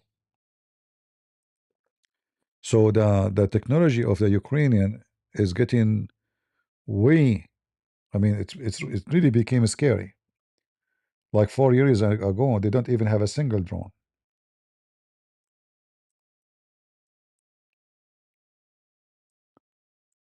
In fact, now if you type the word Ukraine right away, the word drones will appear. When the war started in the beginning, Ukrainian they have no drones, nothing. The only drone they got it was the one they gave them from Turkey, Barakdar. So imagine both countries, Ukraine and Russia, they don't have drones. So the Russian they are buying from the Muslims, and the Ukrainian buying from the Muslims. This is how bad the things is. But you know, Ukraine is understood because it's a poor country. Supposedly, they are not prepared for war. They don't even have any, you know. But Russia, the guy who kept talking about his Sukhoi and his airplanes and his technology and nuke, he don't even have drones, so he's buying from Iran.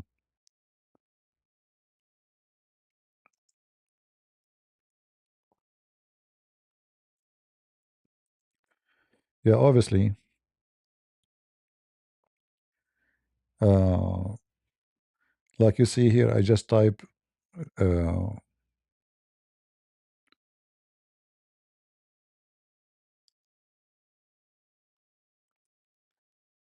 Ukraine drone agreement, and you will see how many countries are signing agreement with them, including USA. You know,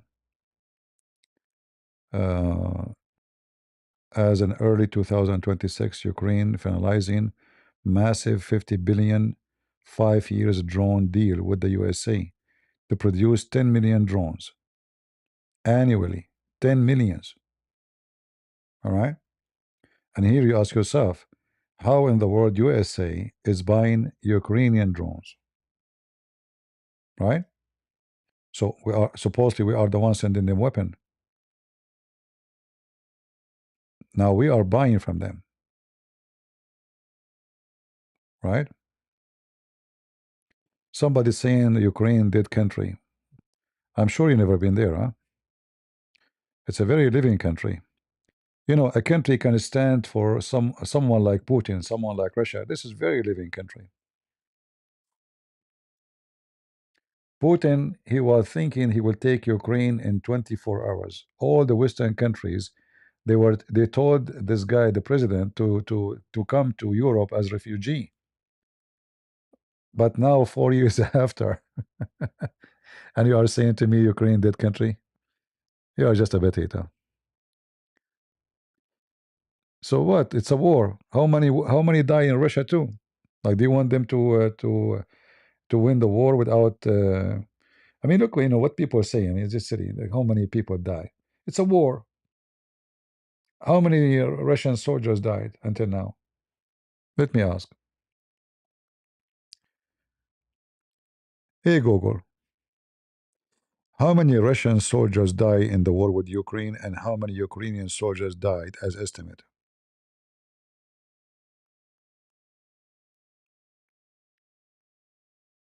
As of February 2026, the Center for Strategic and International Studies, CSIS, estimates that 325,000 Russian soldiers and 100,000 to 140,000 Ukrainian soldiers have been killed. Total casualties, including killed, wounded, and missing, are estimated to be as follows. Force. Estimated fatalities. Total casualties. Russian military, up to 325,000. Approximately 1,200,000.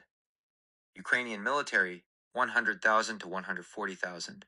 500,000 to 600,000. Note, these figures are independent estimates. Official government numbers are often significantly lower or... Yeah. So as you see, the Russian, they lost way more than the Ukrainian. To the point Putin is giving citizenship to anyone join his army. They are bringing soldiers from everywhere. You know, they are bringing from Iraq. I can show you tons of videos. They are even lying to people. They are not even bringing them to join the army. Like, I saw a video. I don't know. I played it for you before, if you remember. An Iraqi guy. He's a singer. He's singing parties. So Russian agencies, they are opening travel agencies in Iraq, in Africa, in Egypt. So they make you. They say to you, "Oh, what do you do? Oh, you are a plumber. Okay, we have a contract for you. Oh, you are a singer. We have a contract for you."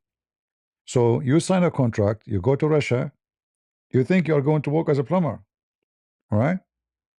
And they will give you good salary. You know. You go there right away in the airport. You will see an army truck waiting for you. They will say to you, "We will move you to different territory," and you sign a contract, and which you never sign. You sign something else. Let me show you some.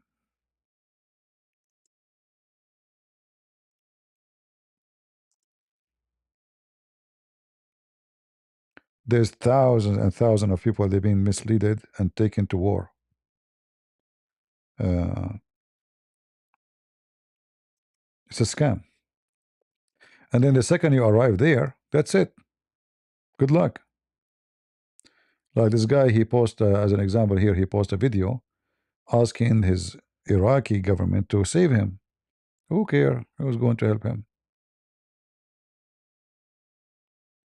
He's a singer,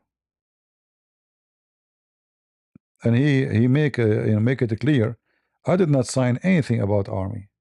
I did not sign for a second. I came here to sing in a party. They told me there's a blonde girls waiting. There's tons of stories like this. Look here. Look at this here. It says Baghdad is facing Moscow with the file regarding recruiting young Iraqi to go in the Russian army. So things is going really bad for sure. The Ukrainian, they suffer badly too. I mean, losing 140,000 soldiers is a lot of human being. The whole war is a very wicked behavior of this stupid Putin. What he got from this? Nothing.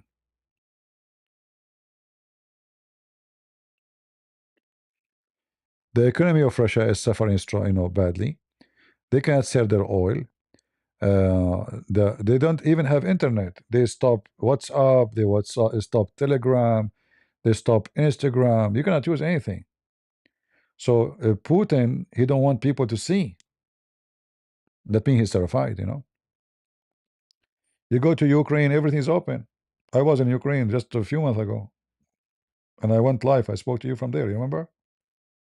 Everything's open. Every app you want is open.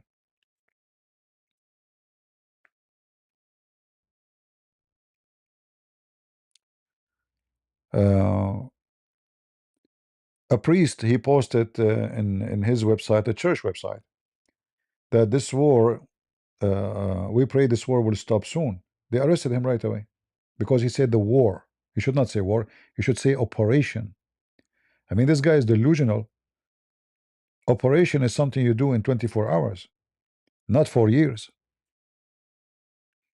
So they are even arresting people for saying the word war.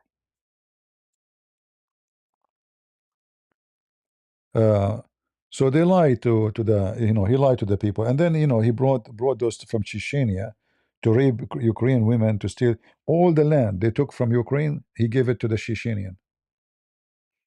They move all the Ukrainian they used to live in those lands, very rich lands. They send them all the way to Siberia. You see, this is what the Soviet Union did when they were in charge. Like, as an example, Crimea used to have a lot of Tatar. They move all the Tatar out. They spread them all over Russia. So they scattered. It's not up to you to stay. You cannot. So they say to you, you have a 24 hours to leave. You leave. Otherwise, you will be dead. So they always displace citizens who they are from different ethnic, from sensitive area, so they can take control of it.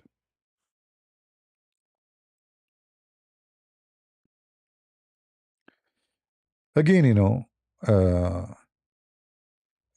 I don't hate Russia. I'm sad actually to see this war between two Christian countries, but this is what the wicked Putin he have done.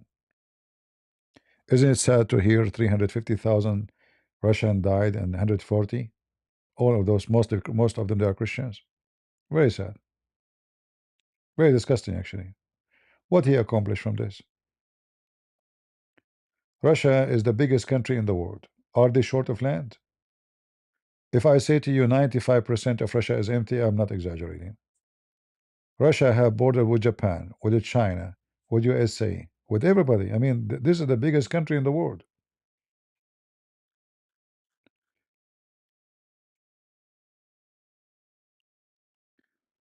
Ukraine poisoned priests in Ukraine, as well as many more churches were closed. That is a false propaganda. You see what happened. First, about the poison, that's a joke. The one who do poison is the Russian intelligence. This guy, what his name? The one who he was killed by poison. Give me a break. All their spy, they were killed in Europe by poison. But let me tell you what the propaganda is. They will show you a videos, Ukrainian kicking out priests from Orthodox Church. Those are supporting Putin. My friend, if I am a president of Ukraine, I will execute them. Because imagine a nation attacking my people and killing hundreds of thousands, and there's a priest defending them. He should be executed publicly, not for sure using the law, you know, not only kicked out from the church. Anyone in USA, if somebody joined the enemy, the USA will execute him. And we have many examples of American citizen who joined the enemy, like the one who joined Al Qaeda, a Muslim convert. The American killed him. So imagine a group of so-called Orthodox, because those are getting paid from Russia. So when the Ukrainian decide to separate themselves from the Russian church, those who they are loyal to the church in Russia, they refuse to give the keys to the church, the Orthodox in Ukraine. They kick them out. And then the liars will say, like, poison, and who give me the one who is dead. Propaganda. Both side has done terrible things. Well, I don't, for me, if you come to my land, I don't know what terrible things I did to you. We know who invade who. People, they suffer from dishonesty. Like, we keep talking, we are a Christian, we should free our land from Islamic occupation. And then the filthy Putin, he bring a Muslim Chechenian to attack. Almost they arrive to the capital of Kiev. Chechenian Muslim army. Go watch the video. Not even Russian. Present. Present. Not, I thought he said poison, sorry. So what? I will not only prison them, I'm telling you, if I am a king in this country, I will hang them from their testicles. Because they are no Christians. They are defending an army full of Muslims coming to rape Christian women and steal their land. Anyone here respects a priest who support Hamas? Any one of you? Do you?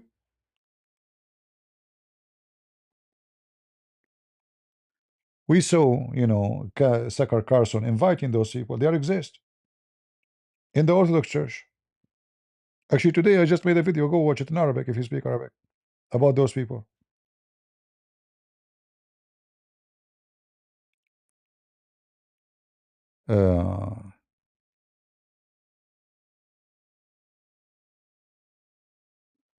No, church leader, they have no right to express their opinion, not in the time of war.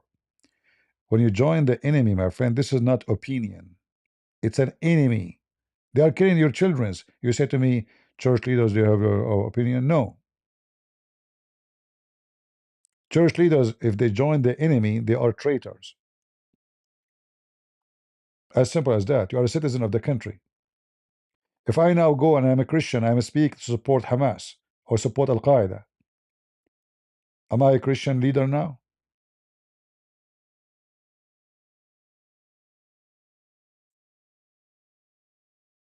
This is not about opinion.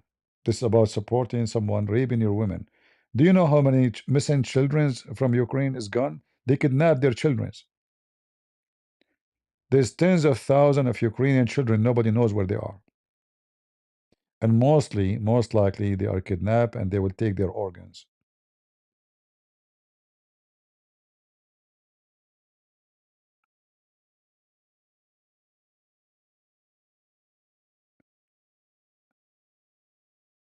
Did they actually join the Russian? Yes, by saying we support and we Putin is right. They joined the Russian. Do you have to join by a gun? You don't need to join by a gun. If I say now I am ISIS, is the FBI going to arrest me or not? Why people are silly? If I announce that I am ISIS member, after 5 minutes, FBI will be in my door. I will be arrested. Don't be stupid.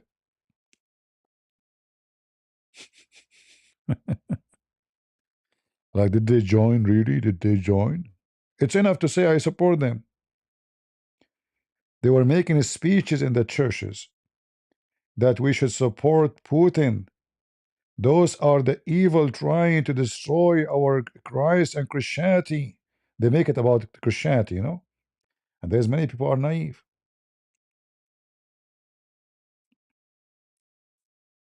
Do you know that in Russia, if you speak against Muhammad, you go to jail for many years? And do you know in Ukraine, I can speak about Muhammad every day and I'm free? Guys, how many times I went from Ukraine speaking about how many seminars I did? Can I do one seminar in Russia about Muhammad? Did you see the Christian child, teenage, beaten, almost died by the son of Kadyrov and Putin? He said, what's wrong with that? Because he insulted Islam. Did you see the video? Putin, he said, he did wrong. This is a Russian child, a Christian Russian child. The filthy Putin, he built more than 860. Some number they say 840. But between 840, 860 mosque from the budget of Russia. And he made a law, anyone insult Muhammad, he go to jail. That is your friend Putin. Did you see the Chechenian after he built the mosque for them in Moscow, what they do? Now the Eid will come soon after the end of Ramadan. You will see hundreds of thousands coming from everywhere, shutting down the capital of Moscow. Never happened before. All of this because of the wicked Putin.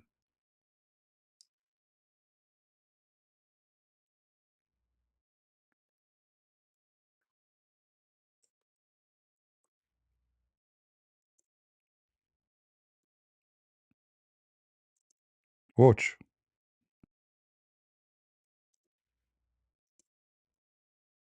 Where is the patriarch of Moscow?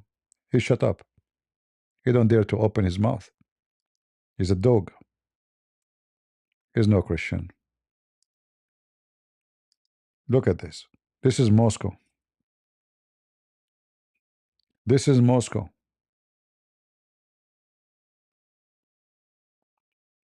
They shut down the whole city.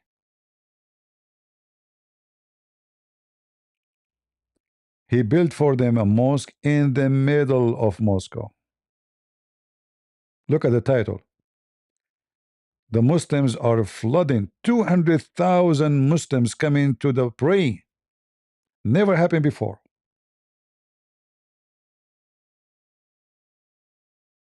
This is Moscow. They never dared to do that before. They come from everywhere to make a show. All of this because Putin, he gave them the look at the mosque he built for them. This is all built by the American, by the Russian money. Look at this. This is all built by Putin. They did not even pay a penny, and he invited Erdogan to open the mosque.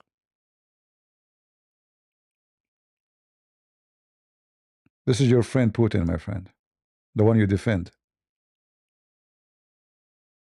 Anyone who defends Putin is a hypocrite, fake a Christian. And did the patriarch open his mouth about doing? Okay, we open a mosque for them. Why they are blocking the road? Why they are coming from everywhere? They are coming from every city. Not only those are not from Moscow. It's a show time. And the people of Moscow, nobody dare to open his mouth. Who dare?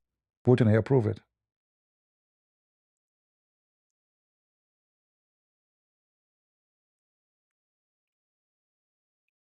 This is what Putin have done.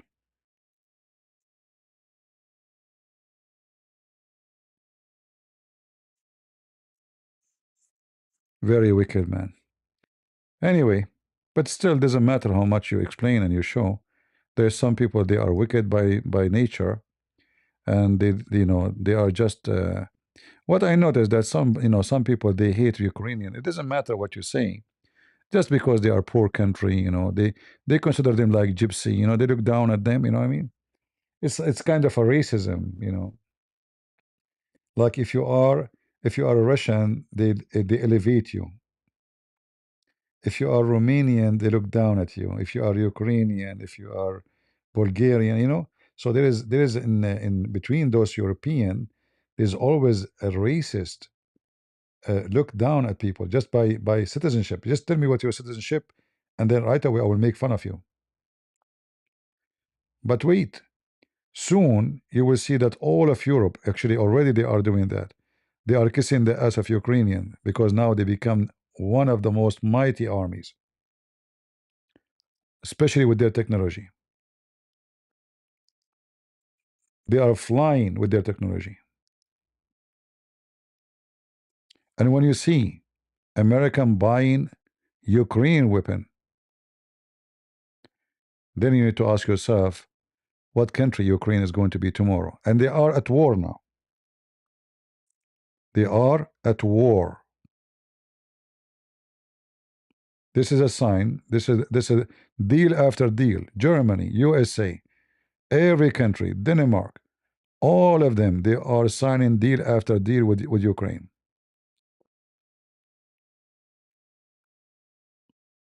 They are buying their weapon.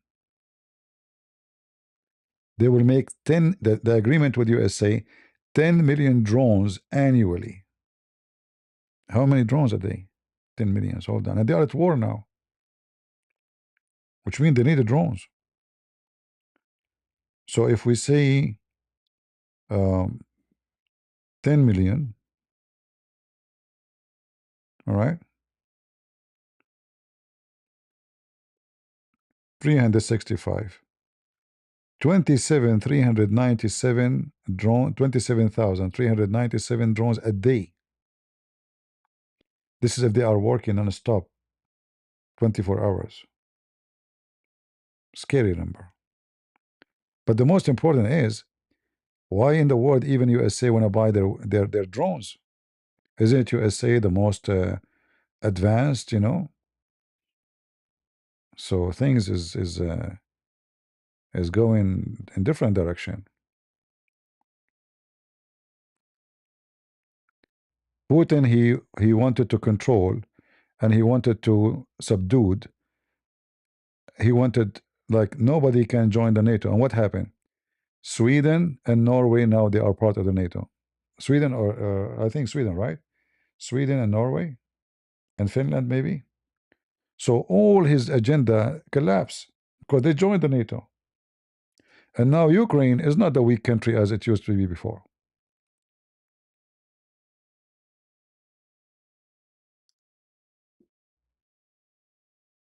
And just wait, and you will see. I predict that Ukraine is going to be one of the superpower in the soon future. And remember, they can make nukes. They have all the requirements to make nukes. In fact, they deliver all their nukes because they were stupid. They used to have nukes. They deliver them because the American, they promised them protection. And when they need them, the American disappear.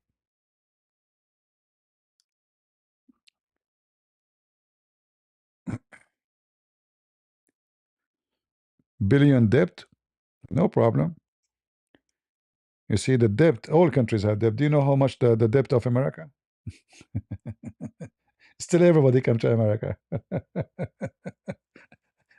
Can you imagine how big our debt? My friend, a country feed the world. The whole world eat their bread. They can pay their debt easy. They have minerals you cannot imagine. I mean, their land actually by itself is gold. I never saw a land like this. Whatever you put there, it grows so good. Unbelievable land. That's why Putin want to steal it. Not only the minerals. You know what Trump he did for the mineral, right? The deal.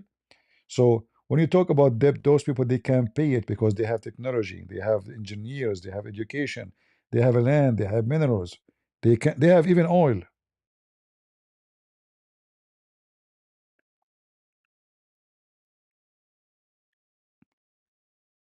Just wait. I will not be surprised if Europeans start moving to Ukraine very soon. because they will find a great opportunity, more jobs. As soon the war stop, you will see what will happen. A lot of investment will come, and all those drones manufacture and all technology. I mean, not only drones. I mean, because of the war, they were able to this, to anything they create,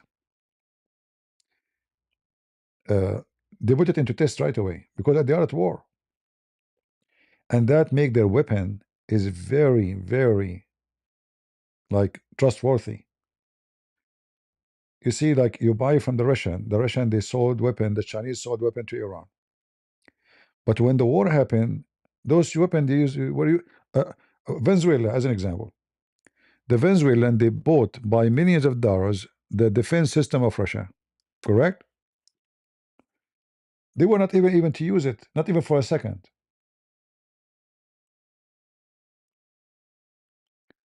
So all the weapon they bought from Russia, it was junk,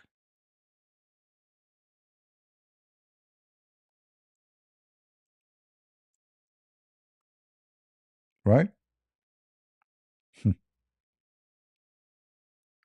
Maduro was feeling secure because we have we have the Russian defense system. We can shoot airplane from a distance of 400 kilometers.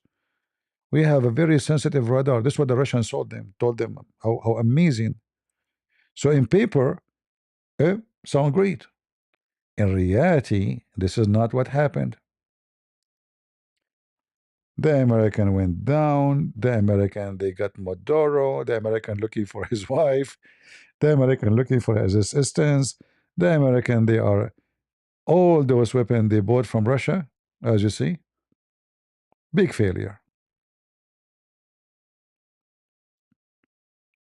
The Russian fooled them and they gave them junk. It's a fact. You know, the American they have one helicopter hit. It's not totally destroyed. Imagine you go to a capital of a city protected by those missiles, very supposedly advanced defense system, and then the army go down, commandos.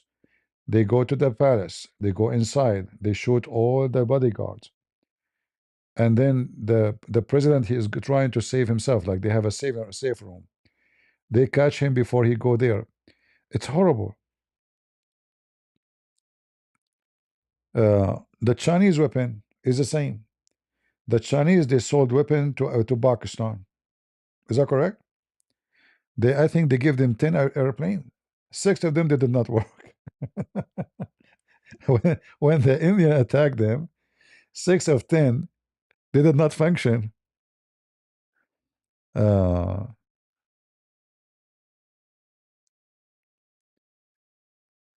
I am evil. Kada, why you are here? As long I'm evil for you, why you are here? You are embarrassing yourself. Show me the USA and NATO hypersonic weapon. No, we will not show it to you. Bend over and you will see it. Get out of here. Show me the USA. You stupid. This is USA.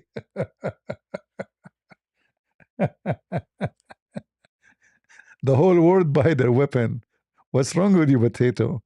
We are not talking about Somalia, potato.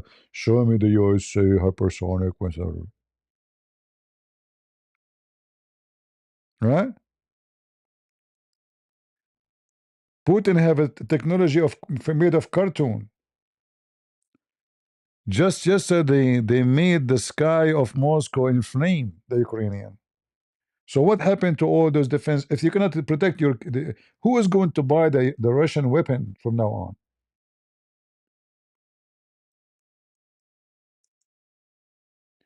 Because you cannot convince me that you have amazing defense and you cannot protect your own capital. Can you?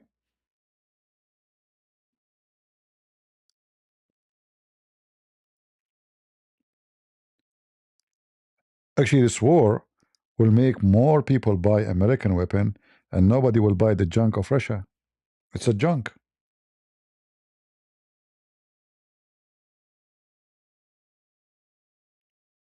Moscow. They are going all the way to Moscow.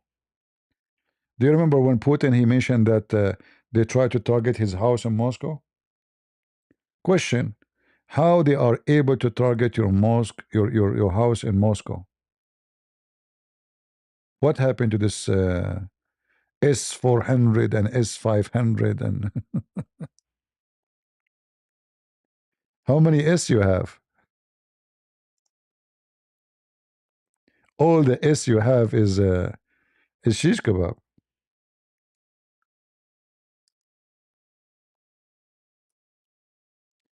And not only that, the Ukraine, they are not only using drones, they are using their I think what they call it, it's the name of a bird. What flamingo. Flamingo. This is a Ukrainian missile.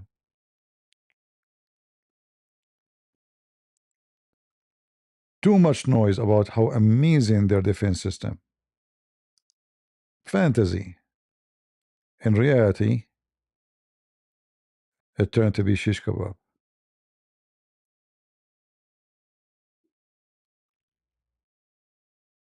Uh, and now the Indian, they are buying those weapons too. The Indian, they are buying weapon from everybody, I think. Not because they trust to use them, I think they want to steal the technology. See, India, they have a lot of engineers, and they are hoping to by buying some of it, they can copy it, you know. Yeah, I think this is the whole idea. And the Russian, imagine they are the one who asked the Indian to join the development of those S500.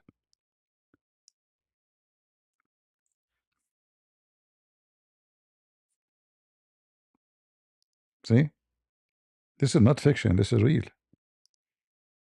Russia are not even like they are not able to accomplish making their own weapon by their own. They are asking the Indian to step in.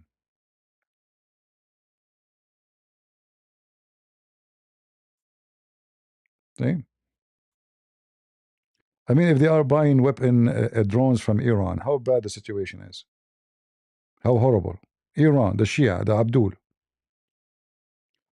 We understand that the Ukrainian, they are poor, they were not prepared, they were not ready, they don't have a weapon. But this is Russia. Until now, they are taking, not long time ago, they were taking all the drones from Iran.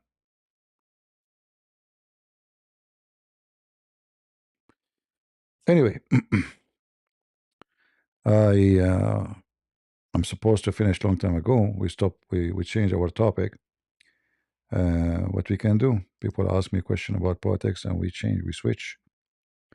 I hope we have a good time together. And trust me, for me, war between two Christian countries is a very, very sad day. If you remember when this happened, I was very upset. Actually, me myself, I never believed for a second that Putin would do it. Because this is very stupid. That's why I did not believe it, by the way. Like when people ask me before the attack, you think he will attack? I said no. Because it's so stupid to do it. You will lose way more than you will gain. But what you can say for someone is wicked. He was a fool. He said to himself, it's going to take me 24 hours. I change this government. I take over the country forever. I make an army base. He's trying to establish Soviet Union again, you know. So all those countries went, not only that, actually, like I supposedly I'm going to go now. But if you check the map, the plan of Putin in Moldova, anyone knows where Moldova is? Moldova is a country between Romania and Ukraine.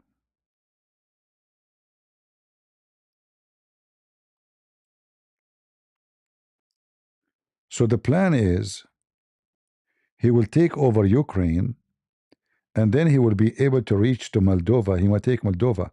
Right now in Moldova, there's a territory here which is controlled by Russian. There's Russian army here behind Ukraine. So the plan was of Putin, he took a Crimea, and then he will keep going. He go to Odessa, he take it, and then he will go, and then he will continue to Moldova. That was the plan, which never happened.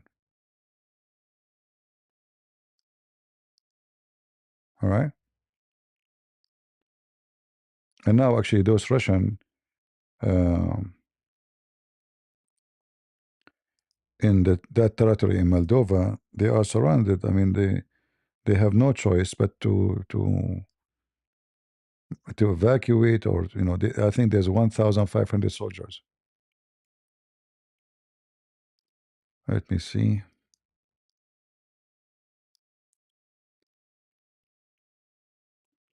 If we say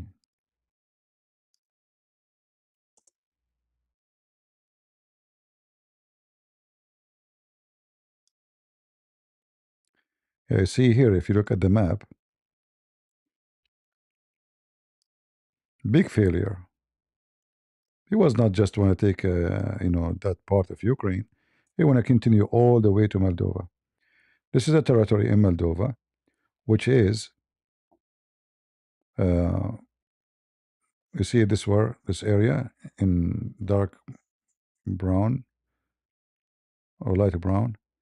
This is Russian territory now, controlled by Russia. So they were thinking to take it all the way, and then they would take all of Moldova. And then Ukraine will be surrounded from all direction. Plus, there will be a threat to those countries in Europe, other countries, because right away they are next to Romania, and then Bulgaria. So all those countries in the Putin, he was thinking to control most of the Black Sea. All right. This is Bulgaria. This is Bucharest, and this is Moldova. I've been here, Yashi. This is a town. It's called Yashi, and there's a river actually. If you cross it, I was going to cross actually, but then they told me we don't advise you, blah blah blah. So I did not cross the river. Let us see, where is the river? There is a river in the border here. I think this is the river. The border is the river, I think. Yeah. Yeah, you see? I was right. Yeah, this is the river. Yeah, I went all the way here.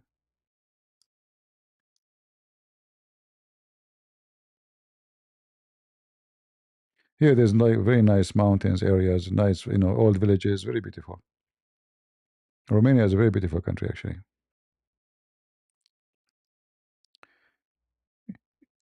Yeah, when you pronounce it, you say Yashi. Like in Latin, it sound different, but this is what I learned from them. They say Yashi. It's not a actually. I went not only to Yashi. Yashi is a city. I went to a village, which I don't remember the name. Oh, I remember the name now. The village is very close to the river, so like it's going to be here in this area, somewhere here. I'm not sure what the name.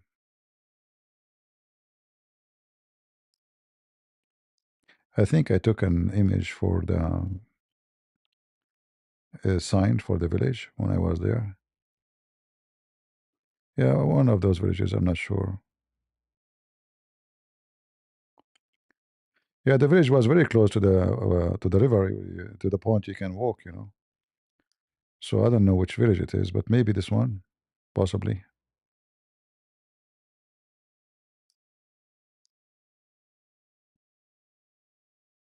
Yeah, maybe this one. Totora? I don't remember this name. Maybe no.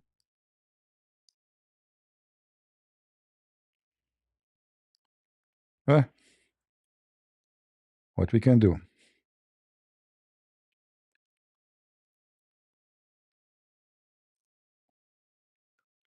Yeah, the river actually is not big. The river is, is just a few meters. This is not a wide river. It's not that big. Some areas not even maybe 6 meters, and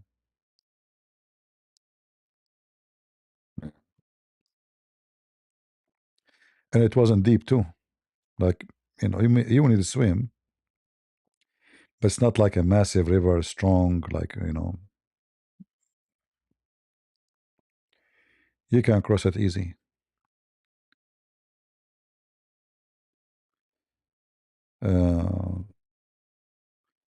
All right, I will not delete it. And I went to Bulgaria. I think I should do more trip there. I like this territory actually. But the problem with those countries, like in Romania, the trains was horrible. I don't know now how it is, but the train was horrible. I mean, really horrible. Train in Ukraine is way better than Romania. Way better. I can't compare. Like in Ukraine, I showed you, remember? When I was in the train, I opened the camera. You know, the train I took from Romania. Oh man, I took a train from other train. I traveled from Romania through Bulgaria and then all the way to Greece. If I say the train is even the train you see in the cowboy movie is better, I will not be exaggerating. It was the most horrible train ever. But it was a fun, by the way, because it's a new experience and the view is so beautiful because the train have to go in the mountains to go to Greece. So you go through Bulgaria here, and then I went all the way to I think to Athens first, and then after that I went to Thessaloniki because I wanted to, this is very important city mentioned many time in the Bible, right? So I went to Greece, I went to Thessaloniki. There's more to go, more places to go, and I pray I will be able to do it. Yeah, actually, if you can do this trip, it's really beautiful. The train, uh, but I hope they change this train. The trains in Greece is very nice, very nice, very nice. They are a little bit expensive, but you can't compare between the train in Romania and the train was in Greece. And Greece is the same quality as Poland. Poland trains, they were very nice, very new, moderate, like everything really nice in Poland. But again, you know, nice come with expenses, right? Always it's more expensive.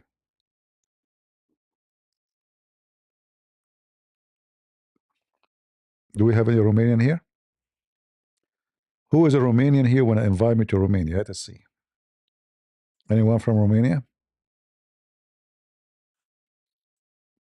Zero Romanian. I used to have a Romanian neighbor. Each time he go to Romania, he come and he bring me a bottle of wine. I don't know if it's wine or something else. I don't know how to read. I don't drink. So he brought me one bottle first time. Then he came second one, and then he came third time. But this time he said he want to get something, water or something. I said go to the kitchen. I was checking something for him in the computer. So he went to the kitchen. He found all the gift he gave me in the top of the refrigerator. So he said, I see that all those I brought to you, you did not drink them. I said, I don't drink. He said, what? I said, I don't drink. I don't drink. I was shy to say don't. I don't drink. The guy is bringing me something all the way from his country. You know what I would do? I gave him gift in return, but I was shy to say to him, oh no, this is for me. I will never touch it. So he went to the kitchen. He found them there. They're lined up. Number one, number two, number three.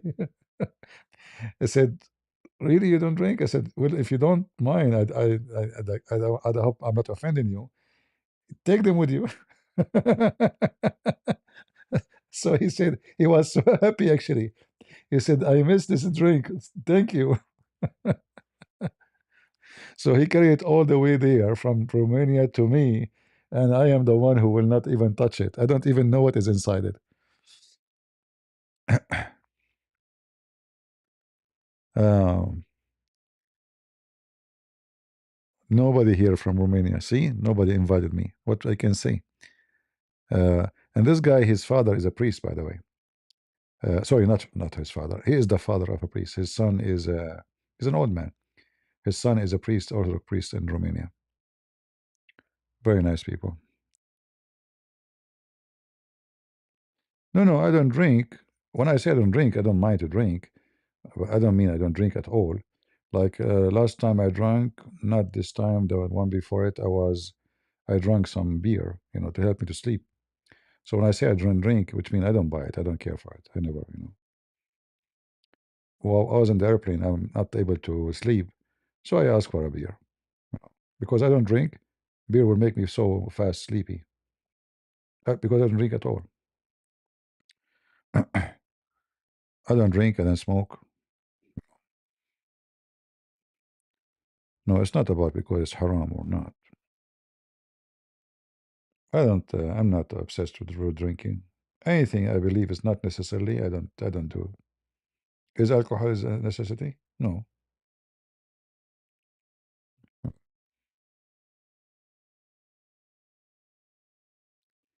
Him is from Romania.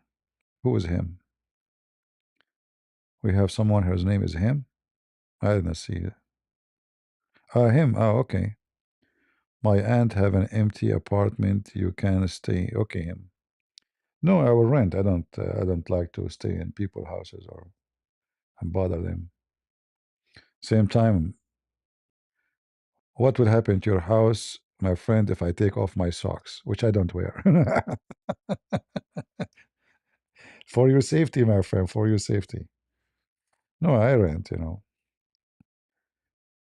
Yeah. I never smoke a cigarette all my life.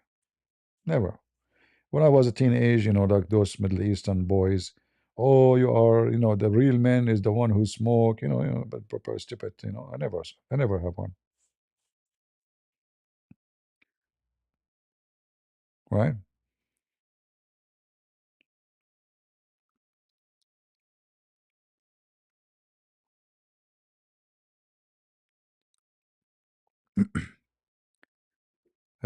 I don't like to eat in restaurant too. I mean, if you accompany me, you will be like wondering what's wrong with this guy. I don't like restaurants. I don't like their food. I mean, if it's clean, it's okay. But I don't enjoy it. Even if the food is good, I prefer to eat in my place. Very simple. I have like a simple table, simple chair. I like to eat home. I am not a restaurant guy. But when you are traveling, you have no choice sometime. And what make it horrible sometimes, people like they want to take you for lunch. If you say no, they will be upset too. Right?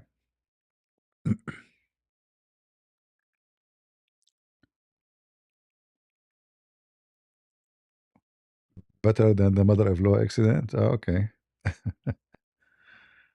uh, you should visit Finland. Anyone would like me to invite to come to his country, contact me in Patreon. And if I think you are a trustworthy person, I will come. But I don't stay in anybody's place, all right? I will rent my own place. But if you like to invite me to meet me, I don't mind. Uh, Show me your country. Maybe we can do some seminar in a church or something like that. I will be happy to do so. No, food in restaurant, I don't know. Some people they like, uh, you know, they like restaurant. They enjoy it. My food is very simple, like salad is very tasty. Like tomorrow, I'm thinking to make a dish which is because now like this is a dish you can eat in the winter. Like it's not good to eat in the uh, in the summer, which is you cook yogurt, but you have it to do it in a certain way so you don't break the yogurt. I'm sure the Middle Eastern ladies here, they can tell you. And you cook the meat and whatever with it, spice, etc., alone. And then after you cook both, each one alone, you put them together and you cook them for like few 10 minutes, and that dish will be very tasty. Very tasty.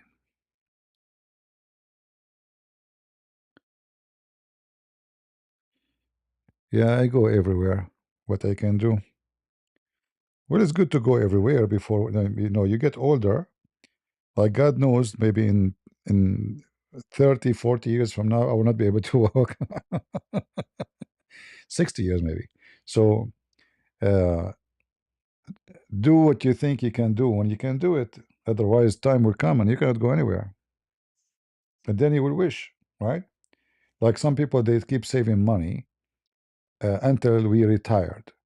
And then when they are retired, they need like to carry with them like a bag of medicine.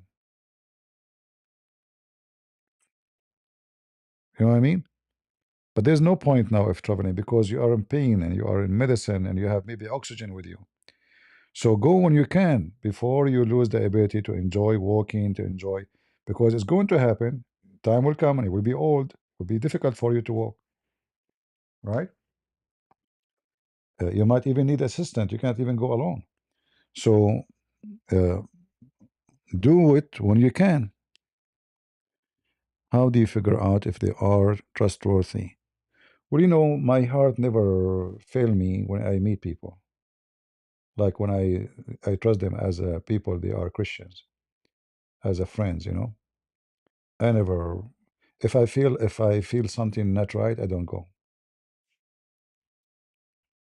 Until now, I never I never met one person was not let's say trustworthy because I met people.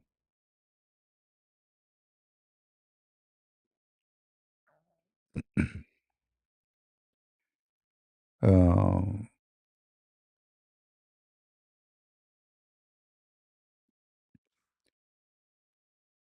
so if I feel good about meeting some people, like I can be scared to meet women, to be honest with you, because women sometimes they can bring a drama, and then maybe they have maybe expectation of something.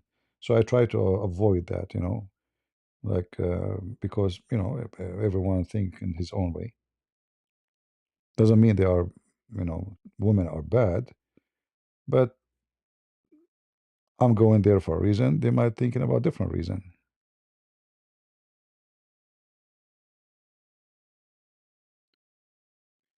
Because you cannot be armed when you fly overseas, is that right? Yeah, but sometime when I go somewhere, if it's risky, I have people there. They are waiting. They have arms with them. Like as an example, in the Philippines.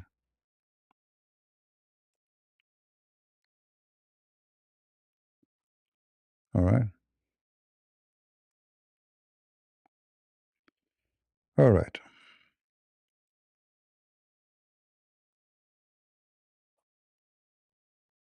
No, dealing with men is a lot easier because women they are very emotional, and you might do something you don't mean it, like you might say something they can get upset from anything. You know, you might say something you don't mean anything, like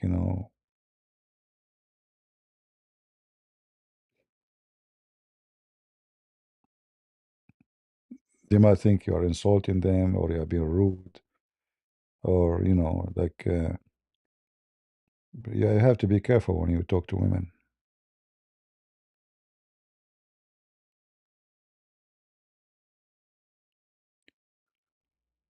Thank you, Abu.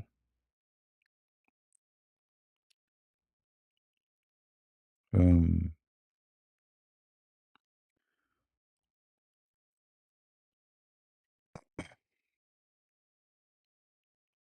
what is the dish called? Every country have different name for it, I think.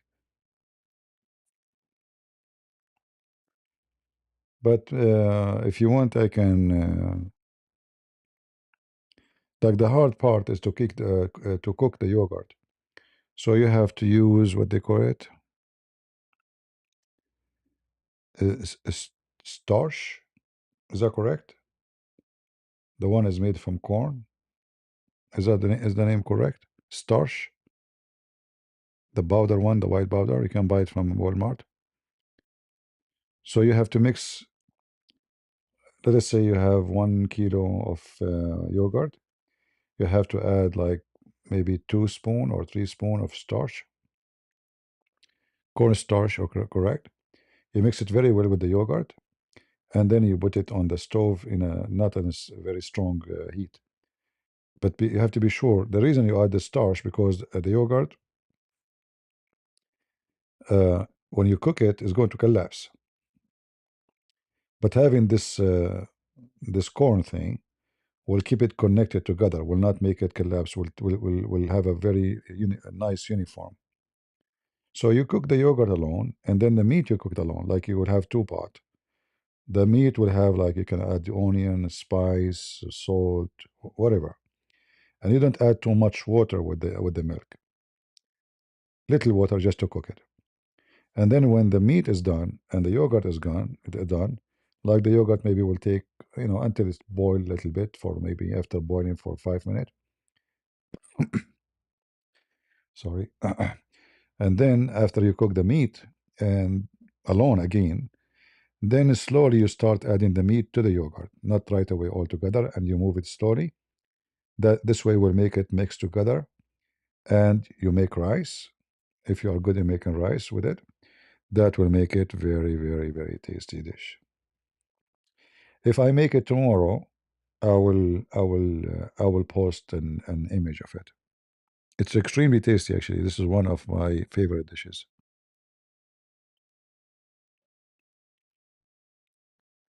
Yogurt, yogurt, yogurt. Leban. The word Leban in Egypt, they use it for milk. This is not what I'm saying. Yogurt. And if I show you the yogurt I make, it's like a cake. You won't believe it how good my yogurt is. I don't buy yogurt. I buy milk, and all what you need to do actually is just buy milk, whole milk, not skimmed one, which means have all the fat in it, and buy yogurt, Greek yogurt, plain, nothing added to it. If you have an electric mixer, it's better to mix it with it because that will make it really very well mixed. And at the same time, I noticed that the mixer, if you use it, it add oxygen to the yogurt. And remember, the yogurt is a process of bacteria. So using the very fast mixer, like the one you use for eggs, a simple one, cheap one, is not expensive. You mix it with it very well with the plain yogurt. But before you mix it, you have to either boil your yogurt if you don't live in a very trustworthy country milk, like you're getting from farmers, etc. So you better boil it, and then you wait until it is cooled down, until it is almost the temperature of your skin, not hot, because if you add hot yogurt to the milk, the yogurt will die, the bacteria will die. So it have to be in your temperature, like you can use, a scale to measure the temperature, like maybe let us say 90 Fahrenheit is good, is okay, but not 115, or between 90 and 100 maximum. And then you mix the yogurt with it very well. Leave it in a warm place for 10 hours. If you live in an area like where it's hot, you do not need to leave it anywhere. I mean, just cover it and that's it to come after 10 hours. And you will have yogurt. Uh, and you will save a lot of money, by the way. You will never buy, I never buy yogurt. I buy yogurt only if I am out of yogurt to make yogurt, which means just to add it to the milk. If you have those like instant pot, those pressure, the new ones, they have an option for yogurt, which means you can boil there and you can then click at the same bomb again and you can switch to yogurt, which means to keep it just warm. See, guys, you switch my topic from Islam to Putin to yogurt. I hate you. You are taking advantage of me, right? Because I'm naive and I have a good heart. You see what are you doing to me?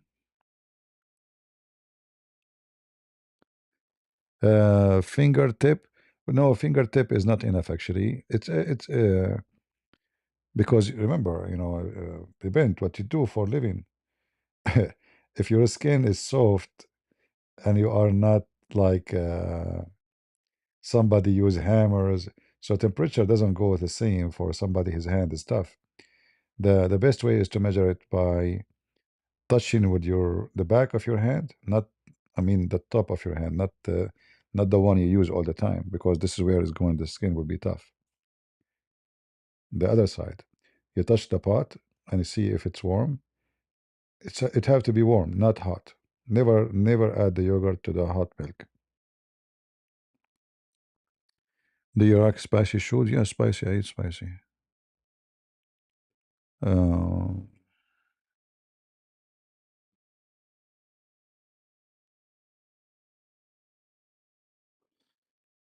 all right.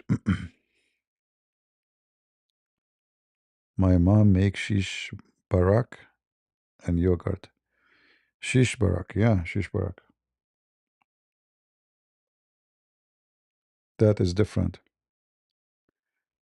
Do you like dolma? Yeah. Well, dolma is very popular food in most of East of Europe too, right? But I think they call it different name. What they call it, I don't know. Why are you guys asking me? Are you going to feed me now? I am a female who cook. Your hand get used to heat. Yeah. Well, always is if you want to get correct temperature, so you don't. The important is not to. You see, if you get your face close to the milk, and you feel hot, that means it's hot because your face can feel it better. For sure, don't put your face on the milk, okay? Or the other side of your arm, like this, the soft skin area. Uh, or you can use a scale. It's better.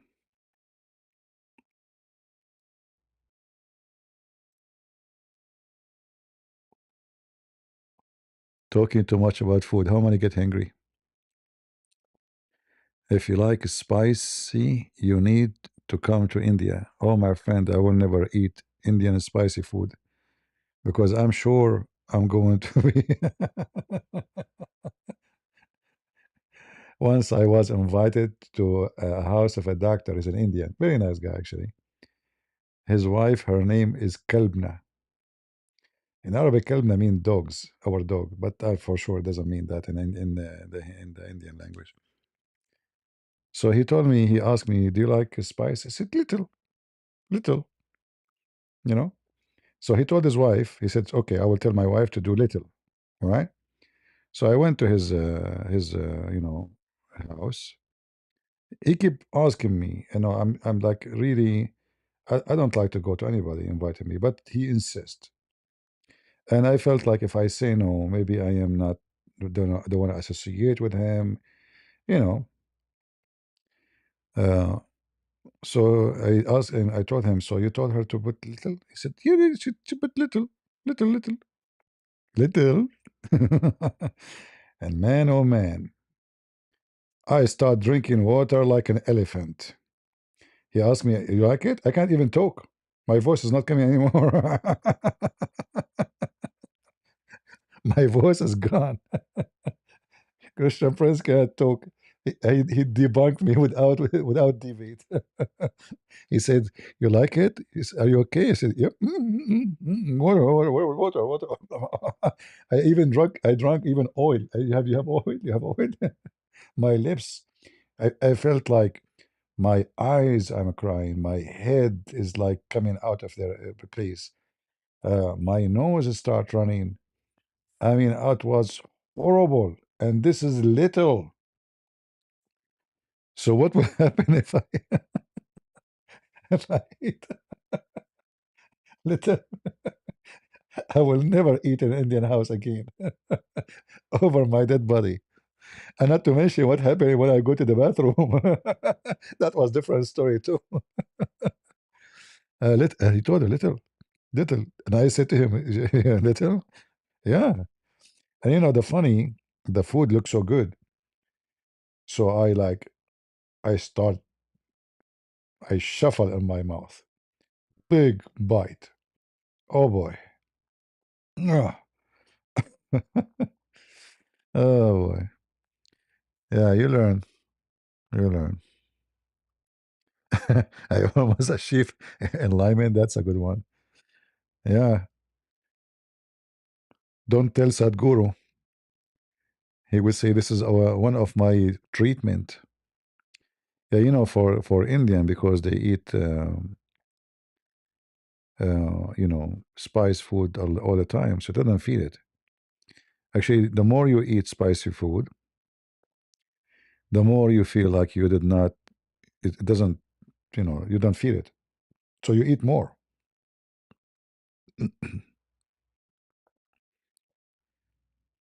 So like when you are a kid, you eat little, and then you eat more, and then you eat more. So the more you get older in age, I believe in India, the more you will lose your taste, your ability to taste. This why they add too much.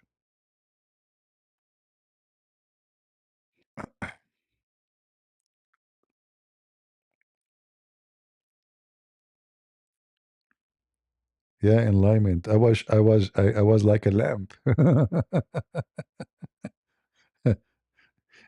Almost the nuclear energy is coming out of me. When I left the house, he said, I can't talk. I can't talk, seriously. I can't talk. Like I'm forcing myself to say words. He said, "You don't sound okay." I said, "No, no, I'm fine. I'm fine. I'll go home. I'll go home. Nice. Thank you, man. Thank you for the lunch. Thank you." Never again. Never again. Mexico? Oh, Mexican. I have different story with the Mexican restaurant. Once I went to I was working, far from home. So I went to a Mexican restaurant. The women shouldn't speak a single English word. So they have pictures behind her, for dishes. So I point my finger at the dish. She speaks zero English. And then she was saying things, pointing her fingers at I said, okay. I thought she's talking about adding spice or something, or.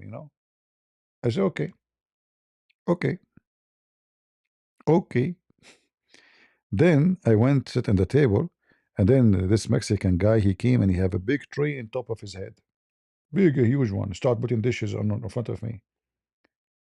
I said, what is this? He said, Senor, Senor, Senor. What Senor? I order one dish. Senor? What the heck? You know? It turned to be she was asking me, do you like this one too? And you like that one too? And I was saying, okay. Okay. And they put dishes in front of me. It's like a wedding party. And then I start calling I got somebody to translate. They said, they made it for you. They cannot return it. You have to pay for it. So I start calling, hello, are you cousin? Are you busy? Come over. Start inviting people. What I would do with this food. So I learned my lesson. Never say okay in a Mexican restaurant. Okay. Okay. Oh boy. Okay. Yeah. Yeah, there's like in the state you might find some Mexican. They don't even speak one English word, which is not right. They should. Nobody should have a green card or citizenship if you don't understand. I mean, how you can live in this country? If you speak only one language, or language you came from, that means you will be always isolated and you will never be part of the country.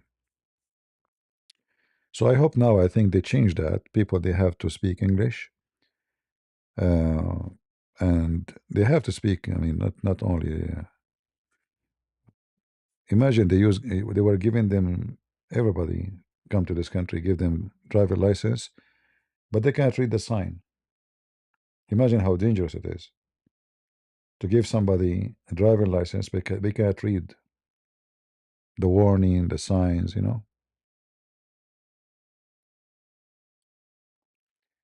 زيدوا المركة جانا خطار. You are speaking the Iraqi dialect. All right. خطار.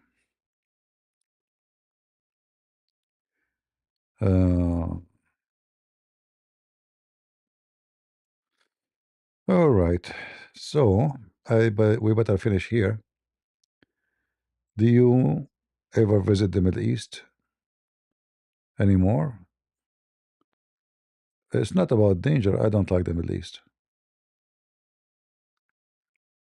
I never think about going to the Middle East. I don't like it.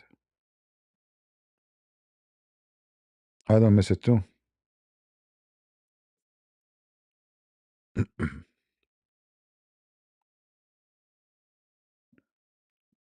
Yeah.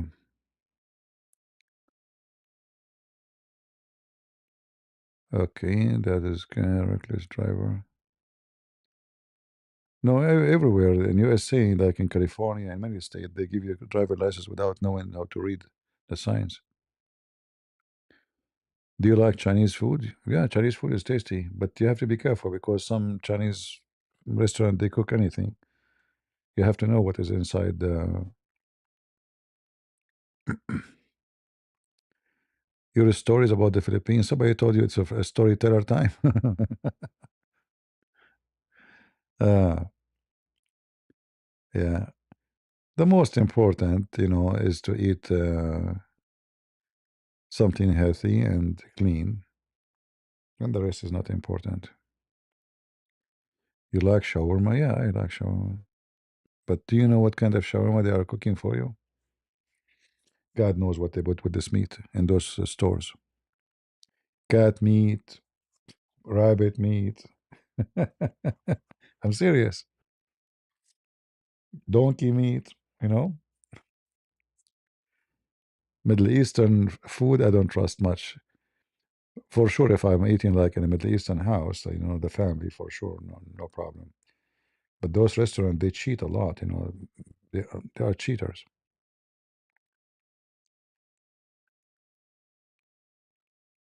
Do you know why Chinese always laugh? Because they know what you are eating. Okay. Well, when I was in China, um, like always, I choose a restaurant which is you can see the kitchen, like they do the food in front of you. It's not like something in the back.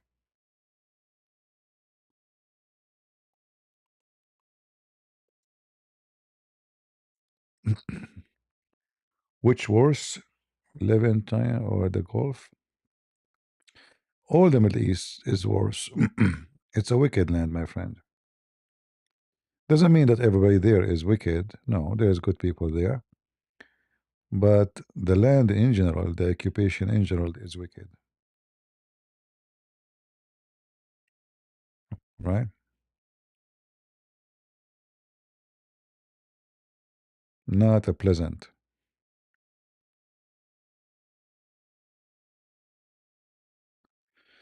Do you think China can rival American power? Well, depend. If America is still having if the number of those wicked liberals will grow, America will go down because the whole world will be busy with their technology and improving themselves, and they will be busy with the man wearing a skirt,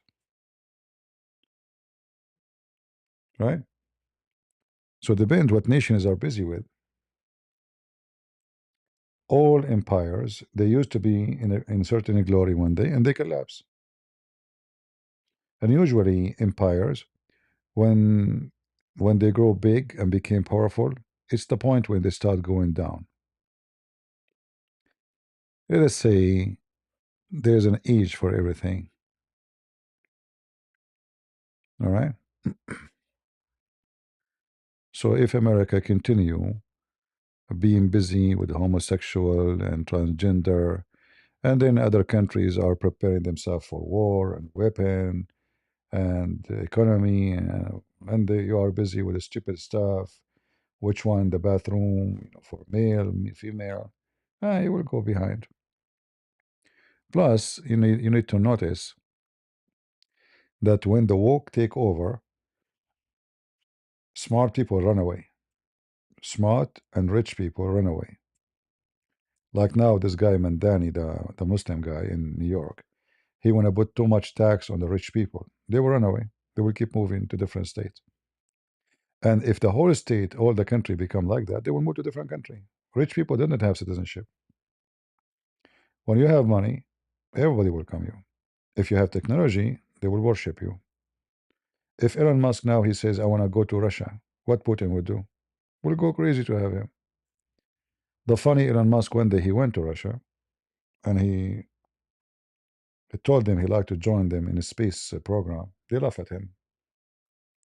Big mistake, you know. Otherwise, Elon Musk would be in Russia right now. Uh, so technology can move from country to country, depend in tax, stupidity, smart leaders, wicked, culture. Cyprus is not Middle Eastern. I mean, it's not. It's Mediterranean, but it's more European. Yeah.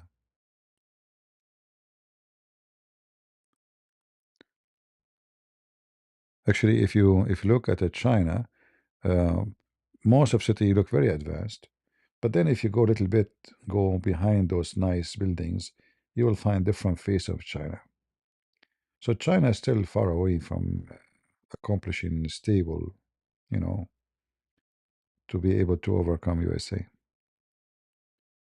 In fact, China, I think the most of their technology is based on theft.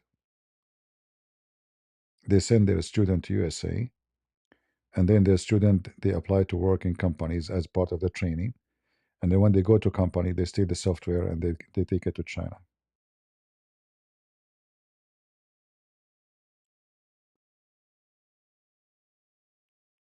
Uh,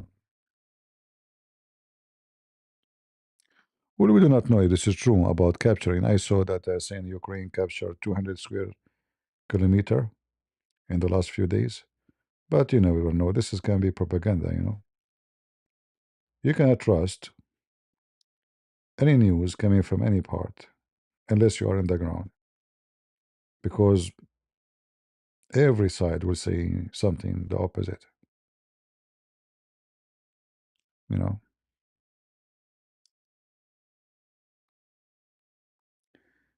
how is people around Rumble doing?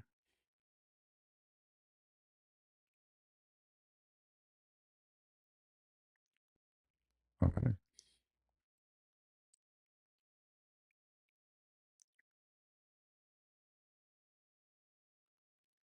China is like Russia? No, no, I don't think so. China is way more advanced than Russia now. You can't compare. In China, you can use your phone to pay everywhere, transportation. They have nice trains, nice. Russia is not really that advanced, way behind. If you compare between Chinese cities and any city in Russia, you can't. Actually, China is more advanced than all of Europe together. However, still there's a huge population. They are living in poverty, and behind those fancy cities, there is misery.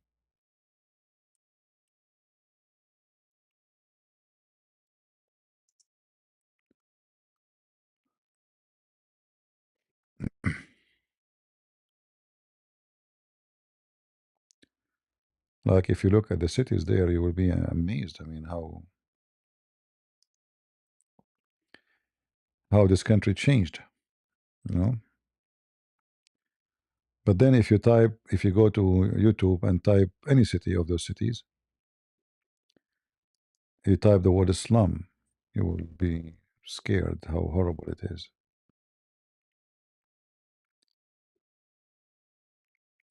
However, they were able to implement technology like purchasing, buying. They copy Amazon. They have better than Amazon. Even their prices are way more cheaper. They are not under the climate change propaganda, and that make them able to produce a lot cheaper stuff. But those things can change because this is the stages of being an empire, or let us say rich. Countries, when they are poor, they can produce product for very cheap price because labor is cheap. But then when those countries get more rich, the labors will become expensive. Then the same reason you were flourishing is the same reason your economy will go to sleep, because then the industry will move to different place where the labor is cheap. So China now is number one, but I will not be surprised if later India became number one as manufacturer because cheaper labor. So now the Chinese labor is getting more and more expensive because people life is improving, you know. And that will make the same reason China was flourishing will make China lose, because then businesses and companies will move to India, Indonesia, Bangladesh, cheap, very cheap labor. Some countries like the whole month people they don't make even $10. $10, imagine. And if those countries they have like some skilled people, then they can compete, especially if in things like not necessarily high tech too much. So India will be a very possible country to compete with China.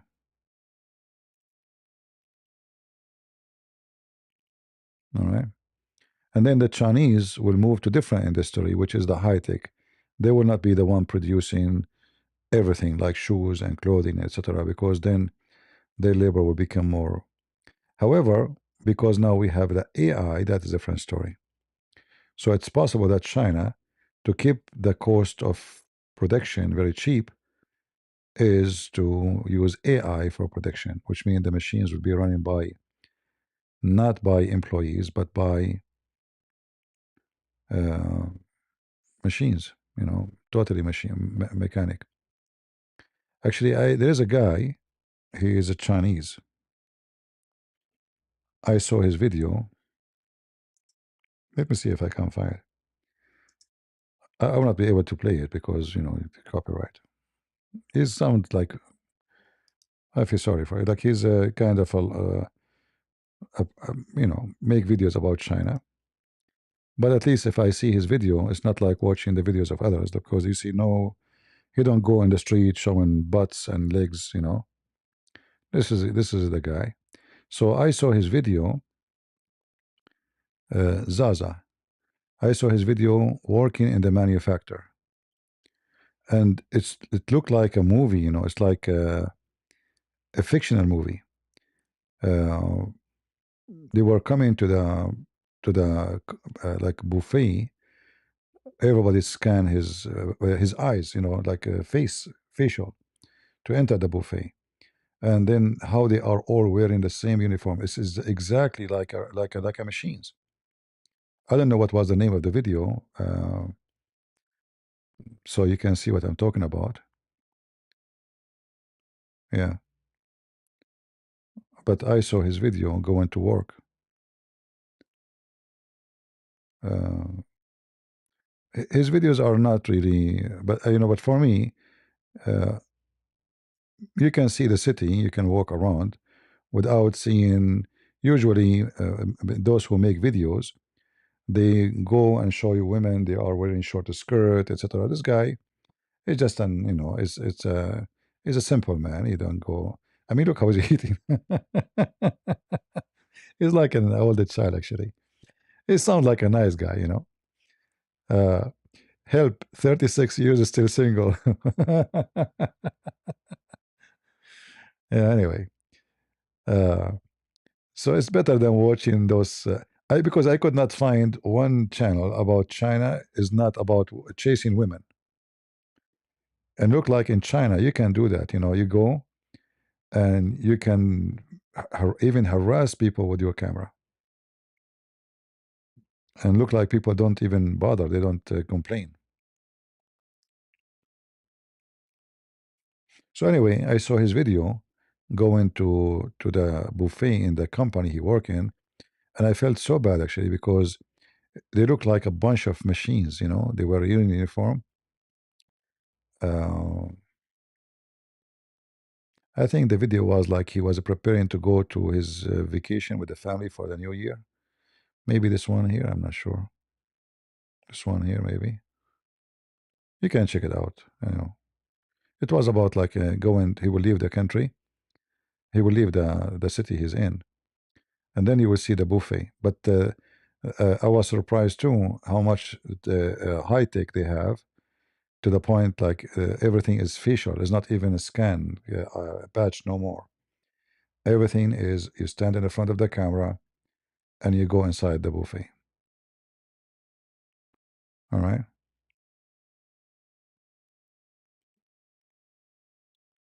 So for sure, China become way more advanced than other countries. But that is not enough to make it a superpower.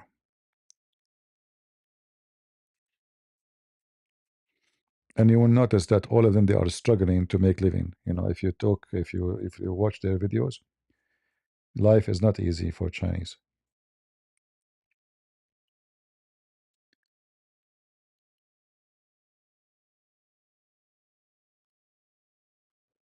All right. Which country have you been that is the best and the nicest Christians?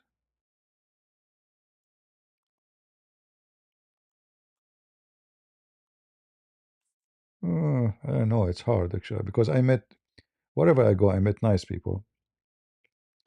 Like not a single Christian country I did not go. I did not associate with others. Usually, like I went to Ukraine, everybody was very nice to me, even people in the street. You know, in Poland they were nice too. Romania, uh, Greece. Yeah, I did not. I think the Lord He provide me always with nice people in my way. I'm sure in every country there's a lot of garbage and junk too.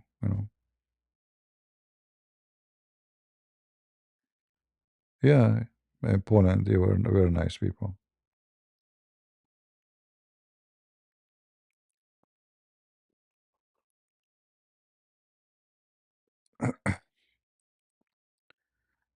Um, but I think in China you have to be careful because if you are not, because if you look, like for me, it's easy to know I'm not from there.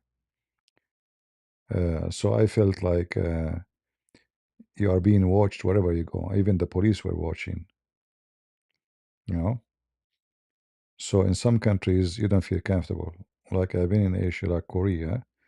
It's a very nice people. Everybody is friendly, you know. I mean, generally speaking, right? Uh, very civil, most of them. But like they have an issue with the drinking in Korea. Like once I was coming to my building and the potato, he was trying to open, you have a code, you have to punch it. He's drunk. He's not doing anything wrong. He's just in the front of me. I came after him and he is punching the number to open the door for the building. And he keep doing it and he miss first time, second time.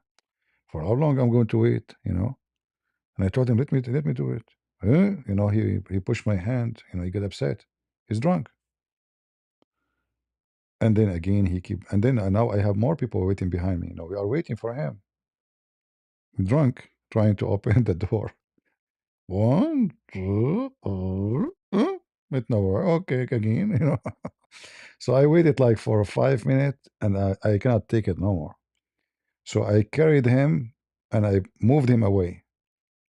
You should see his face. He was shocked of me doing that. Actually, even the ones who were behind me, they were shocked of me doing that. Yeah, Korean are friendly. They have. So I cannot wait anymore. I mean, what the heck is this? I punched the number, the door open.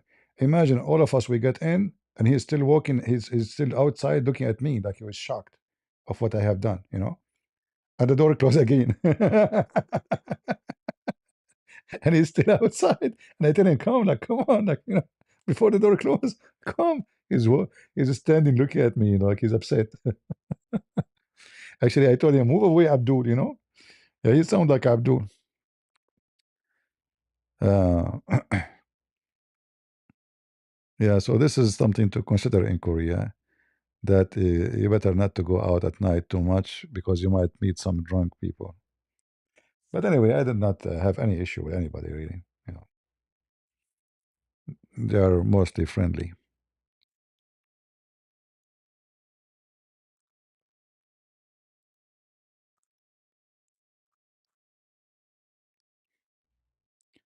But there is countries I will never go to. And I know there's many Indian here. They will be upset from me. I will never go to India. Because based on what I saw about India is not pleasant. It's really horrible. So I don't think I will ever go there.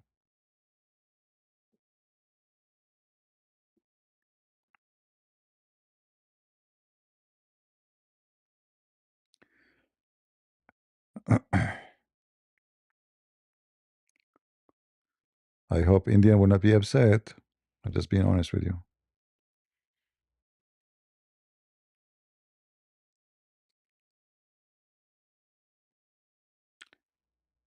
All right. Coward, show your face and let us have proper debate. Are you a male or a female talking to me? What if your wife see my face? What will happen to you? Don't you know that I am so handsome like Zakir Naik? Why you want to see my face? Are you a homo? What about you ask Allah to show his face? He did not even show you his ass. He didn't even talk to Muhammad. Huh? Is Allah as a coward? I don't like to be celebrity. You like to be celebrity? Okay, open your camera up. Show us. Do striptease. You see how stupid you are? If you want to debate somebody, you don't debate his face, you don't debate his answers. Did you see your prophet? The false prophet Muhammad? You never saw him. Ask him to show his face. Or his ass. It's very white, by the way. His ass very white. I can show you the reference. Show your face.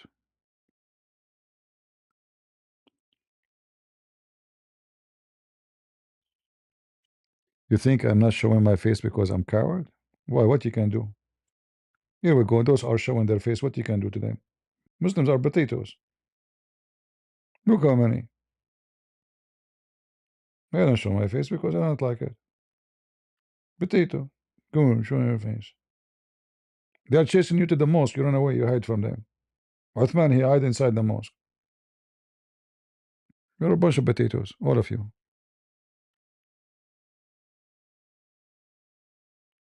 Show your face. And trust me, you don't want to see it.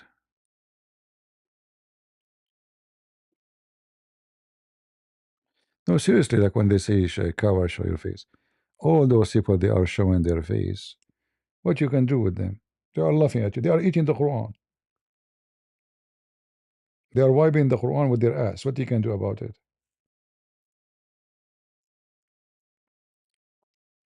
But for me, I don't like, celebrity stuff. You will lose your privacy wherever you go. Right now, I fly everywhere. And nobody know me. You can be a person who speak to me every day here. Sit next to me in the airplane, you will not know me, which is good.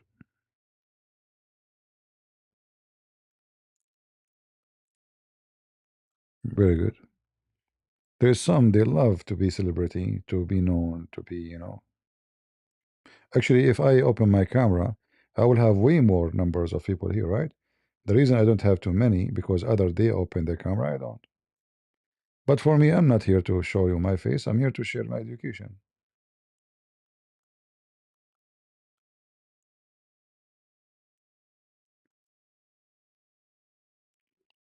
Plus, if your wife she see how I look like, man, she will leave you. There's two men in this world. Women cannot resist. Me and Zakir Naik. Because we are looks the same, cousins, you know. That's why I cannot make his voice, because we are like cousins. You know? When women they see me or Zakir Naik, my cousin, look the same, we look the same way. Women they melt, you know, they are on the floor, like right away. Like I go to the mall, I walk, women they are collapsing left and right, you know, and the ambulance taking them one after one, heart attack, you know. Yeah. This is a true story, by the way.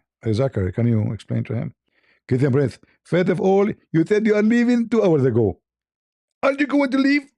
Zachary, I don't know that they are talking about me, you know.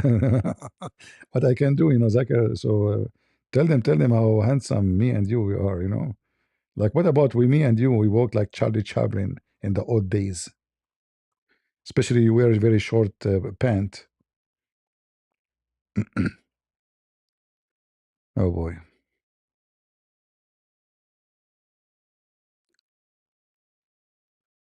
Yeah, you will remember people by their names or by their fruits or by their faces.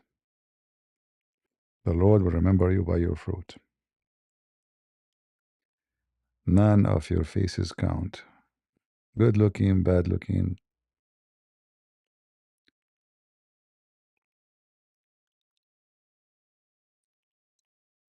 All right. Why you guys are laughing? You want Allah to make you look like Zachariah? So that is your cousin? Oh, I expose myself now.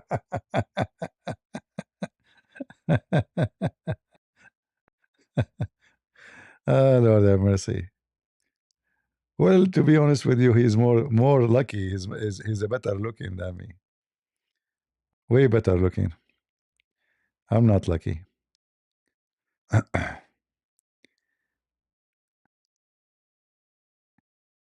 Can't you tell he is married? I am still single.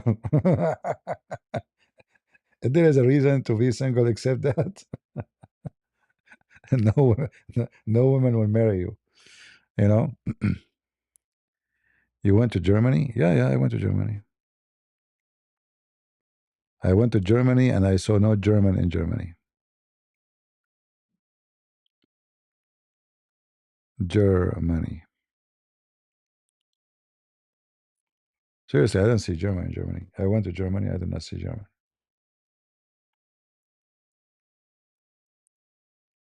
Everybody is migrant.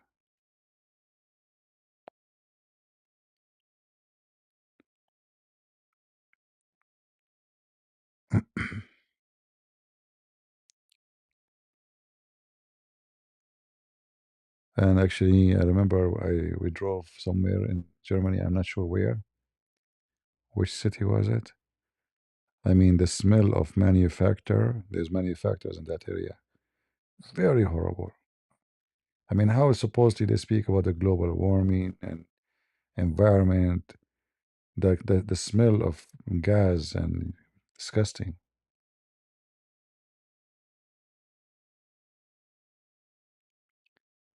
Did you develop your debating skills yourself? No, since I was a kid, I was the same.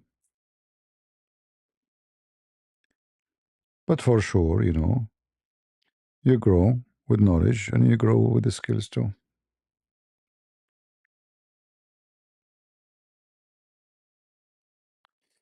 All right.